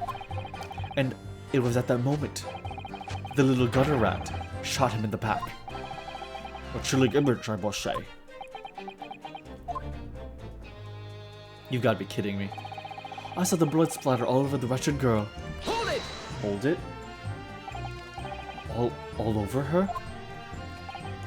Yes, through the peephole I saw it clearly. Of course, the stains are invisible now, with the coat being such a dark color. But I assure you, the garment is sullied with the victim's blood. Well, it is sullied with blood, that's for sure. But it's not Mr. Winterbank's blood, is it? No, that's right. It's Mr. Mason Milverton's blood from when McGilded stabbed him 2 months ago. It's so annoying. If they'd only accept Hurley's chemical analysis, we could prove that. But they won't. So unfortunately, we can't use it as evidence to support our case. Bother. I love when British people say bother. That's like one of my favorite British slangs. Like, I love when a British person is like annoyed and they say, "Oh, bother," like Winnie the Pooh or something. Oh, I love that. I love that slang. Then she tossed the gun out of the peephole, so I picked it up and made my escape. Hold it! Hold it? Did I hear you correctly? She threw a gun out of the room? That's right. After the broker fell to the floor, she started walking over. Over where exactly? In the direction of the storeroom door, to where I was watching. Of course, I quickly retreated, and then the girl dropped the gun through the peephole onto the floor on the side of my door, on my side of the door. But why on earth would she do such a thing? I couldn't tell you. Perhaps she was hoping to distance herself from the murder weapon. Without thinking, I went and picked it up. I suppose I was worried about just leaving it there in case any more tragedies took place. This is all such BS. So it was you, in fact, who took the third gun from the scene of the crime. Yes, it was yours truly. I left the clear up to my lackeys and left. Clear up? We made a bit of a mess around the counter. So Mr. Whistle and Flute here told us to tidy up. He thinks we're a bloomin' mob sometimes. Well, I was paying you good enough. I was paying you enough, by God. Tell me, Mr. Graydon, when you left the pawnbrokery that night, was it by any chance with the second disc in your jacket pocket? You're like a bull at the gate, aren't you? Ooh. Oh, what the heck? What the heck? Excuse me! Excuse me. Gentlemen.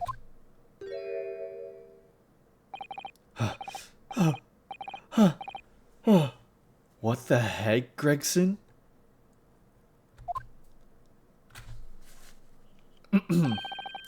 Something wrong, Sunshine? That should be my line. You do realize you are violently shaking Mr. Skulkin. Why, you little... Blimey. This is a bit of a hooligan, ain't he? What was going on just now? You saw him.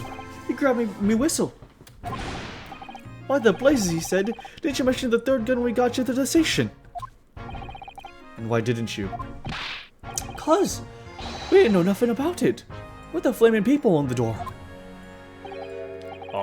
Sorry about that. I can be prone to lose my rack sometimes. Not hurt, are you? God blimey, see the way he looks at me? I'm telling you, this thing give me the willies. That was strange. The inspector doesn't normally get quite as worked up as that. He wouldn't normally grab someone. No, that wasn't like Gregsy at all. He's normally all sweetness and light, no matter what I say to him. Yes, well, I think you might be a special case, Iris. Well, anyway, that was definitely out of character.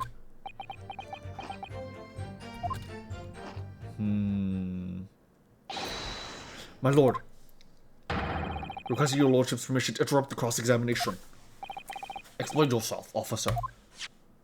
I have the result of the test that was ordered earlier, my lord. Ah, the blood on the accused's overcoat. Thank you, officer. Very well, the cross-examination is hereby temporarily suspended. Oh no. I presume you have no objection, counsel. No, my lord.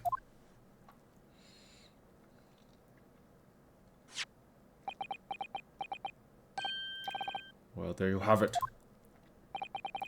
The report, please, Inspector. Yes, sir. Traces of human blood were found on the overcoat of the defendant, Miss Gina Lestrade. From the extent of the stains, it would appear that they were a result of spattering following a gunshot wound. End of report. Goodness me! Oh no.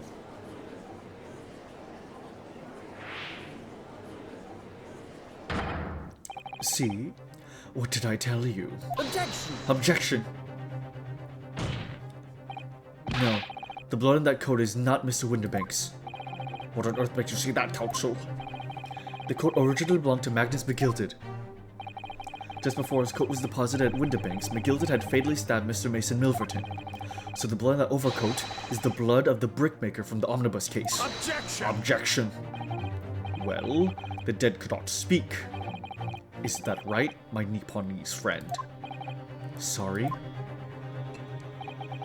2 months ago in this very courtroom, did you not argue fervently for McGilden's innocence?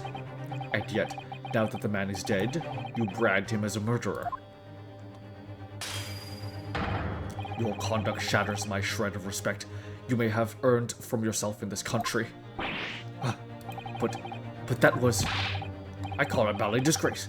Treachery, that's what it is. I don't determine whether Blondie coached 2 months old or not. Even a stereoscope couldn't help answer that. Problem pop out. It couldn't be done. But... We used Mr. Sholmes' specialist for the... Mr. Sholmes is a detective, not a chemist! Would you put such faith in a chemical formula devised by me, for example, when I'm a communications officer? I held out broski to starving boy, and he ran away crying. Sherlock Sholmes is barely more than a figment of the public's imagination. His name carries no weight in this courtroom. No weight at all. How could you say that? Sorry for you, I guess. Victory is sweet indeed. This proves that my testimony is the whole truth from start to finish. How do you arrive at such a conclusion, sir? As the witness said, the accused's coat was spattered with the blood of the victim.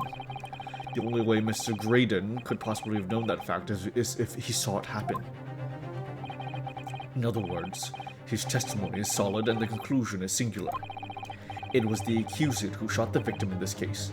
That is the whole truth. Gah! My lord. Been a long battle this one, but this old warhorse has something to say now, if you please. Mr. Horvath. As of this moment, sir, the squadron has reached its final decision. Ready, men? All for one now? Sir. Guilty. Guilty. Oh. Guilty. Damn it. Guilty. Guilty. Guilty. Guilty. Damn it.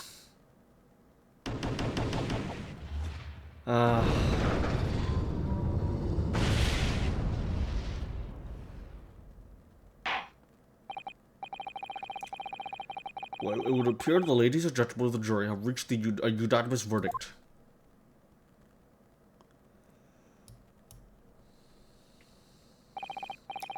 The defense has consistently failed to unpick this witness's testimony.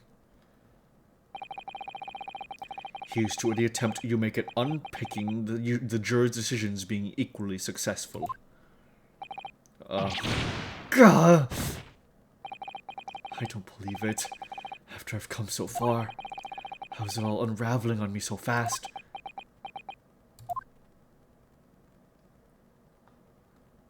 It's time to prove the jury's wrong and stupid. Oh shit, here we go again. No fucking way. How very... Is this who I think it is? How very distressing. To be held in such low esteem. Oh. When did you agree, Mr. Naruhodo? Officer? You deliver the report now. That'll be all, thank you. It occurs to me with some regularity, Mr. Naruhodo, that scientific truths are determined not by science, but by none other than the human mind. You gotta be fucking kidding me, man. You gotta be fucking kidding me. I know that voice. Am I going mad? Huh!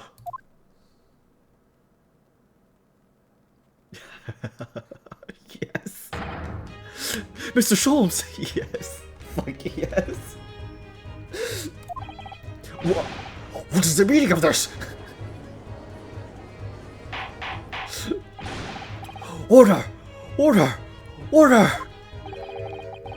What business do you have here, detective? The last I heard, you were recuperating in the hospital. As well I would be, had I not been set up upon an errand. What errand? Hurley, it's really you! You're awake at last! Yes, good day, Iris. I appear to be rather late to rise. My apologies. Now, my lord, if you will humor me. With what matter, sir? I have something of great importance I wish to give to the young lawyer over there. I need no more than 5 minutes. Would you be so kind as to spare us the time? What say you to this, Lord of Antiques? This trial has taken many hours of the court's time. Having spent so long already... Exactly. Having spent so long already, we don't want to go waste any more precious time. As I was saying, having spent so long already, it would seem churlish to deny defense a mere 5 minutes. Yes!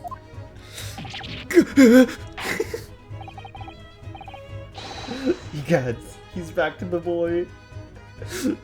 Well then, counsel your 5 minutes. Oh my god, dude. My dear fellow, I apologize for my tardy arrival. Mr. Sholmes, are you alright now? Alright? I'm all wrong. Sorry? I've only just managed to summon the strength to stand, man. I asked the judge for 5 minutes. But I fear even that may prove too much for me. Pray forgive me should I pass out. Let's make this discussion short as possible. Hurley, this place is full of idiots. None of them can see how wonderful your chemical blood analysis is. Ah, well, that concoction of mine was really just a bit of sport to assist me in my investigations. I never took the trouble to refine it for appraisal by the scientific community, and oversight on my part. Right. Modesty? Surely not. But enough of that. I'm here to give you this, my dear fellow. What's that? A lavender futoshiki wrapping. A leaving present from Miss Susato. From Miss Susato? If possible, matters were to be settled without me giving you this. Those were her instructions when she asked me to do her this favor. I don't understand. Is it caramel? Mrs. Sato foresaw today's events, I believe. She knew that the culprit would attempt to escape justice by means of both devious and underhand. And that you, Mr. Naruhodo, fighting fairly as you are, wont to do, would find yourself in considerable peril. At that very moment of crisis, you were to be given this small parcel. Those were the dear lady's instructions. A leaving present from Susato-san. Whatever could it be? Huh? What is this? Oh! It's the machine I made. Ah.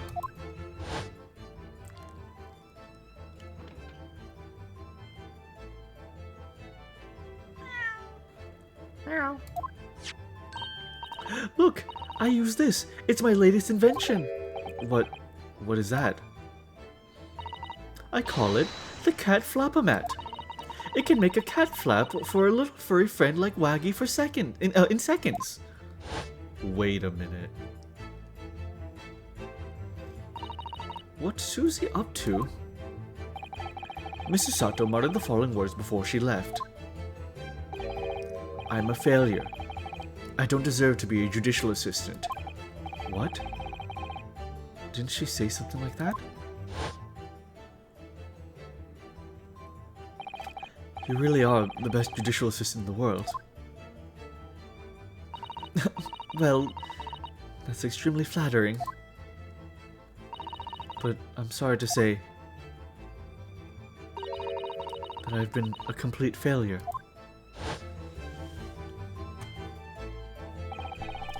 Whatever did she mean by that, Mr. Sholmes?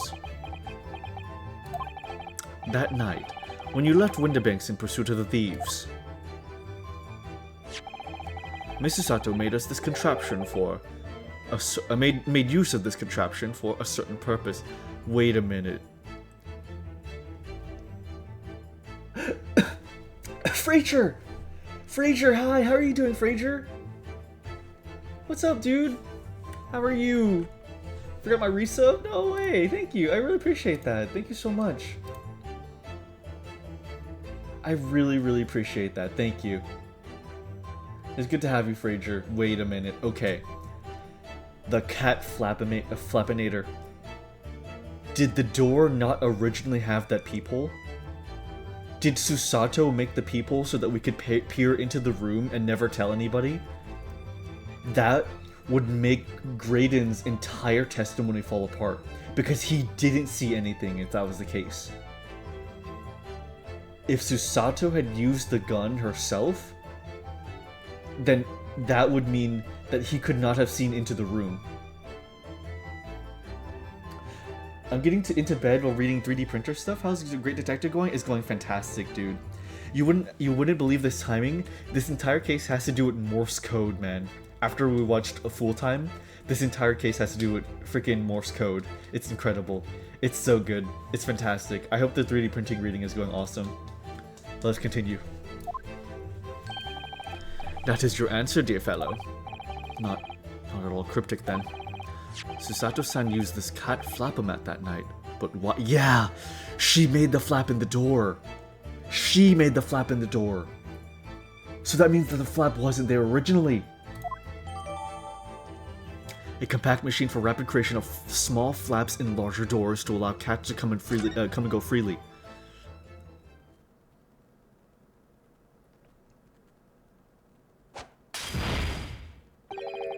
Your 5 minutes is over. Oh God, what has he sent? What has Fraser sent us? Okay, let me put this through the decoder, and let me see what this message says. Okay.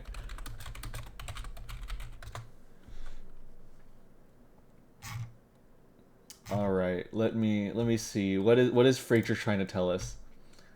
Okay, putting it into the decoder now, and paste. All right, this is what Fraser's trying to tell us. When you put it in your mouth, it's better than having a burger. That is fantastic. Wow. Right, let's wet the whistle. We're gonna try the naan bread. Whoa.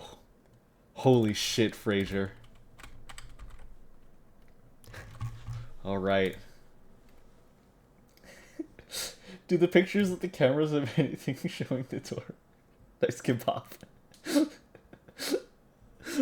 Also, by the way, the Morse code actually said hell yeah. Thank you, Fraser. I agree. Smack bomb P, what? Anything showing the door? Let me see.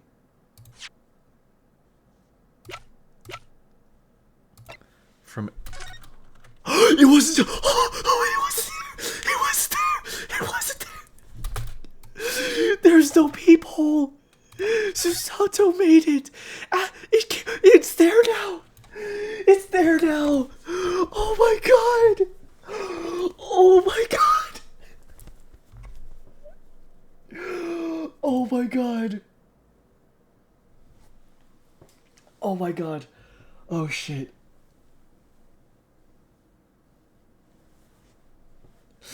Oh.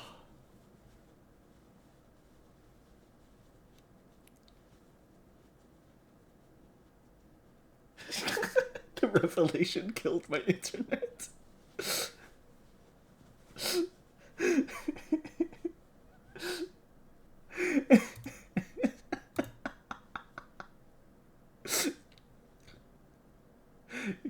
Guys, I'm back.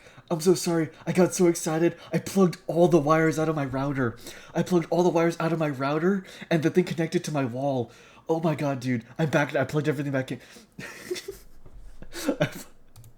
I plugged everything back in.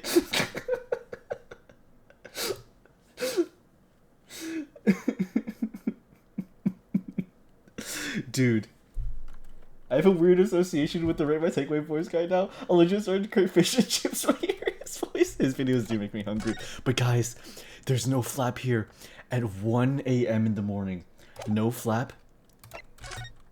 1:30 a.m. There's a flap now. There is a flap now. We're out of time already. Dude. One of the guys on the dog court actually met him and says he's probably the coolest guy ever. I'm grateful for you. I'm grateful to you for affording us that brief recess, my Mr. Reaper. I thought he said my Reaper. Oh, who pulls collar? I need no thanks, detective. After all, the die is cast. Is it really? The jurors are unanimous in their leanings. No doubt my learned friend will consider a summation examination. But any attempt to alter the verdict now would be utterly futile. I wonder. Mr. Naruhodo. Yes. The rest is down to you, dear fellow. What is your plan? The rest is down to me. I need to be careful here. If I make a wrong move, the trial will end badly. My lord, the defense requests further cross-examination. Further cross-examination. Objection! Objection.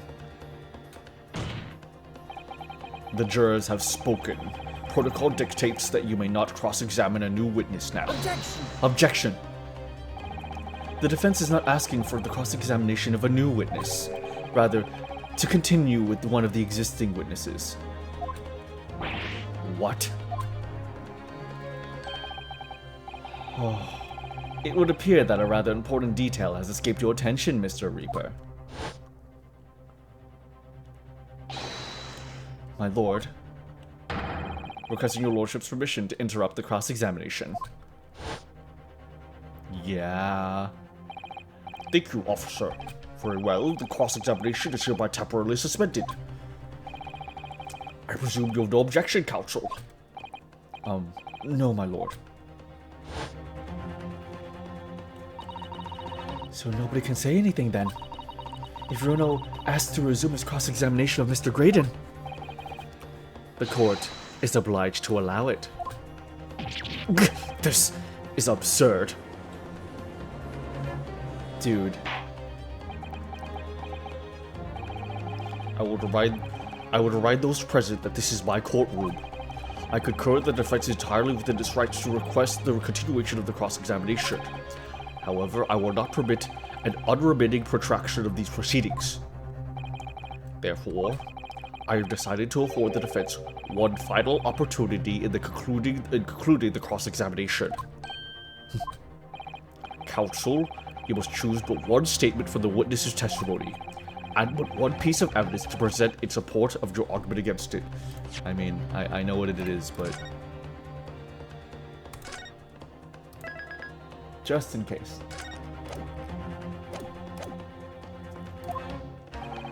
A single chance to present evidence?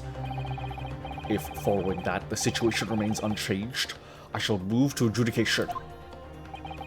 Is that clear, counsels? We will not press the witness any further. My lord. Yes, my lord. A single statement, and a single piece of evidence. Evidence most generous. Well then, Mr. Naruhodo, it's high time I fell in a dead faint.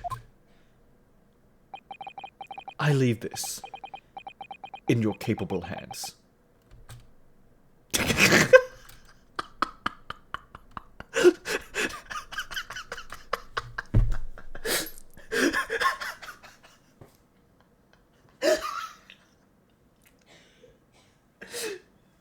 That guy couldn't be cool if he tried.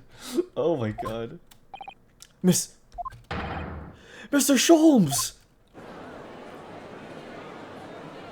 He's dead, oh my god.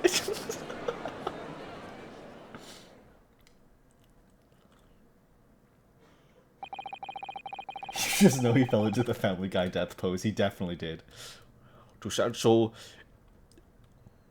Insouciantly. Oh wow.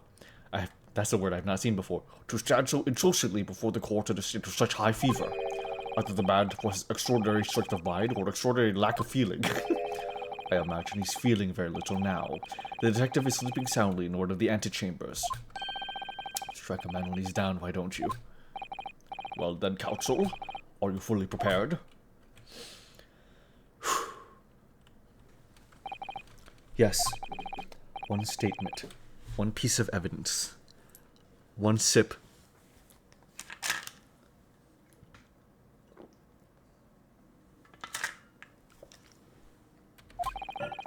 I won't let Mr. Sholmes down. Or Iris. And I won't waste this final chance that Susato-san has given me. This is going to decide the entire outcome of the trial. Very well then. Under the terms I've outlined, you may resume the cross-examination.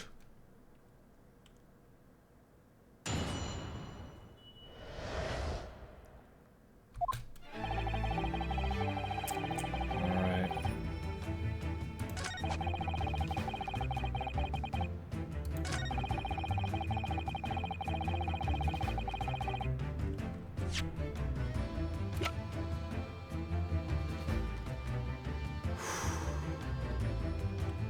Objection! Objection. What on earth is that a sexual contraption, Counsel? Oh, it's a cat. It's a cat flapper-mat, my lord. It makes a way for cats to get in and out of a room. It can cut through any door you can think of, and make a new little door in the middle of it. That's right, my lord. It's a device for creating so-called cat flaps. Small doors for cats to come and go as they please, without their owners having to open the main door. I'm sure we can all work out that for ourselves. But that cat lover's contrivance has no possible relevance to this case. Oh, really? Of course it doesn't. To start with, there was no cat flap in the pawnbroker's door. Not being a keeper of cats myself, I'm afraid I fail to see what this has to do with the matter at hand. Perhaps it would help if I described its function another way then. This contraption is able to create a peephole in any door you can imagine in practically no time at all. I beg your pardon? A peephole, you say? 2 nights ago, we arrived at the scene only minutes after the murder of Mr. Winterbank had taken place. That's right. According to paperwork at the yard, it was you, your Japanese assistant, and Sholmes. Yes, the 3 of us were together, and it's recently come to my attention that my assistant made use of this device at the time. Your assistant did what? There was a peephole in the storeroom door. I can attest to that. Because I looked through the peephole myself in order to see inside the locked storeroom. This is ludicrous. What are you trying to say? Of course there's a peephole in the door. I said as much as my testimony. How else could I have witnessed the crime, for pity's sake? Yes. How could you? What? Counsel, kindly say what you mean. All right. It's time. Time to strike the final blow. What I mean is this, my lord. My assistant made the peephole in the storeroom door, and until such time as she did, the door had no hole in it to look through. What? No! Objection! Objection.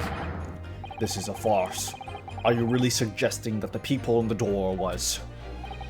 Yes, it was created only after the incident had taken place, by my judicial assistant using this device. Your assistant tampered with the crime scene, whilst being fully aware of the gravity of her actions?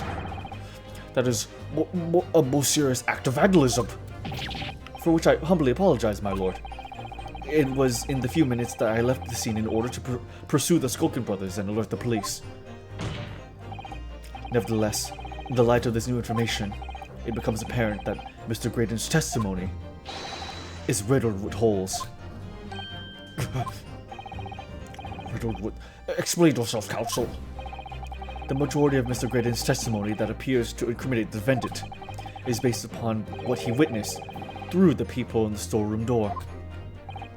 Yes, that filthy girl shooting the man in the back. However, if at the time of the incident, that peephole did not yet exist in the door, there's no possible way that you could have seen what you claim to have seen. And I'm gonna start drinking hard stuff in a minute from all the twists and turns. In short, your entire testimony is a pack of lies. Gah.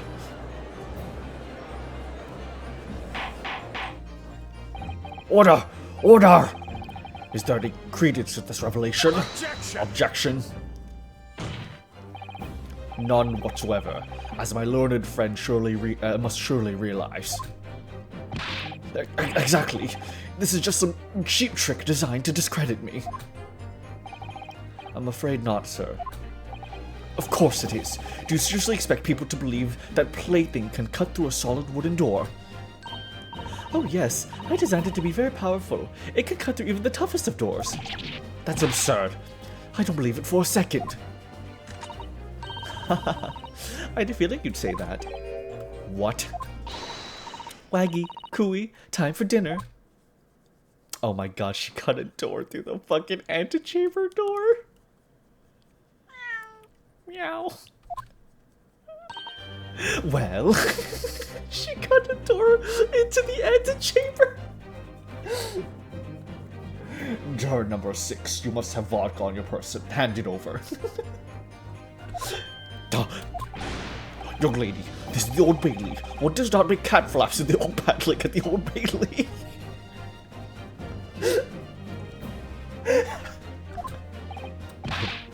I'm not done yet. Don't worry. Peachy, hi, how are you doing, Peachy? It's so good to see you. We're finishing a case in Ace Attorney. It's so good. This game is so good. This doesn't mean that the people in the storeroom door at Winterbanks was made by your machine. I'm a bit better. I'm happy to hear that. Thanks for coming by. And there's no way you can prove it was. No, but it's easy. What? The cat flaps my cat Flapamat crates are all of a fixed size.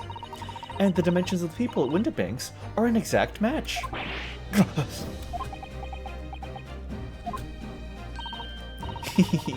Old Silky's lost for words. Excellent work, Iris. Thank you. And now it's my learned friend's turn to be lost for words, I feel. I believe your judicial assistant has already left the country for your Eastern Island home.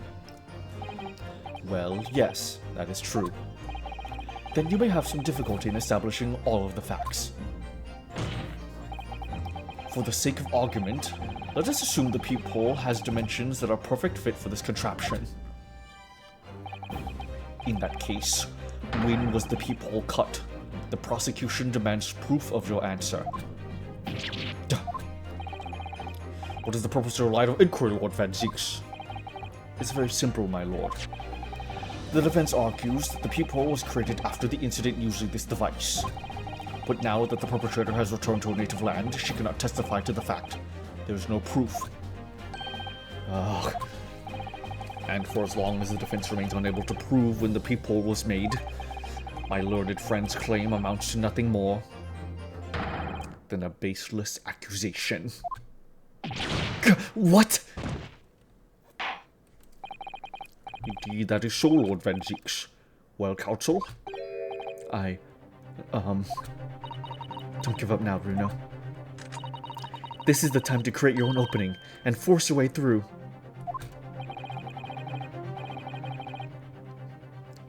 Sorry. I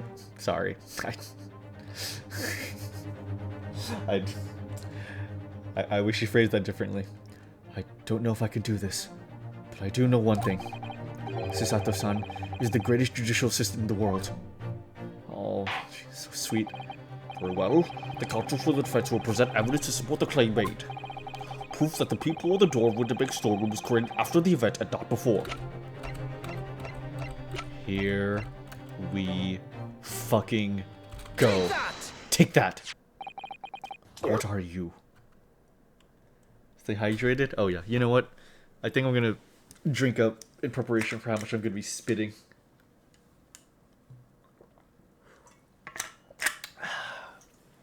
What are you? A print from that detective's infernal cameras again.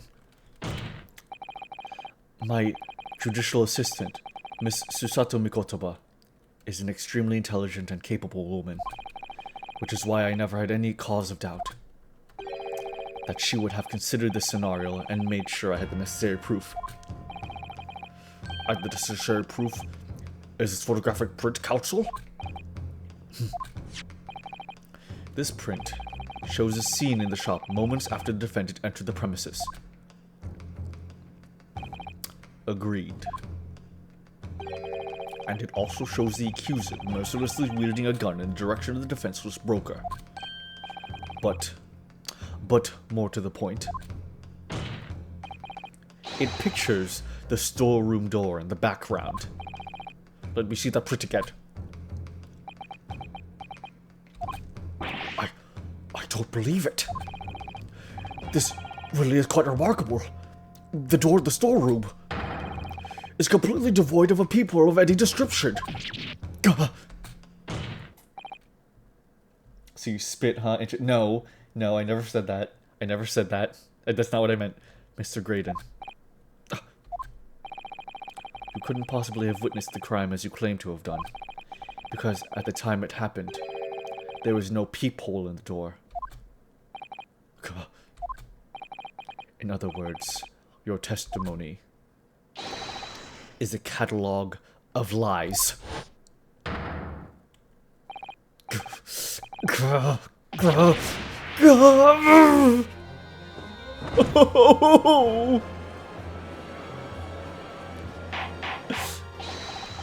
Order!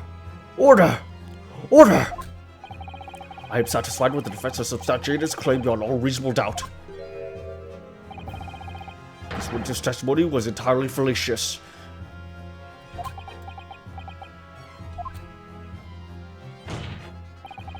That's not the only thing we know beyond all reasonable doubt. My learned friend's assistance to guilt can no longer be denied. The woman tampered with the crime scene. But more importantly, good lord, there's more Lord Van Zeeks. The defense may have established a reprehensible instance of perjury, but that is no proof that this man is the victim's killer. Yes, that's right. What? I was there at the scene. It's true. And I was shot in the arm. It's true. But that's all. Yes. In fact, if you look at the circumstances, I am the victim here. Oh, please. No. I don't believe this. But they're right. As it stands now, I don't have any definitive proof that he's the culprit. Still, he can't worm his way out of it now. Iris? You know what they say. There's no point in locking the cat's door after the cat has bolted. Isn't that right, Runo? As Hurley always says, one lie begets another.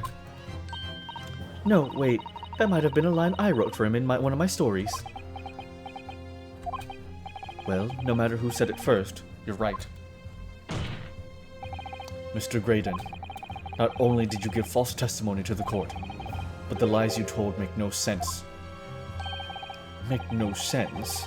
What do you mean by such a remark? What you said in your testimony reveals that you know something you shouldn't have. Something you shouldn't have known. In other words, there's a fundamental inconsistency in your statements. What? Objection! Objection! This is provocative talk, counsel. Won't you enlighten the court? Explain this alleged inconsistency. Iris was right. One lie begets another. The inconsistency is revealed by the lies in the witnesses' statements. They show that Mr. Graydon had knowledge of something he shouldn't have known anything about. Namely, the third gun. Wait.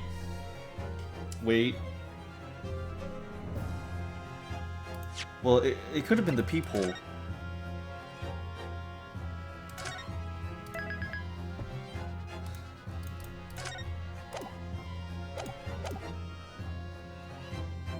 Yeah, no, it should have been the third gun. It should have been the third gun. The bloodstains are obvious because if she shot him, if he believes, you know, he shot him, if she shot him, then she would have a bloodstain. The peephole, he could wiggle his way out of that. The third gun is unaccounted for as of right now. If she had hidden a third gun, he wouldn't have known. The third gun. Objection! Objection. Do you have any idea what you're saying, my Nipponese friend? Absolutely.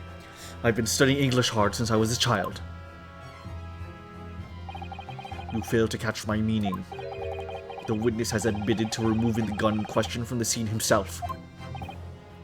But that's not possible because we made the peephole after he bolted.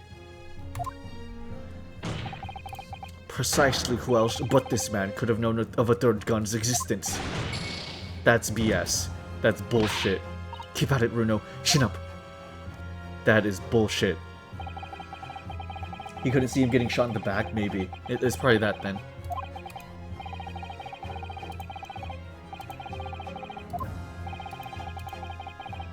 There's still light in those dark eyes, I see. Will it do you any good, I wonder? This is provocative talk, Counsel. Okay, then the blood. Yeah, okay, it was the blood because when we found her, there was no blood spatters. If there was even a peephole, there was no evidence of blood on her.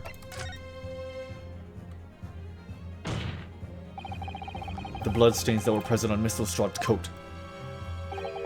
That's right. The victim's blood splattered all over her when she shot him. But how could you possibly have known that? Obviously, because I saw her do it through the peephole in the... Yeah?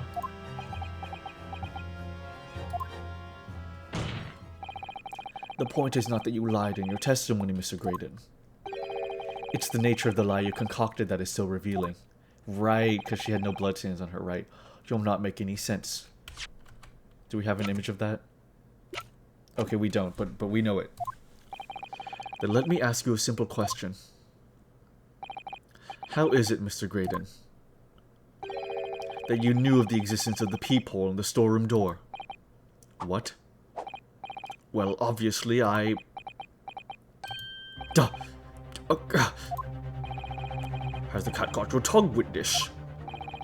The peephole in the door was made after the incident occurred, and once I returned to the shop having failed to catch the two burglars, Scotland Yard investigators arrived immediately.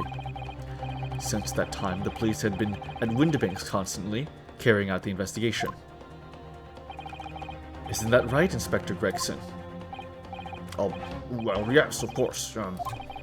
The place is chock full of pawned articles, and my lads have thoroughly examined them all. So I gave the order to have officers working around the clock in shifts to get through it all. And consequently, there's no way that you, Mr. Graydon, could have gained access to the shop. Therefore, you should have known nothing about the peephole in the storeroom door. So the fact that its existence forms the basis of your testimony is completely inexplicable. Objection! Objection. And yet, the fact remains that Mr. Graydon did maintain that he witnessed the crime take place through the peephole in the door. How on earth is that possible? Could I have a word, please, Lord Van Zeeks? Speak, Inspector. It's just that I really ought to be getting back to the station now to put in my report. There's really nothing more I can add to this testimony, so if it's all the same to you, permission denied. Oh. It's not all the same to me, Inspector. Not at all. You will remain exactly where you are until this trial concludes. Oh, of course, sir. Mr. Graydon.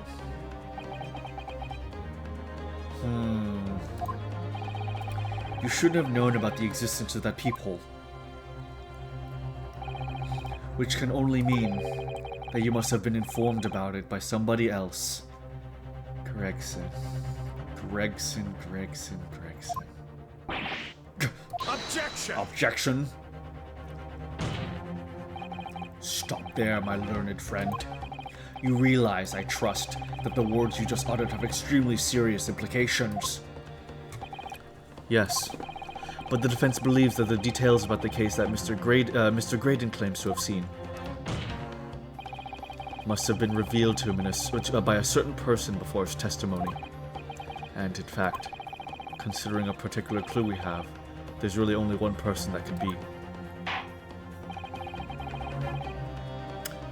Who's the person in question, Counsel?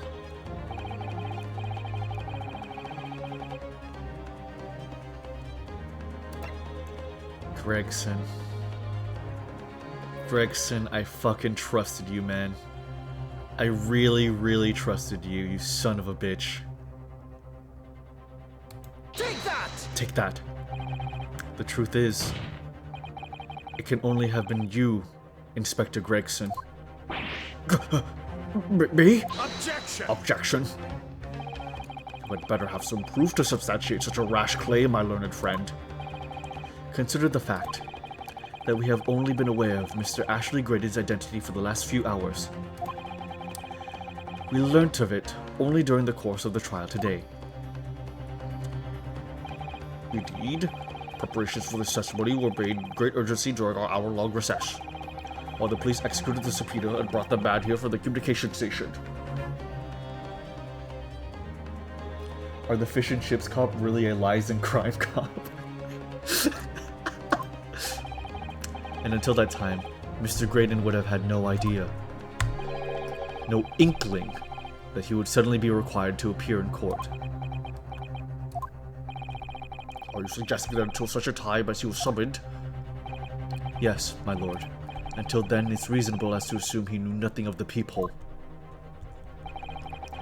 It was only once Mr. Graydon was in the stand that he realized his position, that he would have to defend himself against the accusation that he was the third intruder. You are suggesting to the court That it was while this trial was in progress that he received that information, that he could commit perjury in order to save his skin. Exactly. And the only person with knowledge of the investigation that he had any contact with is you, Inspector Gregson. This is a blooming outrage. Why would I be giving away details of our investigation to this fella, eh? I was summoned to his lordship's chambers during the recess in any case. Had you forgotten that? Quite true. I had a number of questions regarding the events that transpired at the pawnbrokery. Which means that the first time these two laid eyes on one another was after proceedings resumed following the recess. Since then, they have been in full view in the stand, where such illicit discussions couldn't possibly have occurred. They literally were. They literally were right in front of us. Oh, I just remembered something, Bruno. What is it, Iris? There was one time before, wasn't there? I think it was when Guinea was testifying. Oh yes, now that you mention it. When the bailiff was dispatched to retrieve McGilda's music box from the scene of the crime. That's it. It was during that testimony. I remember finding it strange at the time. Mr. Graydon and the inspector seemed to be having some kind of secret discussion.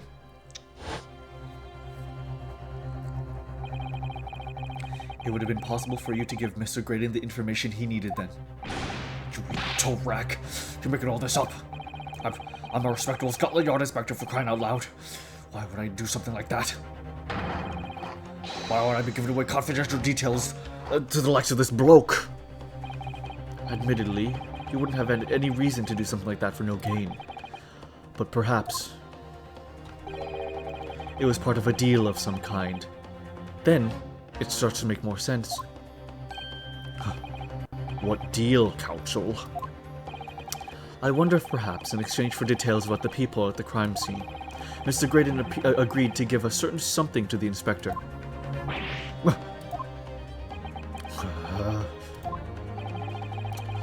I'm sure I need not remind the inspector that, if found to be true, striking a deal of any kind with the witness would be considered a gross case of malfeasance. Well, Objection! Objection. It's becoming clear that jumping in with accusations is this Nippon student's speciality. I don't do that. But with the stakes so high, the prosecution is not prepared to lose to baseless charges. It is incumbent on the defense now to present evidence in support of this diabolical claim. Evidence? Just what are you proposing that the inspector demanded the witness in return? The court must see proof of this alleged deal. Let's... Just in case...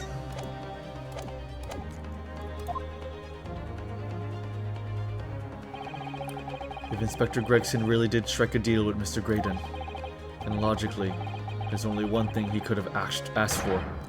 That must be it. Who knows? Do you think it could be? Yes.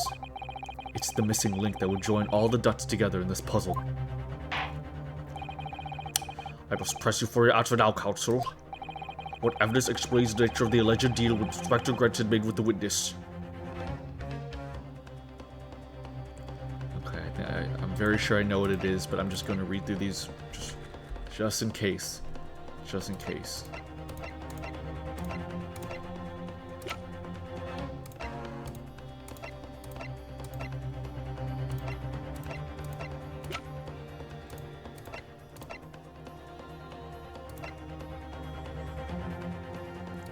Okay.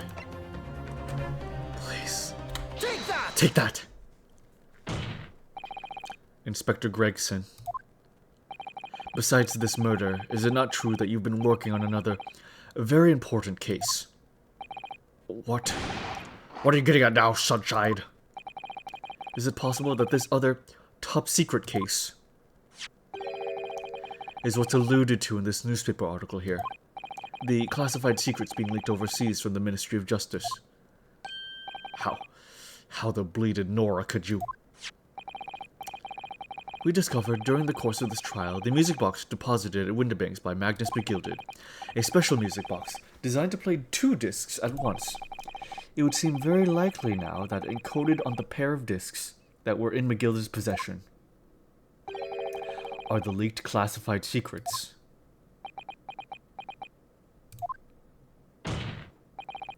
So I put it to you, Inspector, that in order to recover the second of the discs containing those secrets, you covertly made a deal with Mr. Graydon, in which you exchanged the disc for details of the case. You little...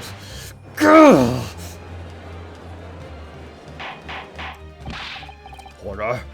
Order! Order! On the day of the incident, when we met you at Windibanks, you said this. I'll be taking that whatever it is of McGilded's down to the yard, thank you very much. Right, guy, I will say hi, Joanne, thank you. So hand it over. No, don't give it to him. That's mine, that is mine. I'm sorry, miss.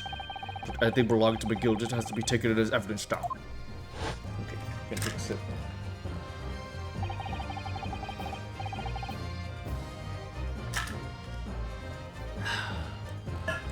Scotland Yard already knew at the time, isn't that right? I mean, I kind of understand now if it's part of that investigation. I can't really blame Gregson, but it's still very backhanded, or underhanded.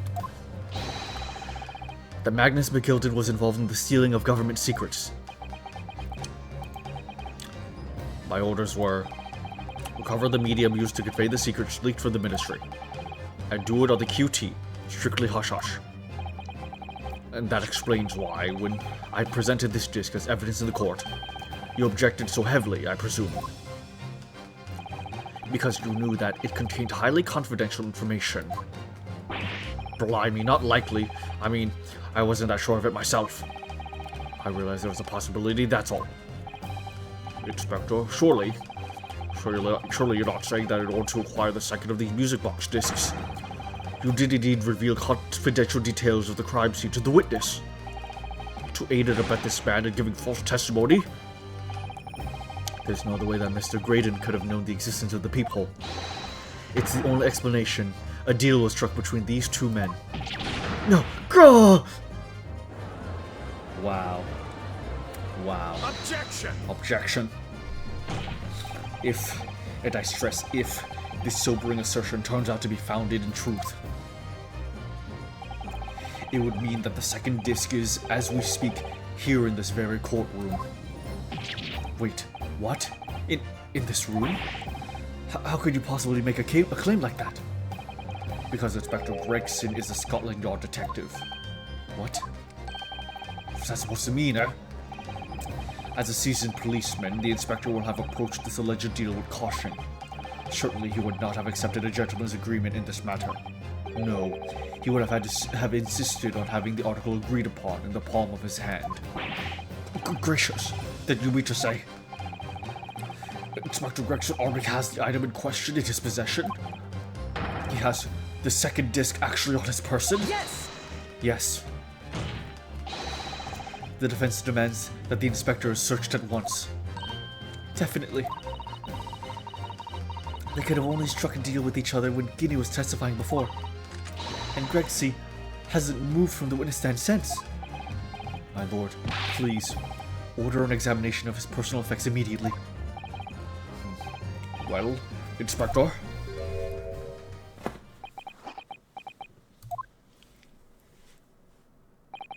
This young lad wants to tone down his imagination. He's insulted me and my profession quite enough. However, if it'll put this matter to bed and dispel any doubts about my involvement, then I'll happily submit to a body search. What? He's going to agree to it?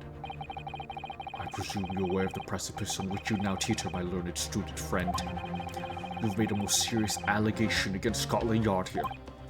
If, following the search of the inspector's personal effects, no disc is found, you'll be deemed unfit for court service. This trial will end, and my country's government will formally demand of yours that you are severely reprimanded. That sounds serious. Indeed. To have a visiting student take such defamatory remarks about our country's most senior police force is not something Her Majesty's government will be able to overlook. You're just threatening Runa because you're scared. The accusation is beyond serious. You must be prepared for grave consequences. It's true. I can't imagine Gregson would have accepted a gentleman's agreement for something so critical. The disc must have physically changed hands, which means the inspector should have it. But somehow, something doesn't feel quite right here. Very well. Counsel, you know the implications, so let me ask you one final time. Yes, my lord. Do you still persist in formally requesting the search of the inspector's personal effects? Let's search someone else. Yes, the defense formally demands the search be conducted.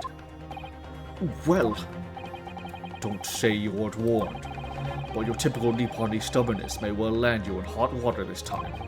Perhaps your lessons would do you some good.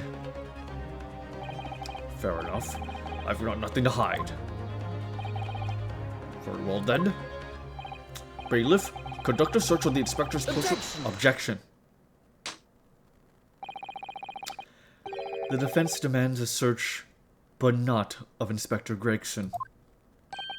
What? Now what's all this? I'm the one you're accusing, aren't I? I thought you wanted to search me. No, Inspector, not you. Somebody else. What's the meaning of all this, huh? Lost it is, have you, Sunshine? The court should have put up with the nonsense. You're being completely irrational.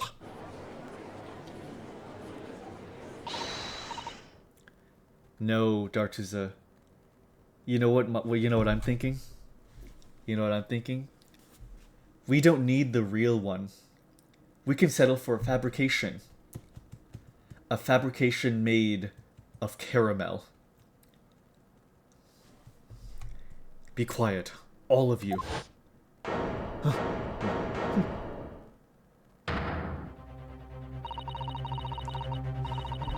Bruno's doing what you all told him to do, and having the courage of his convictions. So you should respect that and listen to what he has to say in good faith. Because that's the British way.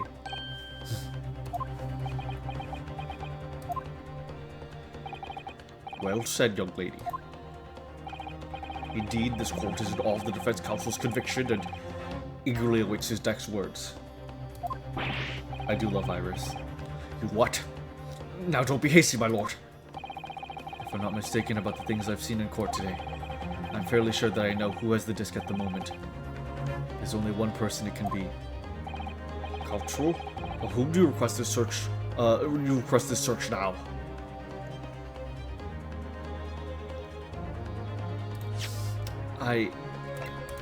I'm pretty sure we're going to be going for the one that Herlock has, but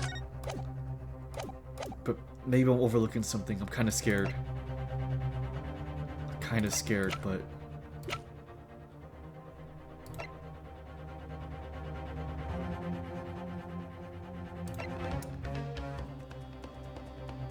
yeah, okay. Take that! Damn it. Okay. Rolling it back.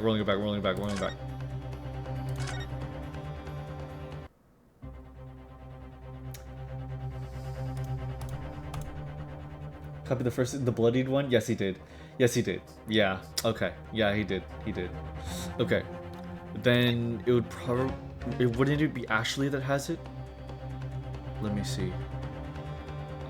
Then Ashley has it, because that means that Gregson already gave it to him in exchange for the... Yeah. Okay, then it would be common sense that Graydon has it. Because Gregson would have given it to him in exchange for the information. Take that! Mr. Ashley Graydon, my lord. The defense demands that he be searched at once. Very well. I presume you would not protest, Mr. Graydon.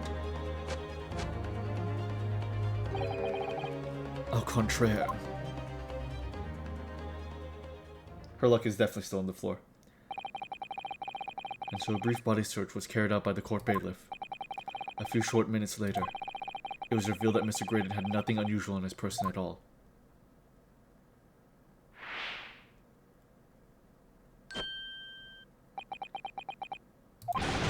Gah! Damn it. Fuck. Thank you, counsels. I've seen enough. Fuck. Damn it.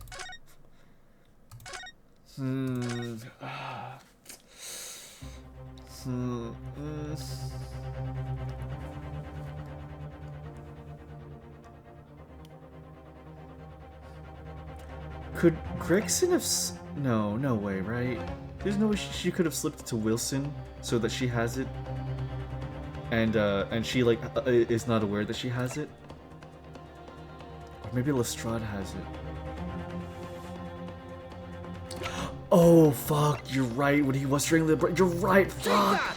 Oh my god, you're right. He was strangling the. I forgot about that entirely. Fuck! You're right. You're right. Darkison, you're right. Oh my fucking god. Oh my god, he was. Oh my god. Oh, I'm such a dunce.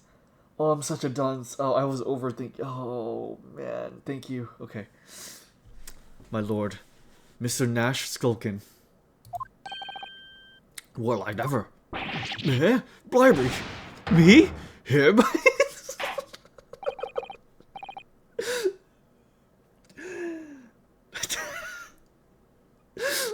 That animation was fantastic.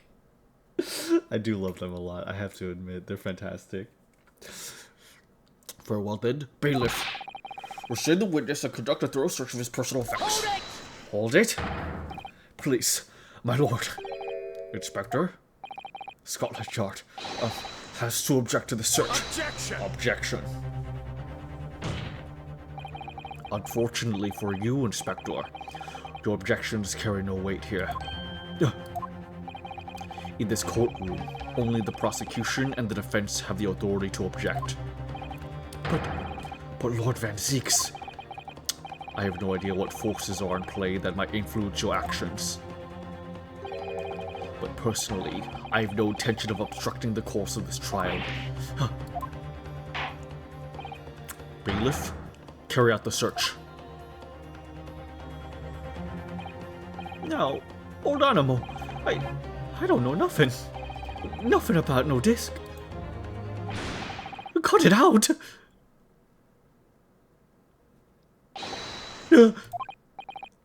Here, my lord, in the witness's pocket. I found this. Good lord. That's another music box disc. Okay, yeah, my thing with the Herlock Sholmes and the caramel thing, what I thought that was I thought that the music, I thought that the disc would actually be the same on both sides, but the different tone would make it sound different. So I thought it would be an identical thing on either one, you know? So I think that's what really caught me off guard. What was tripping me up. Yeah, I thought it'd be identical on both sides. Yeah. I didn't know nothing about it. Nothing.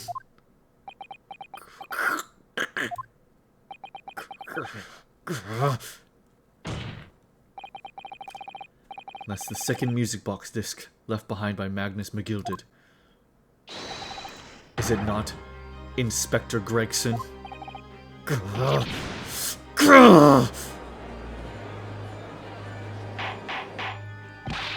Order! Order! Order! Mr. Skulkin, what have you to say for yourself? Gordon Bennett. I mean, just Gordon Flamin' Bennett. I swear I didn't know nothing about that disc. Honest to God. Counsel, would you please explain what exactly is going on here? The alleged deal that was struck was between this witness and this detective, no? Without question, my lord. Then, for pity's sake, why on earth was this man in possession of the disc that the inspector traded for information? Inspector Gregson is a shrewd, calculating man who rarely loses his composure. But at one particular point in this trial, he had exhibited some unusual behavior for a brief moment. I don't recall. What unusual behavior? It was, yes, during my cross-examination of Mr. Graydon. Tell me, Mr. Graydon, when you left the pawnbrokery that night, was it by any chance the second disc in your jacket pocket?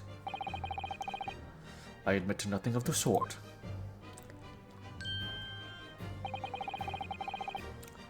While Mr. Graydon answered my questions, the inspector appeared to have grabbed Nash Skulkin by his coat and was shaking him violently.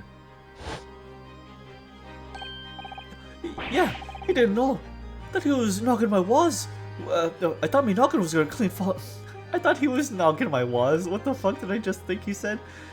Thought me knocking was gonna fall clean off. I did. I was wishing I'd been born as me brother I was. And what exactly happened to make the detective attack you like that? I ain't got a clue. He just suddenly turned and grabbed me, whistled like that, and started shaking me. And the blazes, didn't you mention the third gun? We got you down the station, was what he said. He held it right down my ear, all he did. Hey, my head's still throbbing now. The way the detective behaved was extremely out of character. But looking back now, it must have been that he did. It must have been then that he did it. That was the opportunity Inspector Gregson created for himself in order to hide the disc. Well, bless my wig, he hid it? You... But I'm afraid I failed to comprehend the motive here. If the detective had acquired the disc he was after, why on earth would he proceed to hide it in the other man's pocket? This is a court of law. He could have submitted the item as evidence. It would appear, my lord, that the inspector was not at liberty to do that. Why ever not? As the man himself revealed earlier, his current assignment has some special conditions.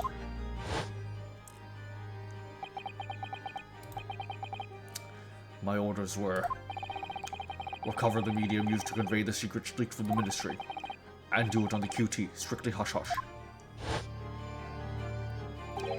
Hush-hush? A top-secret assignment, is it? As far as we are aware, the information stolen comes from the confidential government communications. It would seem that if that information were to be revealed in the court as evidence, it would be problematic. Does that sum up the situation, Inspector? I'm operating under the direct orders from the Ministry? I'm afraid I'm not at liberty to answer that question. So, realizing there was a chance that you may be searched here in court, you took steps to hide the disc you had acquired from the witness. What does this mean? You only pretended to attack Mr. Skulkin in order to get close enough to him, to slip the second disc into his pocket.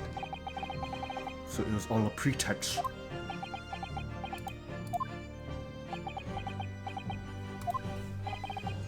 Well now, Inspector Gregson, and you, Mr. Graydon. Are you prepared to admit to the accusation made against you of this alleged deal?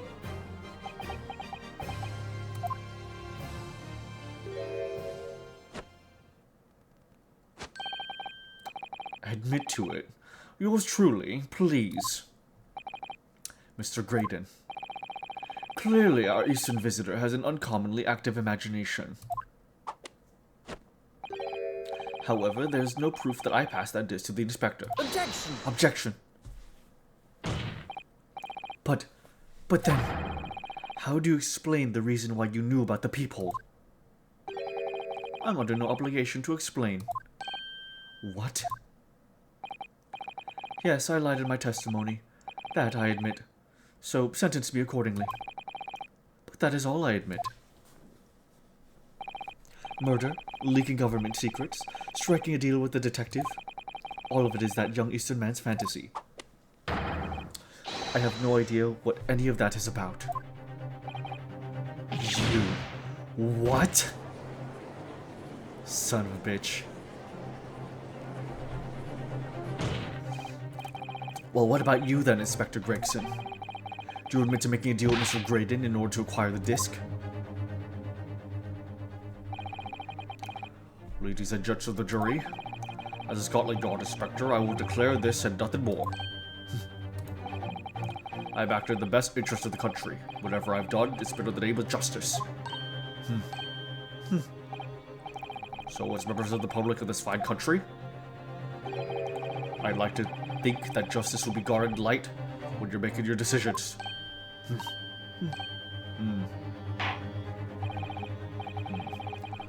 It's quite a quandary indeed. Rarely have I encountered such extraordinary tumultuousness in the concluding of a trial.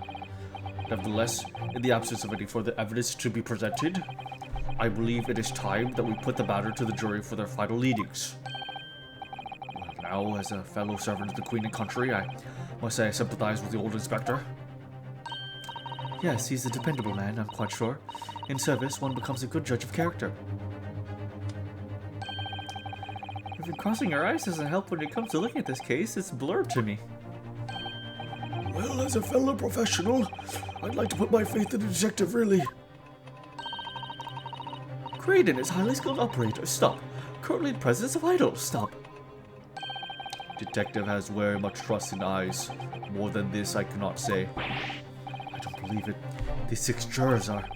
They're going to believe Gregson if they declare the decision now. Is Kidney going to be found guilty? If I don't manage to produce some definitive evidence right now, then we're going to lose. Either some proof that Graydon killed Mr. Winterbank or stole those government secrets. Or some evidence to force Gregson into admitting that he struck a deal with the witness. Well then, counsel, I think it's time to impose on the jurors to declare their final decision, no? That is, unless you have some compelling evidence you have thus far not presented to the court. This is insanity. These people are insane. These people are fucking batshit. I work so fucking hard. If I let the judge call the jurors to announce their leanings, Gino will be found guilty. So there's no choice then, Bruno. You have to throw some evidence at them. This is it now. It all comes down to this. Who do I present evidence against? Gregson or Graydon?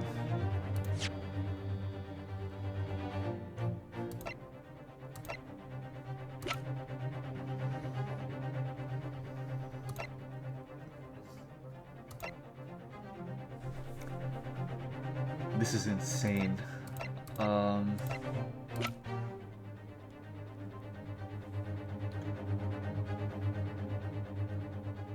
Might as well present whole at this point. I don't want to present whole. I have so much going for me.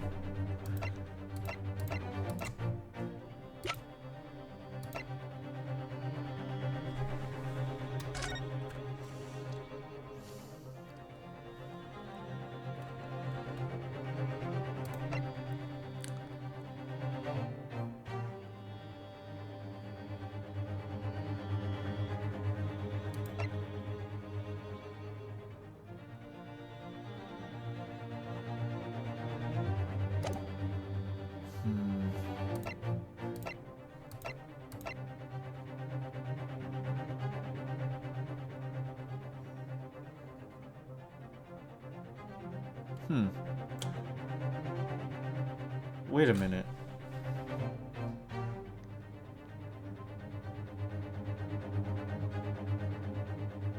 Wait a minute. What if we presented this to Gregson? The Hound of the Baskervilles.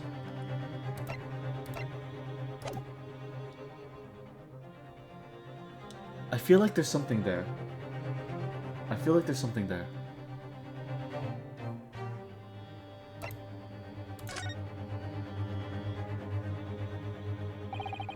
Inspector Gregson, there's one final piece of evidence I would like you to see.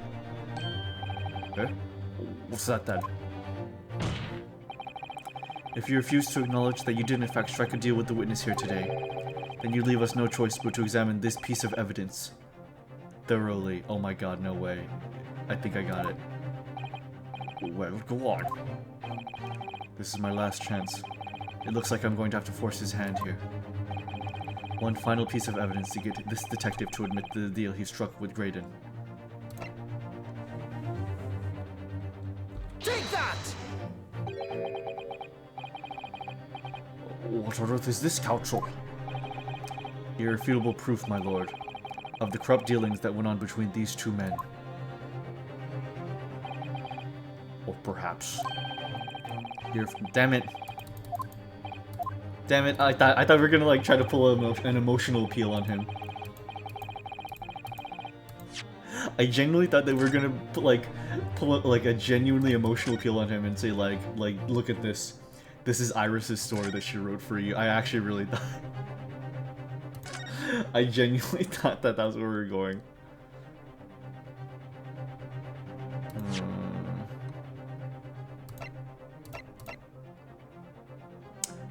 In that case, it could be in the McGilda case note that Susato collated for us.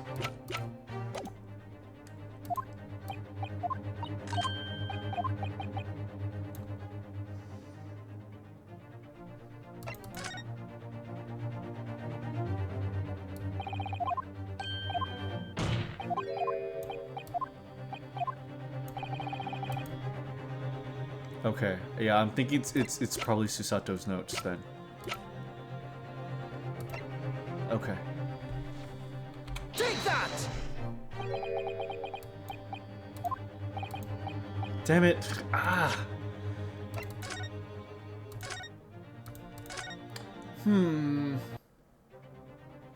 So rude as he slowly starts ripping the manuscript page by page. I was going to do this crime, but this story is so good I am no longer evil. That's not what I meant.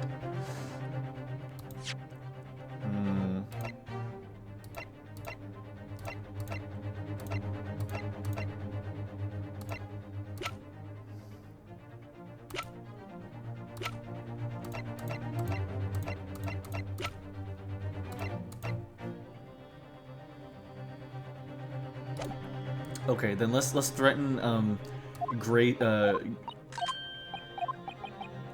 let's go Graydon with the music box. Mr. Graydon, there's one final piece of evidence I would like you to see. You misguided fool. Whatever you intend to show me now, you'll be wasting your time. I have nothing left to lose. Okay, wait, before that, let me inspect it one last time to see if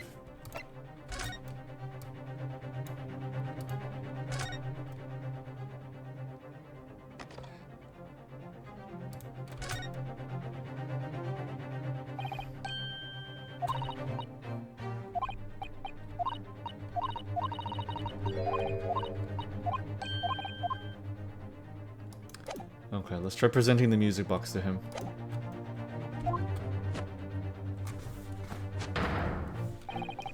I assure you, I will admit to nothing. This is my last chance.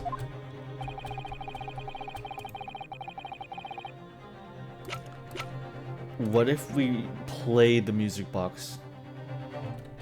Take that! Oh, yes!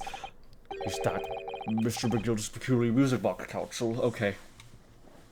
That was just my first guess. No, I'm just messing. I mean, it was like half and half between this and then, I don't know. It was going to be one of the big mic drop pieces. Is that Mr. McGilda's Peculiar Music Box Council?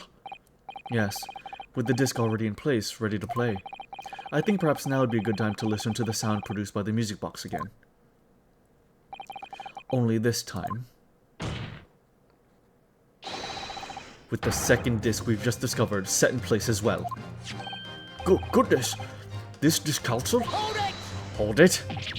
No, wait, I can't let you do that. Why not? Because, well, because it's got nothing to do with this case. That's why. Objection. Not true, Inspector. The defense has already proposed that the sounds heard by the court earlier from this music box were part of a Morse code message. We know that Morse code comprises of two distinct tones. The defense believes that the second disc contains the second tone needed to complete the message. And now we have a chance to confirm that theory. For crying out loud, Sunshine, we're talking about state secrets here. If you go let the whole courtroom hear confidential information like that, it's treason. Then do you admit to the charge? That in order to protect those state secrets, you engage in unlawful dealings with the witness?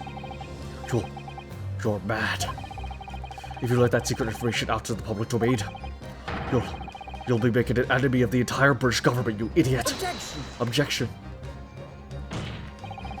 Let's not forget, Inspector, that you, a Scotland Yard officer, leaked confidential case details to a witness.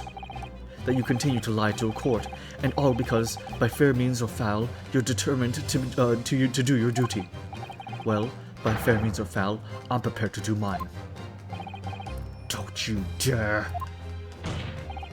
I will stop at nothing to protect my client. I don't care who I make an enemy of.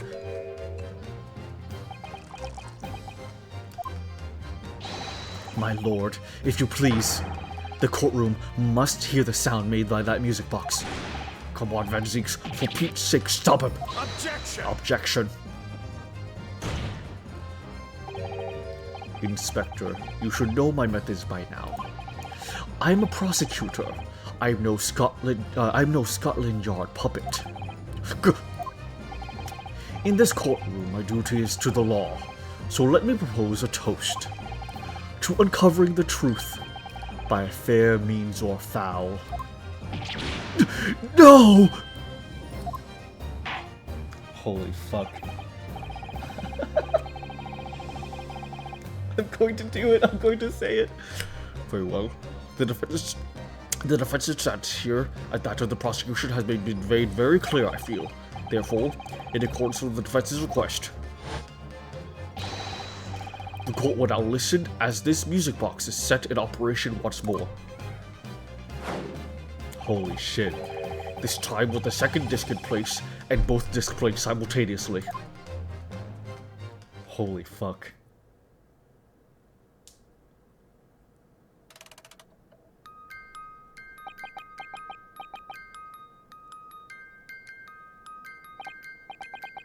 Oh, listen to that. It's unmistakable now. It's Morse code. Hold it! Alright. I admit it. Whatever you want. But for the love of God, shut that blue box up!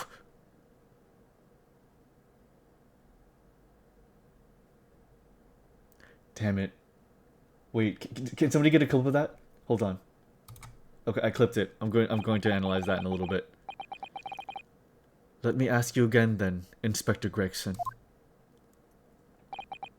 Did you, or did you not, strike a deal with the witness next to you in the stand, Mr. Ashley Graydon? Specifically, did you furnish the witness with confidential case details in exchange for this music box disc? Did you reveal the existence of the peephole, the pawnbroker storeroom door, Inspector? I did. Stop. What are you doing, man?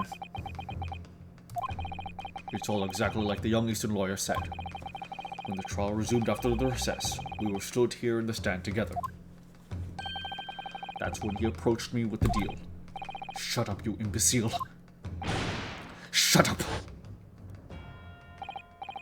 Psst, you there. You're the detective who turned up at the pawnbroker the other day, aren't you? I may have something you're looking for, Inspector. With me at this very moment. So, how about a trade? I suggest you accept. Or information that may make certain individuals uncomfortable will soon become very public indeed. I couldn't let that information become public knowledge, not under any circumstances. So I accepted the man's proposal and told him details about the case that should have put him in the clear. The peephole, the storeroom door, and the bloodstains on the overcoat. By giving false testimony, this witness intended to have the defendant wrongly accused of murder. Inspector, you knew that. Yet you still revealed those details to facilitate the witness's perjury. I did. But then it turned out the peephole had only been made that night after the incident took place. Scotland Yard wasn't aware of that, if I'm perfectly honest. Well, Mr. Graydon, what do you have to say for yourself? There's nothing and no one left for you to hide behind. You struck a deal with the inspector in order to escape conviction of a very serious crime. Namely this. You were the third intruder who broke into the pawnbroker in the night in question. And you perpetrated the murder of the proprietor, Mr. Pop Windebank. You...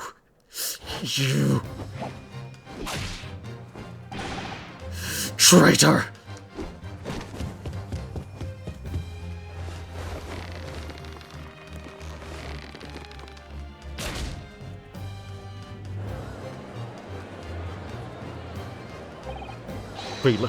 Bailiff, restrain that man.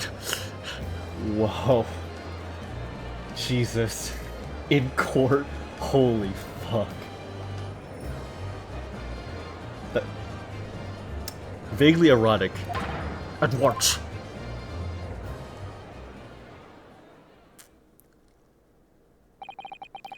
That's it then. It's all over.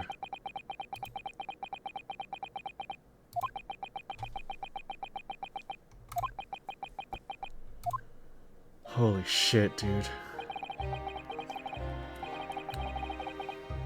I despised my life growing up. Those slums are vile places. I was cursed from birth, born into poverty, the son of a penniless artisan. My parents did nothing but quarrel all day long. What little money they had was never spent on me.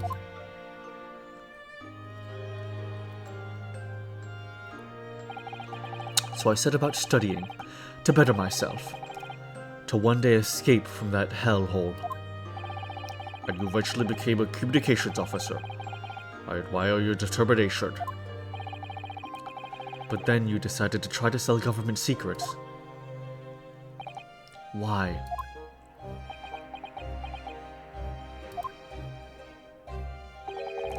Isn't it obvious? Because I wanted money. Even now, years later, the nightmares of my life in the slums wake me in the small hours. I wanted to drown them out, with more money than anyone who lived in the squalor could ever imagine. Then one day, I met him. Mr. Magnus McGilded. You're a fiend with a queer talent. So you are. I've money to throw your way if you're interested. All you need to do is go along with my little plan now. If I was to steal the ministry's telegraphic message logs, and McGilded would buy them for a handsome sum. As I was responsible for inspections of the ministry's communications office, It was a simple enough task. The lure of the devil's offerings. How easy it is to succumb. But you must surely have realized the seriousness of the crime you were committing. And for that reason, I took great lengths to ensure that my actions were untraceable. By using the music box.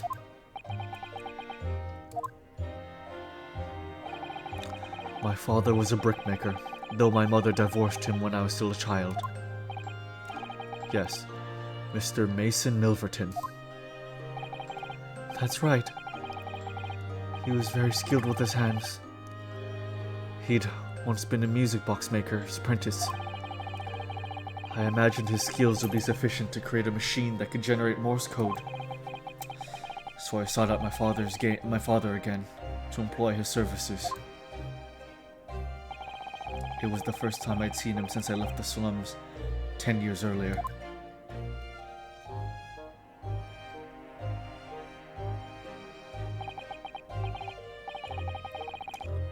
Look at you, Ashley. What a fine gent you've become, eh? He was a different man to the one in my memory. A thin, frail old man. But poverty had never broken him, never corrupted him like it had me. I was sure that he wouldn't help me if I told him the real reason. So I made up a story. I've got some work for you, Father. I need some music box discs made. Music box discs, huh? A musician friend of mine has written some music he wants to sell to the public. I've brought the score with me. There are two, actually. I'd be delighted, Sod. It's been 20 years since I did any work like this, Joe. Fetch my tools, would you? They're in the loft. Fuck, man. That's how I had to make the two discs. Thereby splitting the information in two. You were taking considerable precautions indeed. It was to protect myself as much as anything. It meant that I could deal with McGilded in two separate transactions. The first involved in the first two discs, and the music box for playing them. I exchanged them with McGilded for 10 guineas. Then, on receipt of the second disc, he would pay 1,000 guineas. So, what happened on the omnibus 2 months ago was the second part of the deal, the exchange of the second disc. Yes, I told the man information that way a number of times already, but it seemed he became reluctant to part with his money. But that doesn't quite make sense, Mr. Braden. For why was it that on the omnibus 2 months ago, your father and Mr. Milverton was the one dealing with Mr. McGilded and not yourself? When I received 1,000 guineas after my first completed dealings with McGilded, I decided to give 200 to my father for his troubles.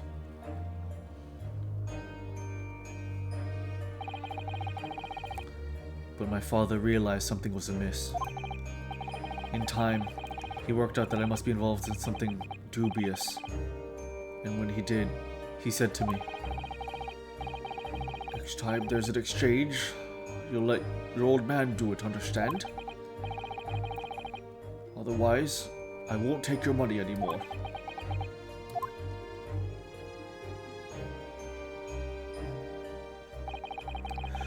That was my father's way of dealing with it, I suppose. Climb into the omnibus, hand over the second disc, and take the money from McGilded. That's it. He had no idea what was actually on the discs I'd asked him to make. He never knew. Just like I'll never know why everything went so horribly wrong that night. All I know is that the disc was taken from him, and he never returned home.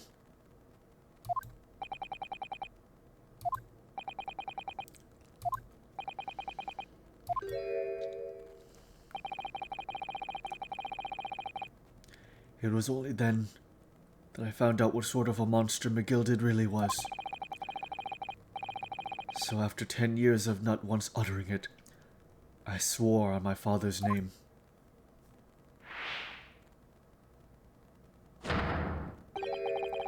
to exact revenge. Revenge? As anyone with even the remotest knowledge of the man will no doubt be able to imagine, McGilded brought all his wealth and influence to bear in the most despicable of ways. To crush any semblance of justice in this trial. The crime scene was tampered with, evidence was fixed, and witnesses were bribed. The trial 2 months ago was a farce from beginning to finish. My feet had barely touched British soil back then, and I walked into that hornet's nest completely unaware of the sinister background of it all. I had made plenty of money out of my dealings with McGilded by then, so I spared nothing in my arrangements 2 months ago. I knew exactly who to hire. If you're willing to pay the price, there are people in the city willing to do anything you ask. McGilded himself had shown me that. Are you saying that? I think you have the picture now. After he twisted everything to his favor in this courtroom to ensure that he walked free, I took matters into my own hands and delivered the justice that monster deserved. That tragic accident following the trial here 2 months ago was planned and executed by yours truly. McGilded's death that day was caused by this man.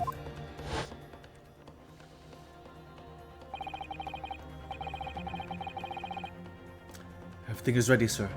I'd like you to follow me into the courtroom. What's this, officer? 'Tis sooner than what I was led to believe. I hope it's not inconvenient, sir. There were some changes to the schedule.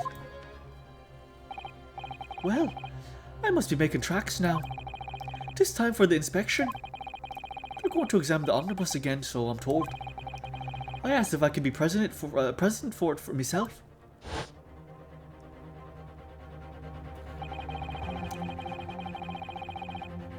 So that policeman who came to tell McGilded he could examine the omnibus again. That's right, an imposter, hired by me. McGilded used his wealth to manipulate the trial. He paid people to adulterate the omnibus with all manner of false evidence. He threatened the witnesses to lie in their testimony.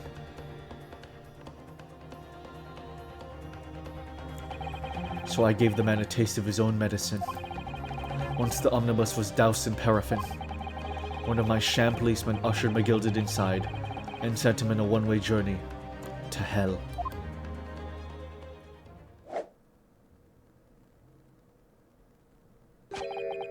An eye for an eye. That's how I avenged my father's death. Spine-chilling account indeed. But that wasn't the end of it for me. There was a loose end, you see. A loose end. Yes. I should think it's obvious. The second disc, which my father had taken to exchange with McGilded. Ah, yes. There was indeed no mention of it in the man's trial 2 months ago. Clearly because it had been removed from the scene of the crime.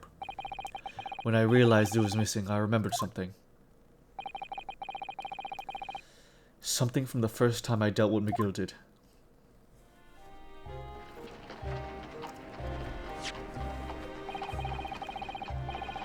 This is the first of the 2 discs, and the music box you need to play them. Well, look at that now. What an ingenious little invention. So then, as promised, 10 guineas for your young man. What's this? Windibank's pawnbrokery. Aye, 'tis a pawnbroker's ticket, so 'tis. You can use it to redeem an article I've deposited there for you. There's no need to give a name. Just hand over the ticket and tell the fiend the watchword. I put a jewel in pawn for you. It'll fetch a good 10 guineas if you sell it, so it will. I've never heard of a pawnbroker being used in quite a way before. Have you not, Mr. Graydon? But these pawnbrokeries are very useful places, you know. Each one is like an extremely secure vault.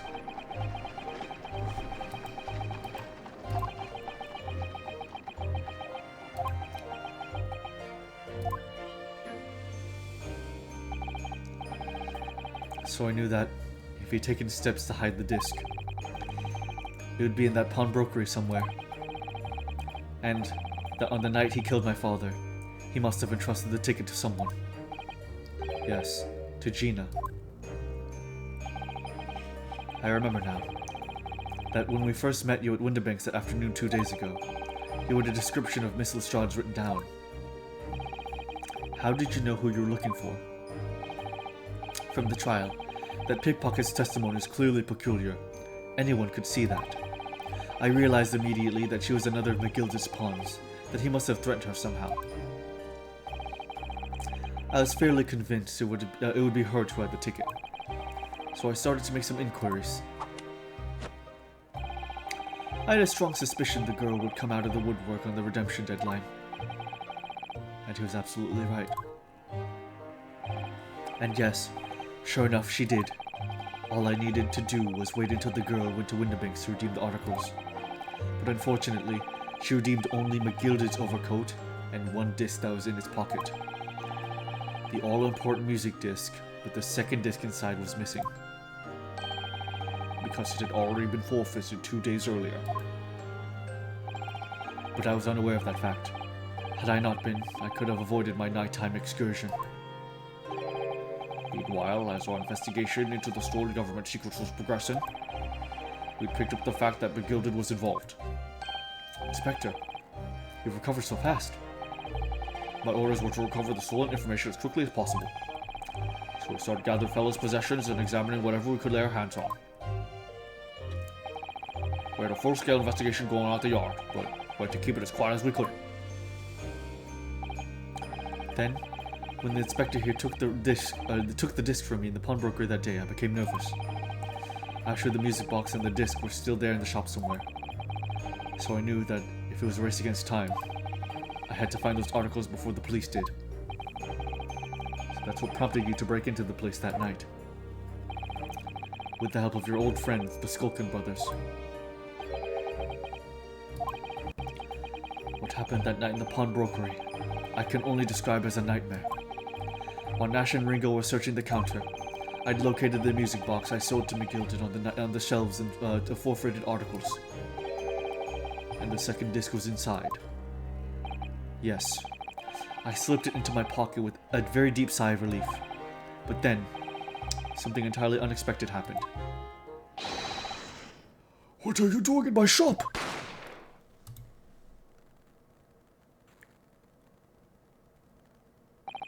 A gunshot rang out in the shop, and I felt a sharp pain in my left arm. The broker fired his gun, and a bullet pierced your limb. Yes, exactly. But unfortunately, I decided to bring my own gun with me that night, just in case.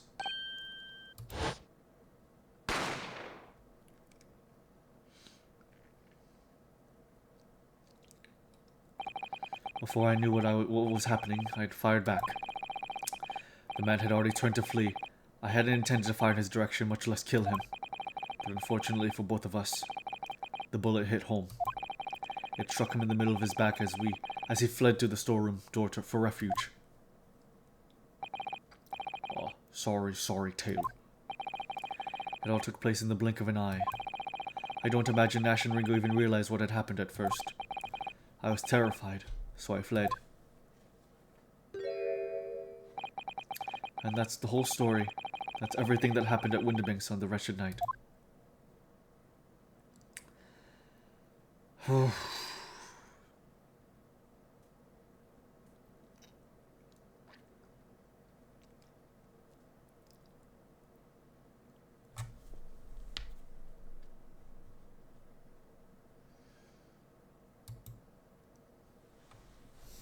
Jesus, man.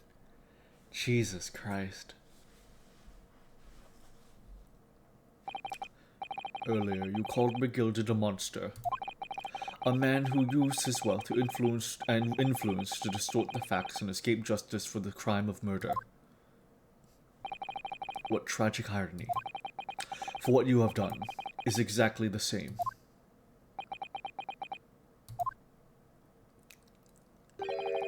You've become the very monster you saw and despised so deeply in McGilded.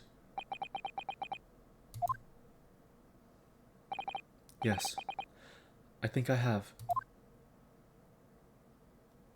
Wow. Oh. Well, this has been a long and exhausting trial. However, it would seem that at last we have arrived at the truth. Inspector Gregson, word of Mr. Ashley Graydon. He's been restrained, my lord, and has been escorted to the yard. He'll be charged with the murder of Mr. Winterbank and the seal of government secrets. Very good. And you, Inspector, regrettably, you will have to face charges yourself. Yes, my lord, of course. It transpires that you were complicit in helping a criminal escape justice. That fact remains whether or not you were doing so in the line of duty. The crime is a serious one, Inspector, and inexcusable.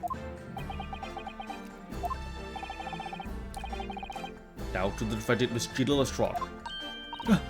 Yeah? It is time for the final adjudication. Is the jury ready, Mr. Foreman? Yes, sir. Gird up squadron standing by, sir. This is really it now. The last push, the final call, the finishing whistle.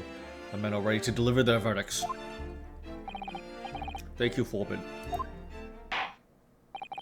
Very well. Ladies and gentlemen of the jury, you will now declare your final decisions to the court. Not guilty. Not guilty. Not guilty. Not guilty. Not guilty. Not guilty.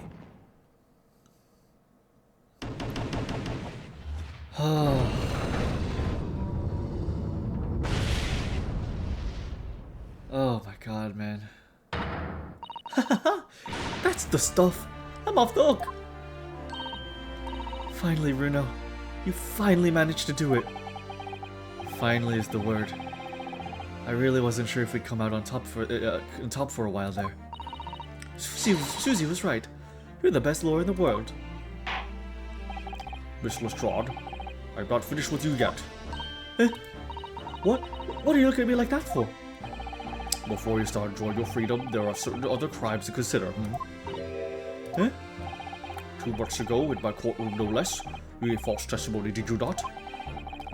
And in relation to the trial today, not only did you unlawfully enter Winterbank Pawnbrokery, you also attempted to abscond with Mr. McGilda's property, as it seems. I never done nothing of the sort. Of course not. It's not like you were gleefully wearing McGilda's coat in your cell yesterday or anything. Aww. And just when I was getting excited about throwing a party for Guinea this evening. And turning our attention to the defense. Determining that, when played together, the music box disc contained a message in Morse code was, well, it was certainly a most unexpected revelation, counsel. Quite so, my lord. The prosecution was caught entirely off guard. In fact, I think we should applaud my learned friend's courage here today. I propose a toast to demanding the government secrets be disseminated before the entire courtroom. Very sorry about that. It was the only way I could get Inspector Gregson to admit that what he done. So, if I may say something at that point, isn't that? Oh, it's about the sounds produced by the music box before. I do wonder if that was really Morse code at all. What are you saying, madam? Oh, well, it's just, I'm really rather fanatical when it comes to Morse code, you see. So much so that the whole world seems to be covered in dots and dashes to me, in fact. Goodness, madam. An unhealthy level of obsession one feels. But I must say, in my opinion, the sounds produced by those 2 discs were nothing more than that. A meaningless series of 2 different notes. What? Can that really be? It wasn't Morse code after all? My lord, the defense would like to listen to the music box again. Are you after not? How many times do I have to tell you those just contain ministerial secrets, sunshine? This courtroom is not an appropriate forum to discuss the nature of the government communications. We noble gilded conspired to trade national secrets with our enemies, secrets acquired from Mr. Graydon. Now that the man has admitted to his crimes, we have no need to pursue the matter further. But it's really going to bother me. Mr. Strahd? Yeah, my lord. That which you have seen today here in this courtroom has been extremely disturbing. Falsified evidence, intimidation, perjury, a grim catalogue of depravity. An appalling experience to befall any child. Come on, there ain't nothing I don't see most days in the back slums. I beg your pardon? If you're weak, you pay for it. That's how life goes. Gina. But look, I reckon I've worked something out today.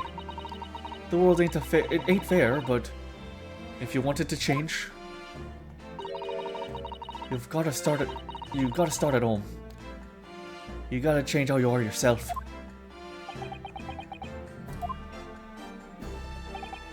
Well, it's a very laudable lesson, I would say. I eagerly look forward to the board again, Mr. Strahd, never gracing my courtroom with her presence again.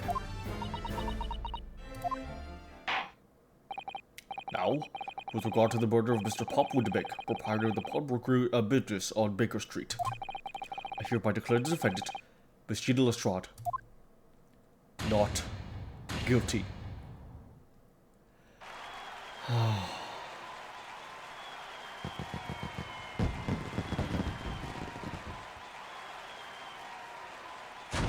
Oh my god. Nice.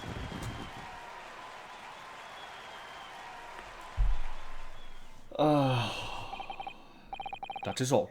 Court is adjourned. Do not shoot a gun in my room again.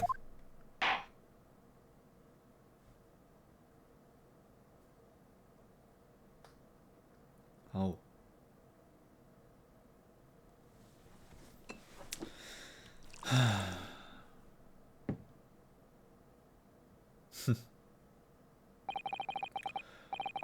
On a personal note, I must say you've surprised me, my Far Eastern friend.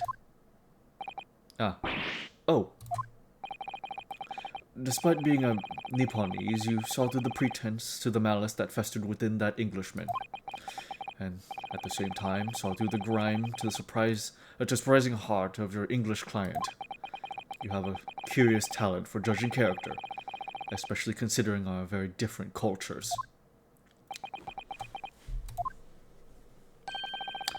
I don't think there's anything curious about it. Whether we're from the Empire of Great Britain or the Empire of Japan, we're all human beings. We're not so very different on the inside.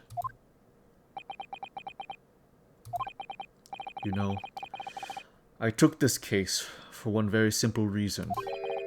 To lock swords with you once again, here in the courtroom. You did?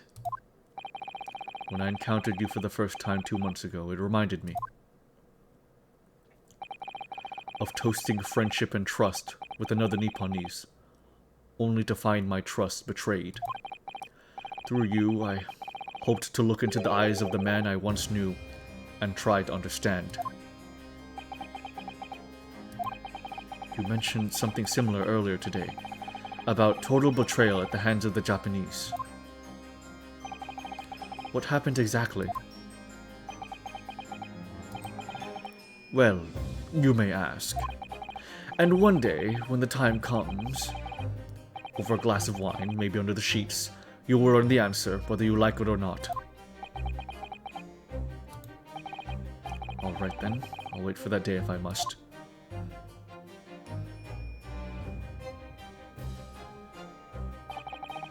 Coming to be known as the Reaper of the Bailey, and my retirement from the service 5 years ago.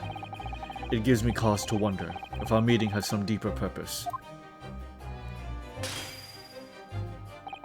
So, farewell, my learned Nipponese fellow, until we meet again. Holy fuck. Holy fuck. Holy shit. 17th of April, 5:24 p.m. The Old Bailey, Defendant's Antechamber. It's done. It's over at last. But where's Iris disappeared to? Ah! Congratulations, Gina. I knew it all along. I knew that you were innocent. Well, you did what you said, Naruto. You believed in me, right up to the end. You're as odd as your name. What's odd about it? I told you I had faith in it, didn't I? No one ever has before, see? I kept a promise. I mean, properly. That's awful. I figured something out today. All my life, growing up in the slums, I've never trusted no one. But that's just because I've been scared of being stabbed in the back. I mean, the more you trust someone, the more it hurts when they let you down. Yes, I think I can understand that. After all, I had a taste of it in that trial 2 months ago. I chose to trust someone and paid for it. That betrayal left a big scar. You know though, Gina, I worked something out quite recently too. Trusting in someone else is really an exercise in learning to trust yourself. And when your gut tells you it's the right thing to do and your trust is rewarded, there's no better feeling in the world. I think I have you to thank for reminding me of that valuable lesson. Oh, well, if you say so. Don't make a fat lot of sense to me though. I'm trying to say that putting my faith in you, Gina, has been a real pleasure. Oh, for crying out loud, pack it in. But I suppose I sort of feel the same way. I mean, sometimes trusting someone else is, you know, alright. Thanks. This is the way I see it. Oh, this is the way I see it, Ryunosuke. A defense lawyer is only as good as his faith in his client. And that comes down to how much faith he has in himself. After this experience, I'm starting to feel like I understand what you mean. Kazuma. Am I living up to your expectations? Am I turning out to be the lawyer you believed I could be? Pardon the interruption. Oh my god. But what the deuce does a man have to do to be noticed around here, my dear fellow? Oh, that voice. It's too late for that voice now, Mr. Naruto. I've been standing here patiently in the corner of the room for an eternity. Yes, it was me all along, I would have said, when finally you noticed me. But you people with your incessant babbling. Mr. Sholmes! Yes, it was me all along, you see. Can't stand this fucking guy. I'd assumed you'd been taken back to the hospital, to be honest. Indeed I was, but I managed to escape again. Oh. I happen to be aware of one or two foibles of the doctor who is tending to me. I merely made my knowledge of them known to the man, and he happily issued me with a leave of absence. Very above board. But enough of my adventures. That was a fine victory, Mr. Naruto. Your tireless efforts justly rewarded, I feel. Congratulations are in order. As a close friend, I tip my hat at you. Oh, thank you. Some great detective you are. Great at being cold as ice, maybe. Have I irked you in some way, Miss Lestrade? While you've been having a snooze in your nice soft bed, some of us have been fighting for our lives. Ah, well, that bullet did cause me to lose a substantial amount of blood, it's true. So I have indeed been feeling somewhat cold. Not perhaps as cold as ice, but, well, have a feel. Could you take your hands off my neck, please, Mr. Sholmes? And in some way, I suppose congratulations are in order for you too, Miss Lestrade. What's that supposed to mean? Why so half-hearted? Well, naturally, it isn't my intention to alarm you, but An acquittal in a trial with that particular prosecutor is perhaps a little precarious. Well done, Mr. Sholmes. Not alarming in the slightest. Oh, the Reaper, you mean? Because anyone who's found not guilty in a trial he was working on winds up dead anyway. Is that it? A very point I was trying to make. As exemplified by the fate of Mr. McGilded, in fact. Ah, but of course, I pay no attention to such irrational drivel myself. Yeah, well, it don't bother me. Oh, really? Of course not. The way I see it, the Reaper's a bit like, I'm upstairs. Him upstairs? Oh, you mean like God? Yeah, him upstairs. You know what's what, right? He knows what people are like on the inside. You wouldn't have got the wrong end of the stick. There are some cubs like that Bogtrotter what are rotten to the core. At the end of the day, him upstairs make sure they get what they deserve. I suppose that's one way of looking at it. Divine justice is one thing, though. The Reaper taking matters into his own hands and claiming lives is another. Well, I ain't like the McGilded of the world, so I ain't scared. I got principles, see?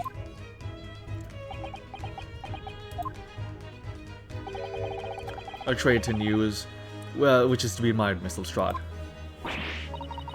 Oi, just give it a rest, alright? As I was saying, congratulations are in order.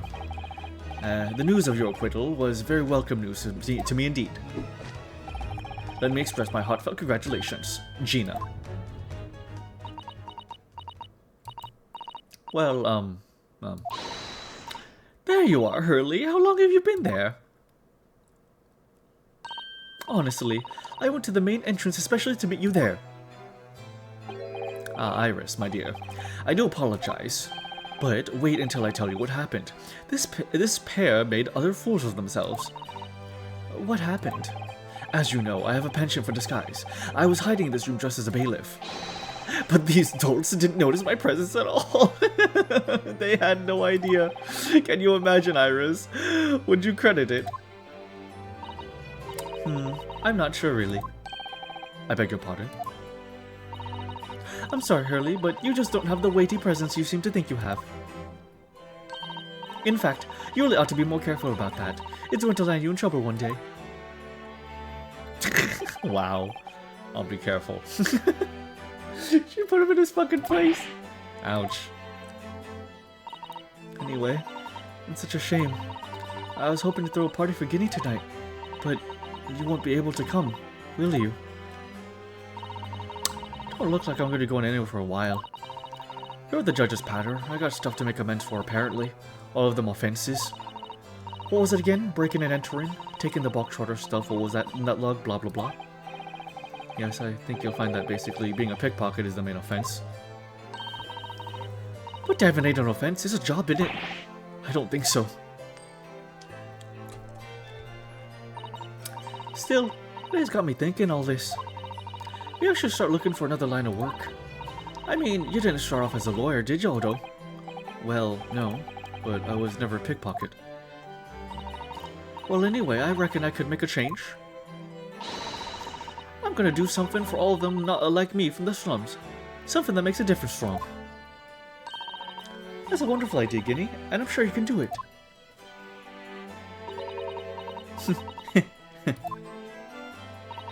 What is it?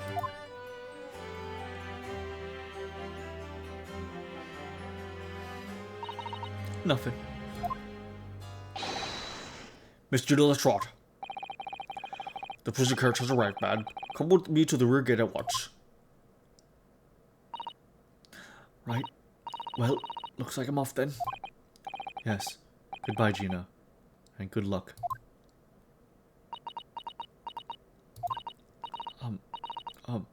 Odo? Yes?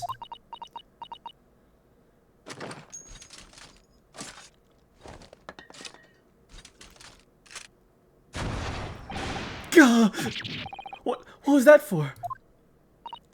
I don't know. I mean, I don't know what to say, so... Ah, indeed. Perhaps the situation calls for a phrase hitherto missing from your vocabulary, Miss Lestrade. Eh? On occasions such as this,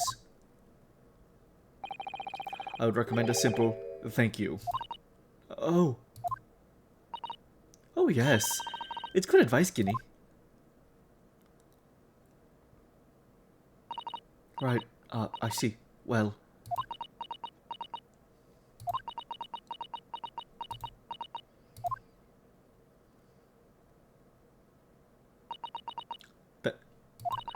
Thanks. Oh, no. Oh. Thank you for everything. What you've done. For believing in me. Oh my god. Oh my god. Not at all. In fact, that should be my line. Thank you, Gina. Oh my god. Oh. Well, there she goes. I wonder if I'll ever see her again.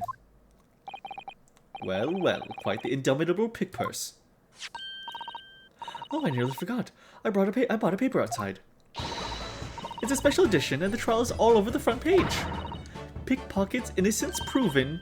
Isn't it wonderful? You should have shown it to Gina, Iris. She would have been thrilled. Oh no, how silly of me. But anyway, would you like the good news or the bad news? Ugh, not again. Well, what do you say, Runo? Hurley? As usual, I think I'd rather get the bad news out of the way first. Absolutely not. I have no intention of listening to anything but good news. And there you have it. How people answer that question says a lot about them, doesn't it?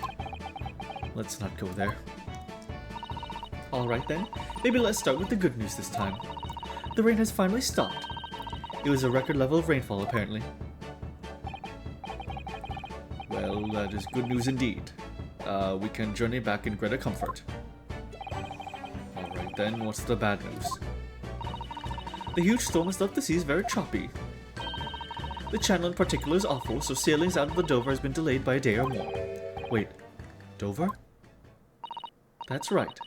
If we head to the station immediately, we may still make it in time to wave Susie off. But, there won't be a train, surely. We couldn't be that lucky. Who do you think I am, Miss Naruhodo? Mr. Sholmes? I rushed to Victoria Station earlier and made arrangements for a special express. If we hurry now, we shall be there in time for dinner. And I know of a fine restaurant that serves the most delicious baked sole. I don't. The great detective does it again. Indeed he does. I happen to be aware of a number of rail transport directors' foibles. What? I merely made my knowledge of them known to the man, and he happily laid them locomotive elementary. Just an idea, but it might be wise to stop manipulating people that way. What are we waiting for then? To London, Victoria!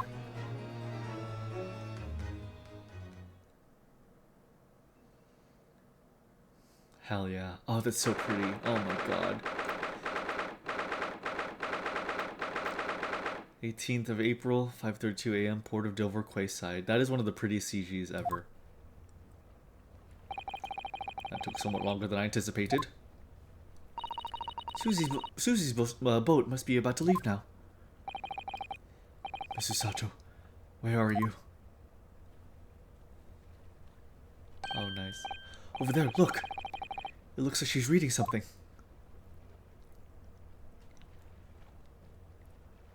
Hold it! Hold it! Mrs. Sato, wait, what are you doing?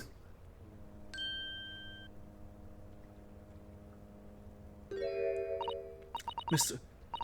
Naruhodo, what are you doing here? We came as soon as we could after the trial. I mean, we heard the sailings were being delayed due to the bad weather, you see. Oh, I see. Then tell me, how did Gina's trial go? It went well. She was acquitted.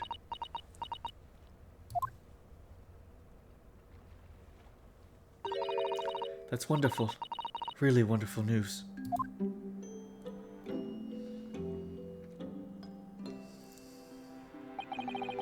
The book you were about to throw into the sea. It was your encyclopedia of British law, wasn't it? Oh dear. I was hoping you hadn't seen that. I'm not worthy of practicing law in any way now. So, I was saying my final farewell. You're saying goodbye to law? You? Susato-san? Would I be correct in assuming it's because of the peephole, Miss Susato? I deliberately altered the scene of a crime, and then I tried to hide the fact. What I did is utterly unforgivable. That reminds me. How did you even come to have this, Susie? On the evening of the incident, Mr. Sholmes had invited Gina to dinner, if you remember. Oh yes, we had a wonderful time. Well, Gina gave us a little introductory lesson, didn't she? To the art of pickpocketing, I mean. Oh, that was so much fun! I stole Runo's armband! Yes, please don't do that again, Iris. That band's very important to me. Well, if it's so important, then you should pay more attention to it. You didn't notice for ages. On a whim, I thought it'd be fun to see if I could take the cat flap-o-mat. So I put it up my sleeve. Really? And then I rather forgot about it until I found myself in Mr. Winterbank's shop with it later that night. I see. And then...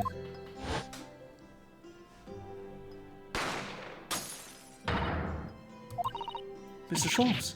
Mr. Sholmes! Leave me, Mr. Naruhodo. Right.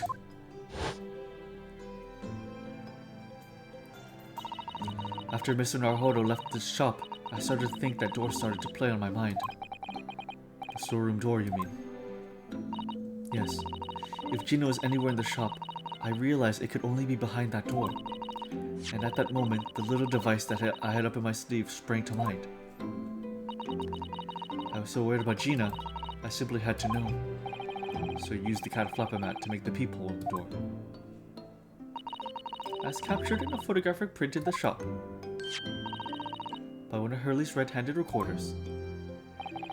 Indeed, it was of the first importance at that point. Precisely when the peephole was made, that information would prove to be Mr. Naruhodo's greatest weapon. Though naturally, without proof, it would have amounted to nothing. When I looked through the hole in the door, the sight that met my eyes made my blood run cold. That started to run through my mind. I remember that trial 2 months earlier, the trial of Magnus McGilded. I thought about how he manipulated the evidence and arranged false testimony to secure his freedom. I made the British justice system feel very dark and sinister to me. And then a terrible thought occurred to me. What if some wicked criminal was planning to do the same thing now?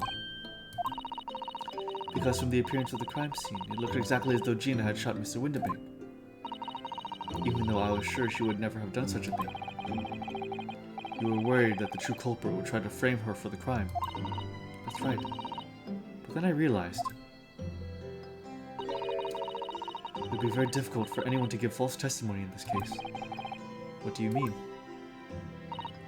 Well, the crime appeared to have happened behind the door of a locked room. For someone to claim falsely to have witnessed it, there would have been a way to see beyond the door. For which a peephole would be the very thing. Only the peephole I had made wasn't actually there until after the crime had been committed, of course. And the criminal would know that, so it wouldn't make any difference. But the possibility of a rather ingenious trap was there, was it not? A trap? Is that why she did it? So, is that why you kept it a secret, Susie? You never mentioned that you made the peephole to anyone, not even the police. I know. And I knew at the time what I was doing was wrong. A criminal offense, even. That's why I decided to confide in Mr. Sholmes. Because he commits a lot of crimes on a daily basis, including eating men alive. If Mr. Naruhodo is completely backed into a corner with no other possible means of escape, the truth about the peephole could save him. That was my plan. She really does think of everything. But then, Why didn't you just tell me everything before the trial began? My dear fellow, you're thinking straight. You're not thinking straight. If she had done that, it would have rendered you complicit in the whole escapade. Ah.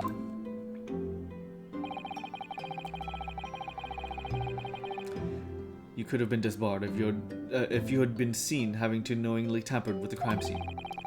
So, Mr. Sato decided to shoulder the burden of responsibility alone. For your sake, and Miss Lestrade's. Mrs. Sato. The truth is, when it happened, I did it because I'd lost a little of my faith in the law. Oh. I was worried that the right person wouldn't be convicted of the crime. But the moment I allowed myself to think that is the moment I lost my right to call myself a judicial assistant. What you did isn't comparable to what he did. Graydon is the one who lied in the witness stand, using that people as a way to implicate Gina. And besides, if the people inconsistency hadn't existed, I'm not at all sure she would have been acquitted in the end. Mr. Sato, what you did saved Gina's life. Well, with your kind words, Mr. Naruhodo, you've saved me too, from my regrets.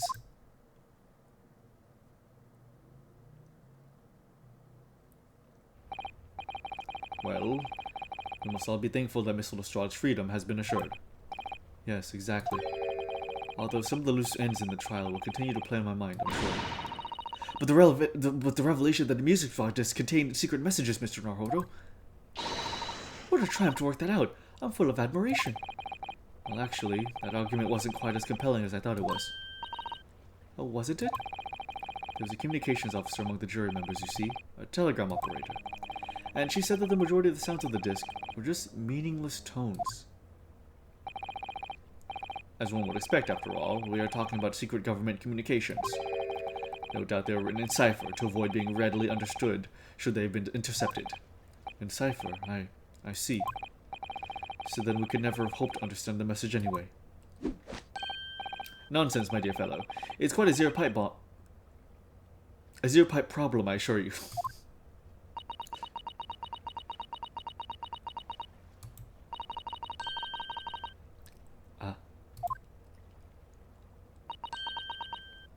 Sogi. What?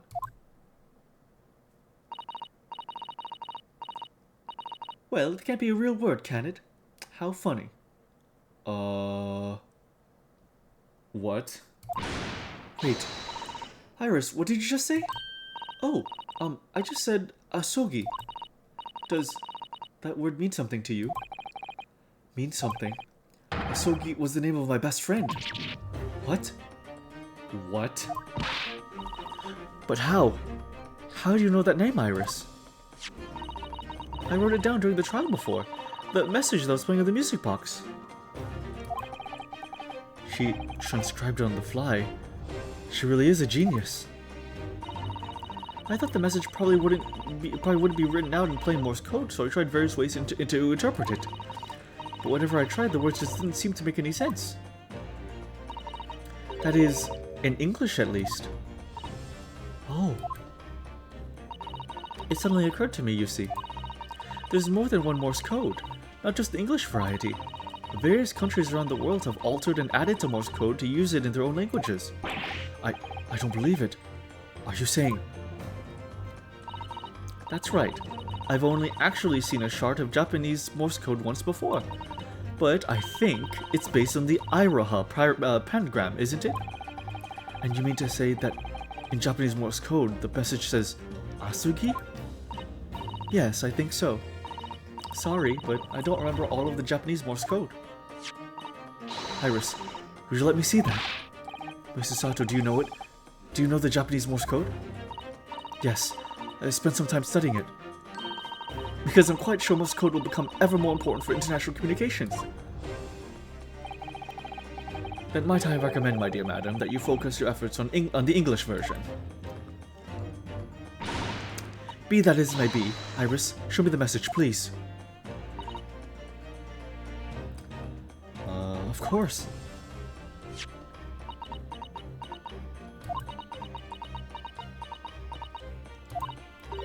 But what can this possibly mean?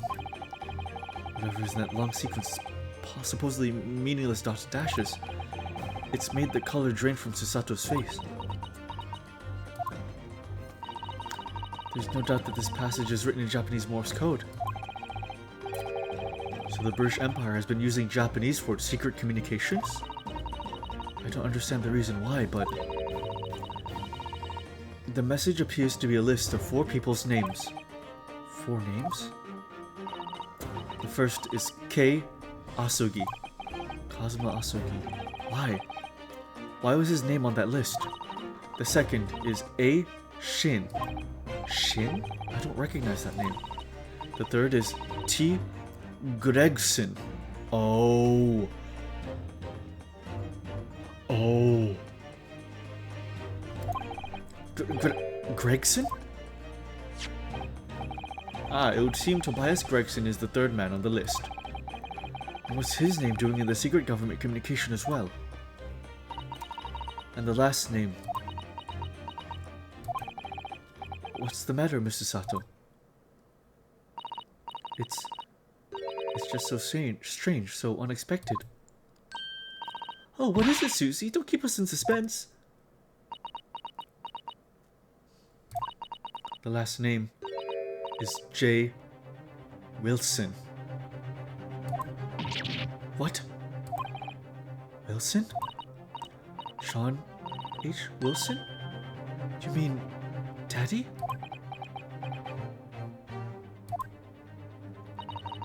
It says only J. Wilson, so I'm afraid I can't be sure. And after the 4 names, it reads, if translated from Japanese, that is all 4. And that's the end of the message. Or rather, the end of what you noted down, Iris.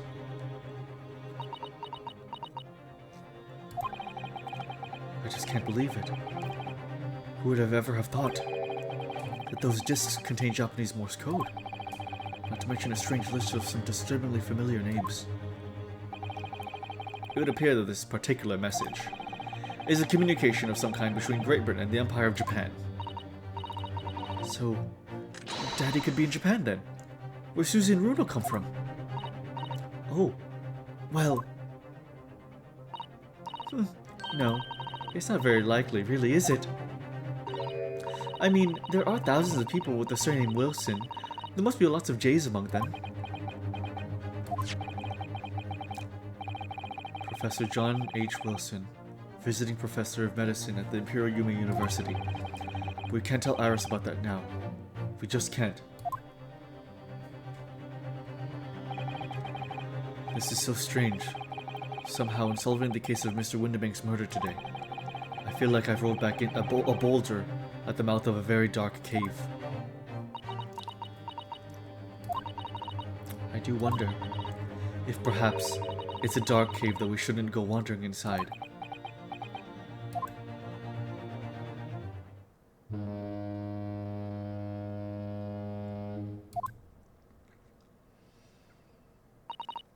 Oh dear, the ship is going to set sail soon. Yes, it seems so. I'll sail in that steamship first to the port of Dunkirk in France. Then I'll change into a larger passenger vessel bound for Japan. You're really going then, Susie? We wish you safe passage, Miss Susato. Thank you so much. I wish all of you the very best. Mrs. Sato, I had hoped to have you always at my side, to guide me and support me. Mr. Naruhodo, please, come back soon. As far as I'm concerned, you really are the best judicial assistant in the world. I'm quite sure. I'll be back before you know it. Really, Susie? Oh, now don't forget, Iris. I made you a promise I've yet to fulfill. A promise? About your manuscript. Huh? yes. Hound of the Baskervilles. Well, I'll be waiting for you then, Susie. A promise is a promise. Definitely, Iris.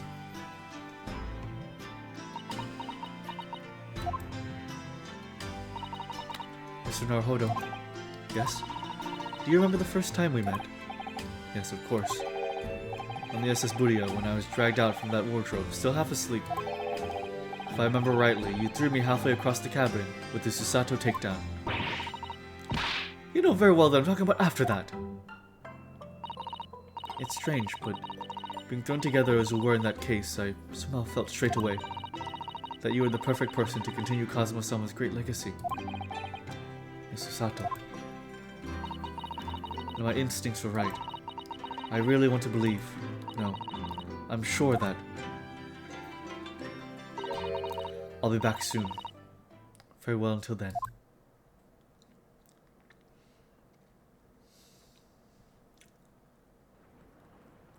Oh. Oh man.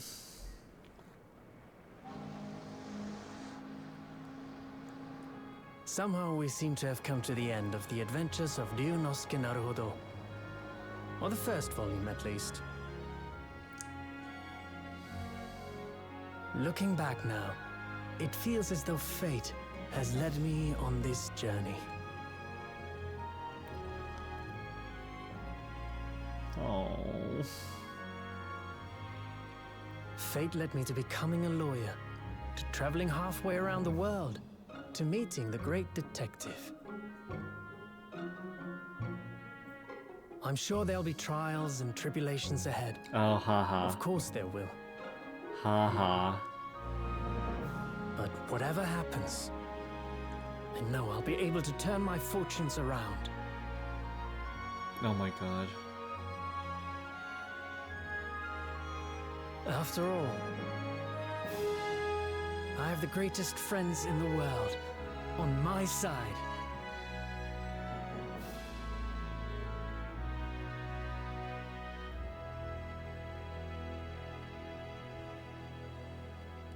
Oh.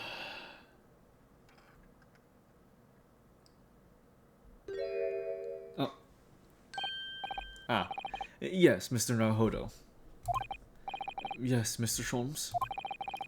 I have some rather awkward news.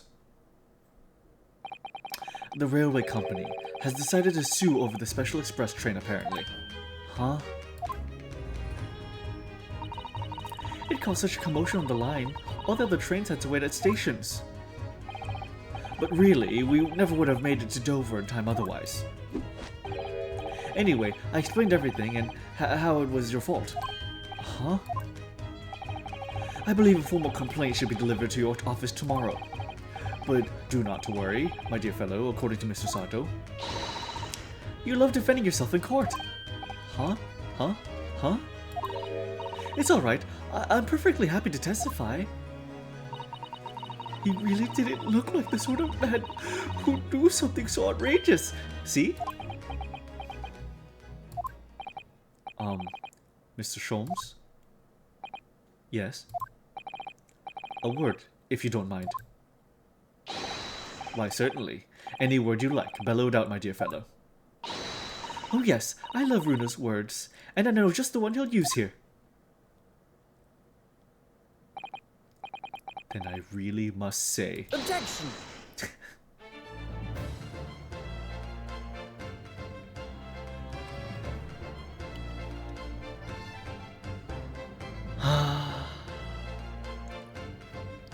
Alright. We're now halfway through Great Ace Attorney.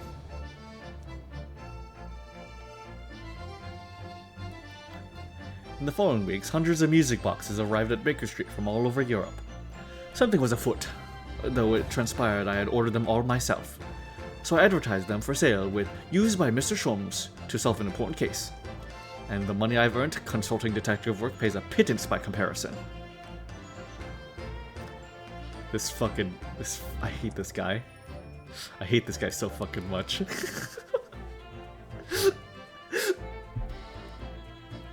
I haven't slept a wink This manuscript is due tomorrow now. When I'm this busy, Hurley usually makes me breakfast. Well, cooks is an overstatement for some dry toast and insipid coffee. I do miss Susie and her lovely Japanese breakfast. Man. God, what a good game. Witness, your testimony is riddled with contradictions. Exactly. Rarely do red coupon coins hide under red stick themselves. Well, I don't know, son. Knows his father an innocent man, or are you calling my son a liar? Witnesses, my courtroom is no place for your petty arguments. Awesome.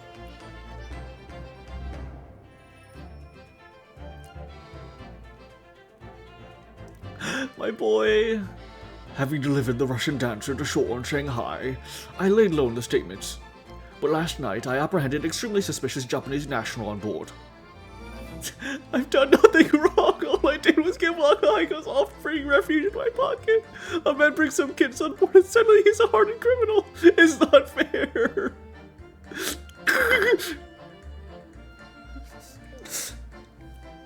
That's a real man, by the way. Like, that's a real historical figure. I love that. I love that they made a real historical figure so goofy. Scientific investigation will be the gold standard for policing in the new age. I dream of a world governed by the tenets of order and discipline. Like a great clock, in fact, whose hundreds of parts mesh together in perfect unison. Now, if you'll excuse me, I have but 2 minutes and 37 seconds until my next appointment.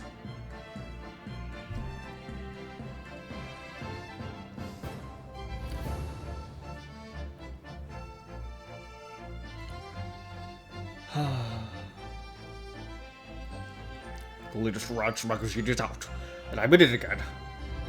Whenever I say I'm the one who she wrote now, I get a standing ovation. Want to hear it? Humph. Not bad, I suppose, for an amateur.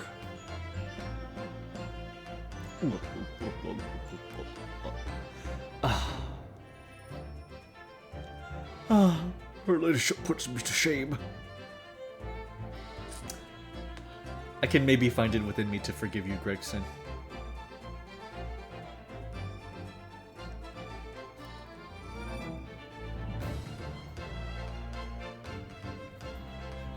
Visiting the old girl on a daily basis, of course.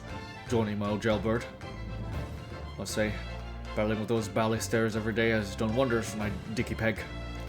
Managing rather well with the housework too. Got this maid business taped up, I say. Hope the gossiping neighbors don't realize the man of the house is his own maid. I really like him too. He was like my favorite side character, I think.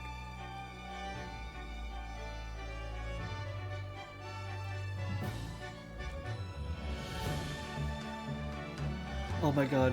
Yay. My Rolly's back on the beat again. All thanks to the Reaper. There's nothing to enjoy more these days than hunting out swans in the gutter. I'm a better Bobby now looking after under there's some half pennies and my lovely wife. Oh, Pat. Oh, Rolly. I love them. I love them so much. I love these two. So cute.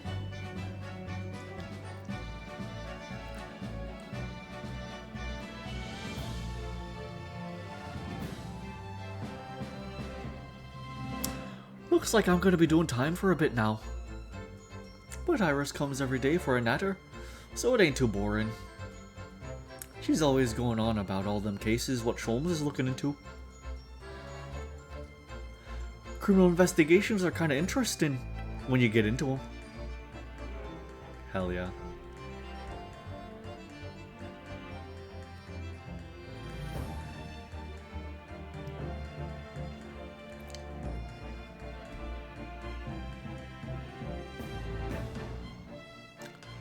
Yes, I renounced my upbringing and chose a life of sophisticated crime. But regrets? Please. Give over, bruv. Hey, that's what you used to know.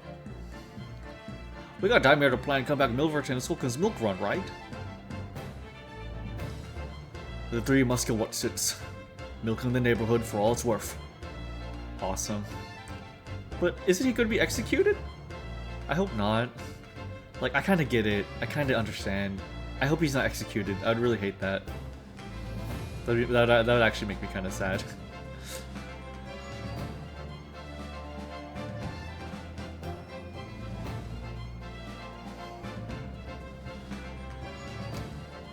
This past 6 months has been a time I shall remember. Painful goodbyes and wonderful encounters. I've come to realize that's what life is all about. Naruhodo-san, I promise. Your assistant will return to you one day. But for now, I leave you with many memories and a heartfelt wish that life will treat you well. Aww.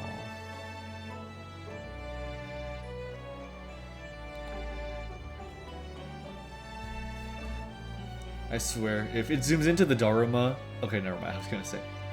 Aww. Aww.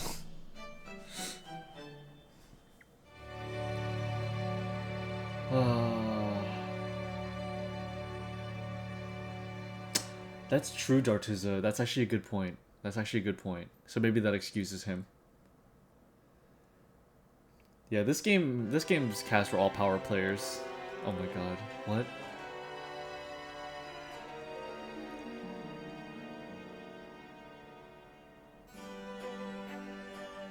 Oh.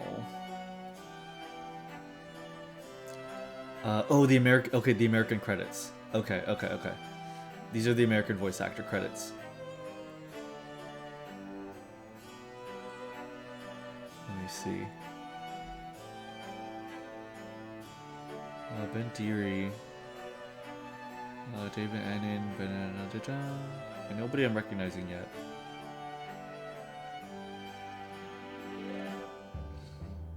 Okay. Okay, no, this is just the extended credits. Okay.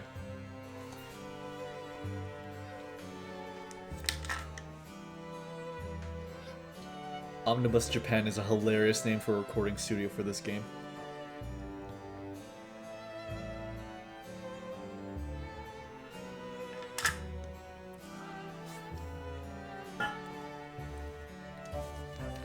That woman really did get away with everything for now. For now. I feel like that arc isn't over yet.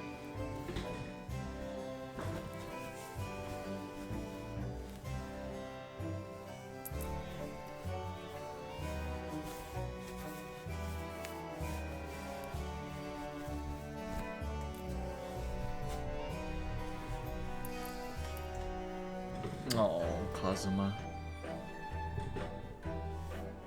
Hey.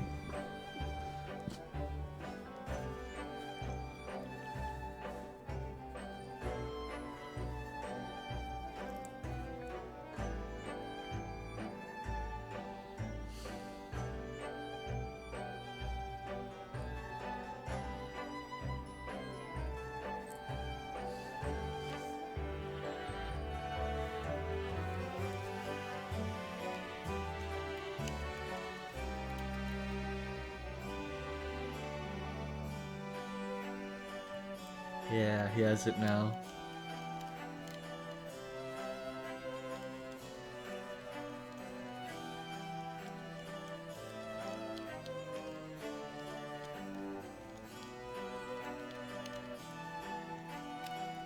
These credits are so cute.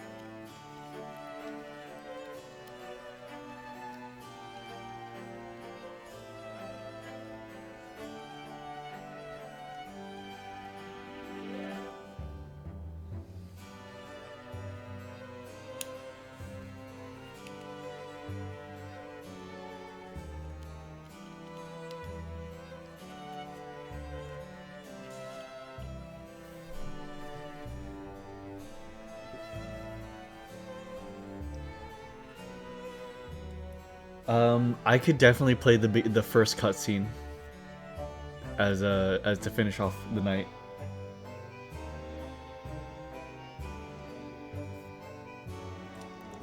Yeah, I might play the first cutscene of the next one.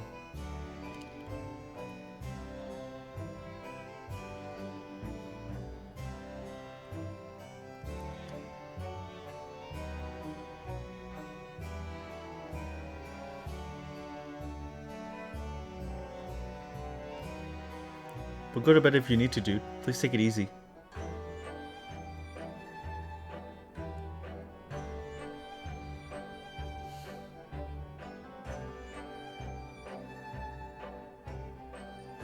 I love this cast so much.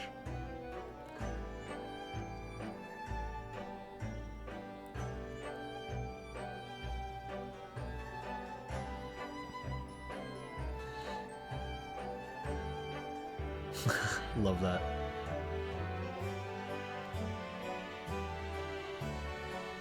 Of course I will. Of course I'll watch it when I start the stream next time. Yeah, 100%. Please take it easy, King. Have a good night. Thanks for sticking around so long. I'm sorry you had to stay up so late. Guinea, love her. Good night, King. Take it easy. Thanks for sticking around so long. I really appreciate it, man.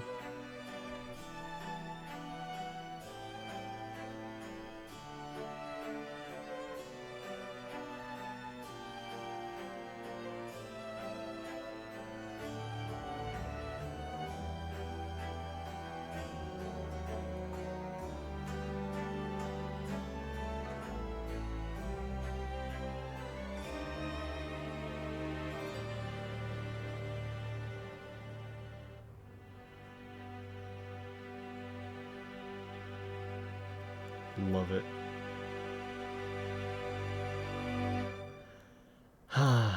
God, dude. Man.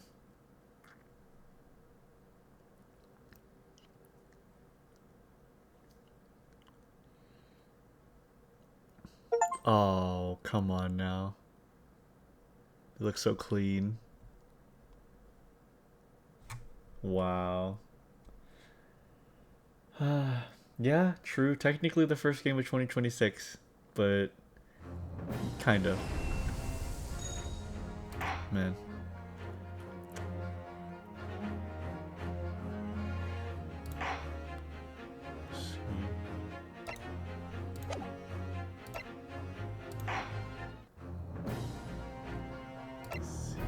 Ah. Cool. Cool, cool, cool. Cool, cool, cool. Alright, guys. You know what? Just because I imagine the cutscene might be a little bit long, I think I'll just leave it to watch next time. I think we'll just watch it next time. So next time, we go from the Great Ace Attorney Adventures to Great Ace Attorney 2 Resolve. We will pick this back up on next Sunday. Thank you guys so much. That was a really long, protracted court case, but it was a lot of fun. I had a really good time with that. So, thank you guys so much. That was absolutely incredible. Here, let me close out now. God. Incredible.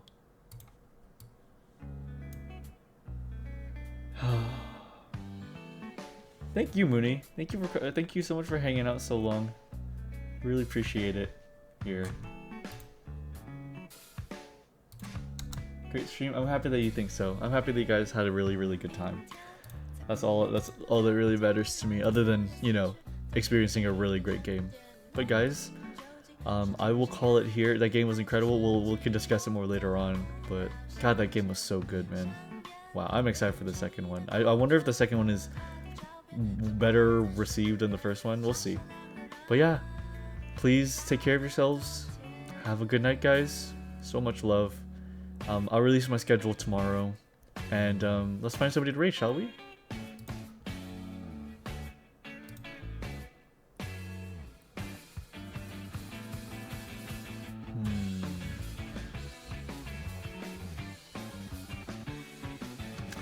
Let's see. Somebody to raid. Let's find somebody new, I guess. Oh wait, Hog Picks. Let's raid Hog Picks. I think that'd be perfect. I don't know why I'm not following Hog Picks. Why are they not listed under my followers?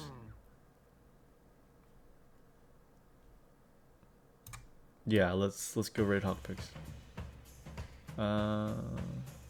Okay. Alright, everyone. Please say hi to Hogpix. Take care of yourselves and have a really wonderful night. See you guys. I'll see you later. Bye-bye. Good night. Rest well. Take it easy. Take care of yourselves and have a really nice week ahead of you, okay? Okay.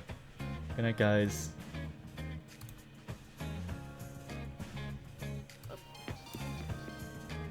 Favorite part of the DLC. Yes! Well, that's the thing, right? Is that like... Oh my god, Newt! Hi, Newt! Newt! Shout out my little Newtster. Hi, Newt! Yay! Thank you so much for the raid. It happens, right? Don't worry about it. Thank you for following now. Hi, Dartuza! Did you finish Ace Attorney? You're doing wonderful. Yeah, I'm doing great. Had kind of a stressful day, but like it's always really nice to hang out with people and do something chill. Just finished Great Ace Attorney 1. Yay, good. Cool. Thank you so much for the follow. Currently, I am this. Currently, I am a a yokai watch. I'm currently on Jibanyan. Yeah, it has. This has helped. I do have 2 other fun models that are for redeem. Thank you. If you guys need to like go rest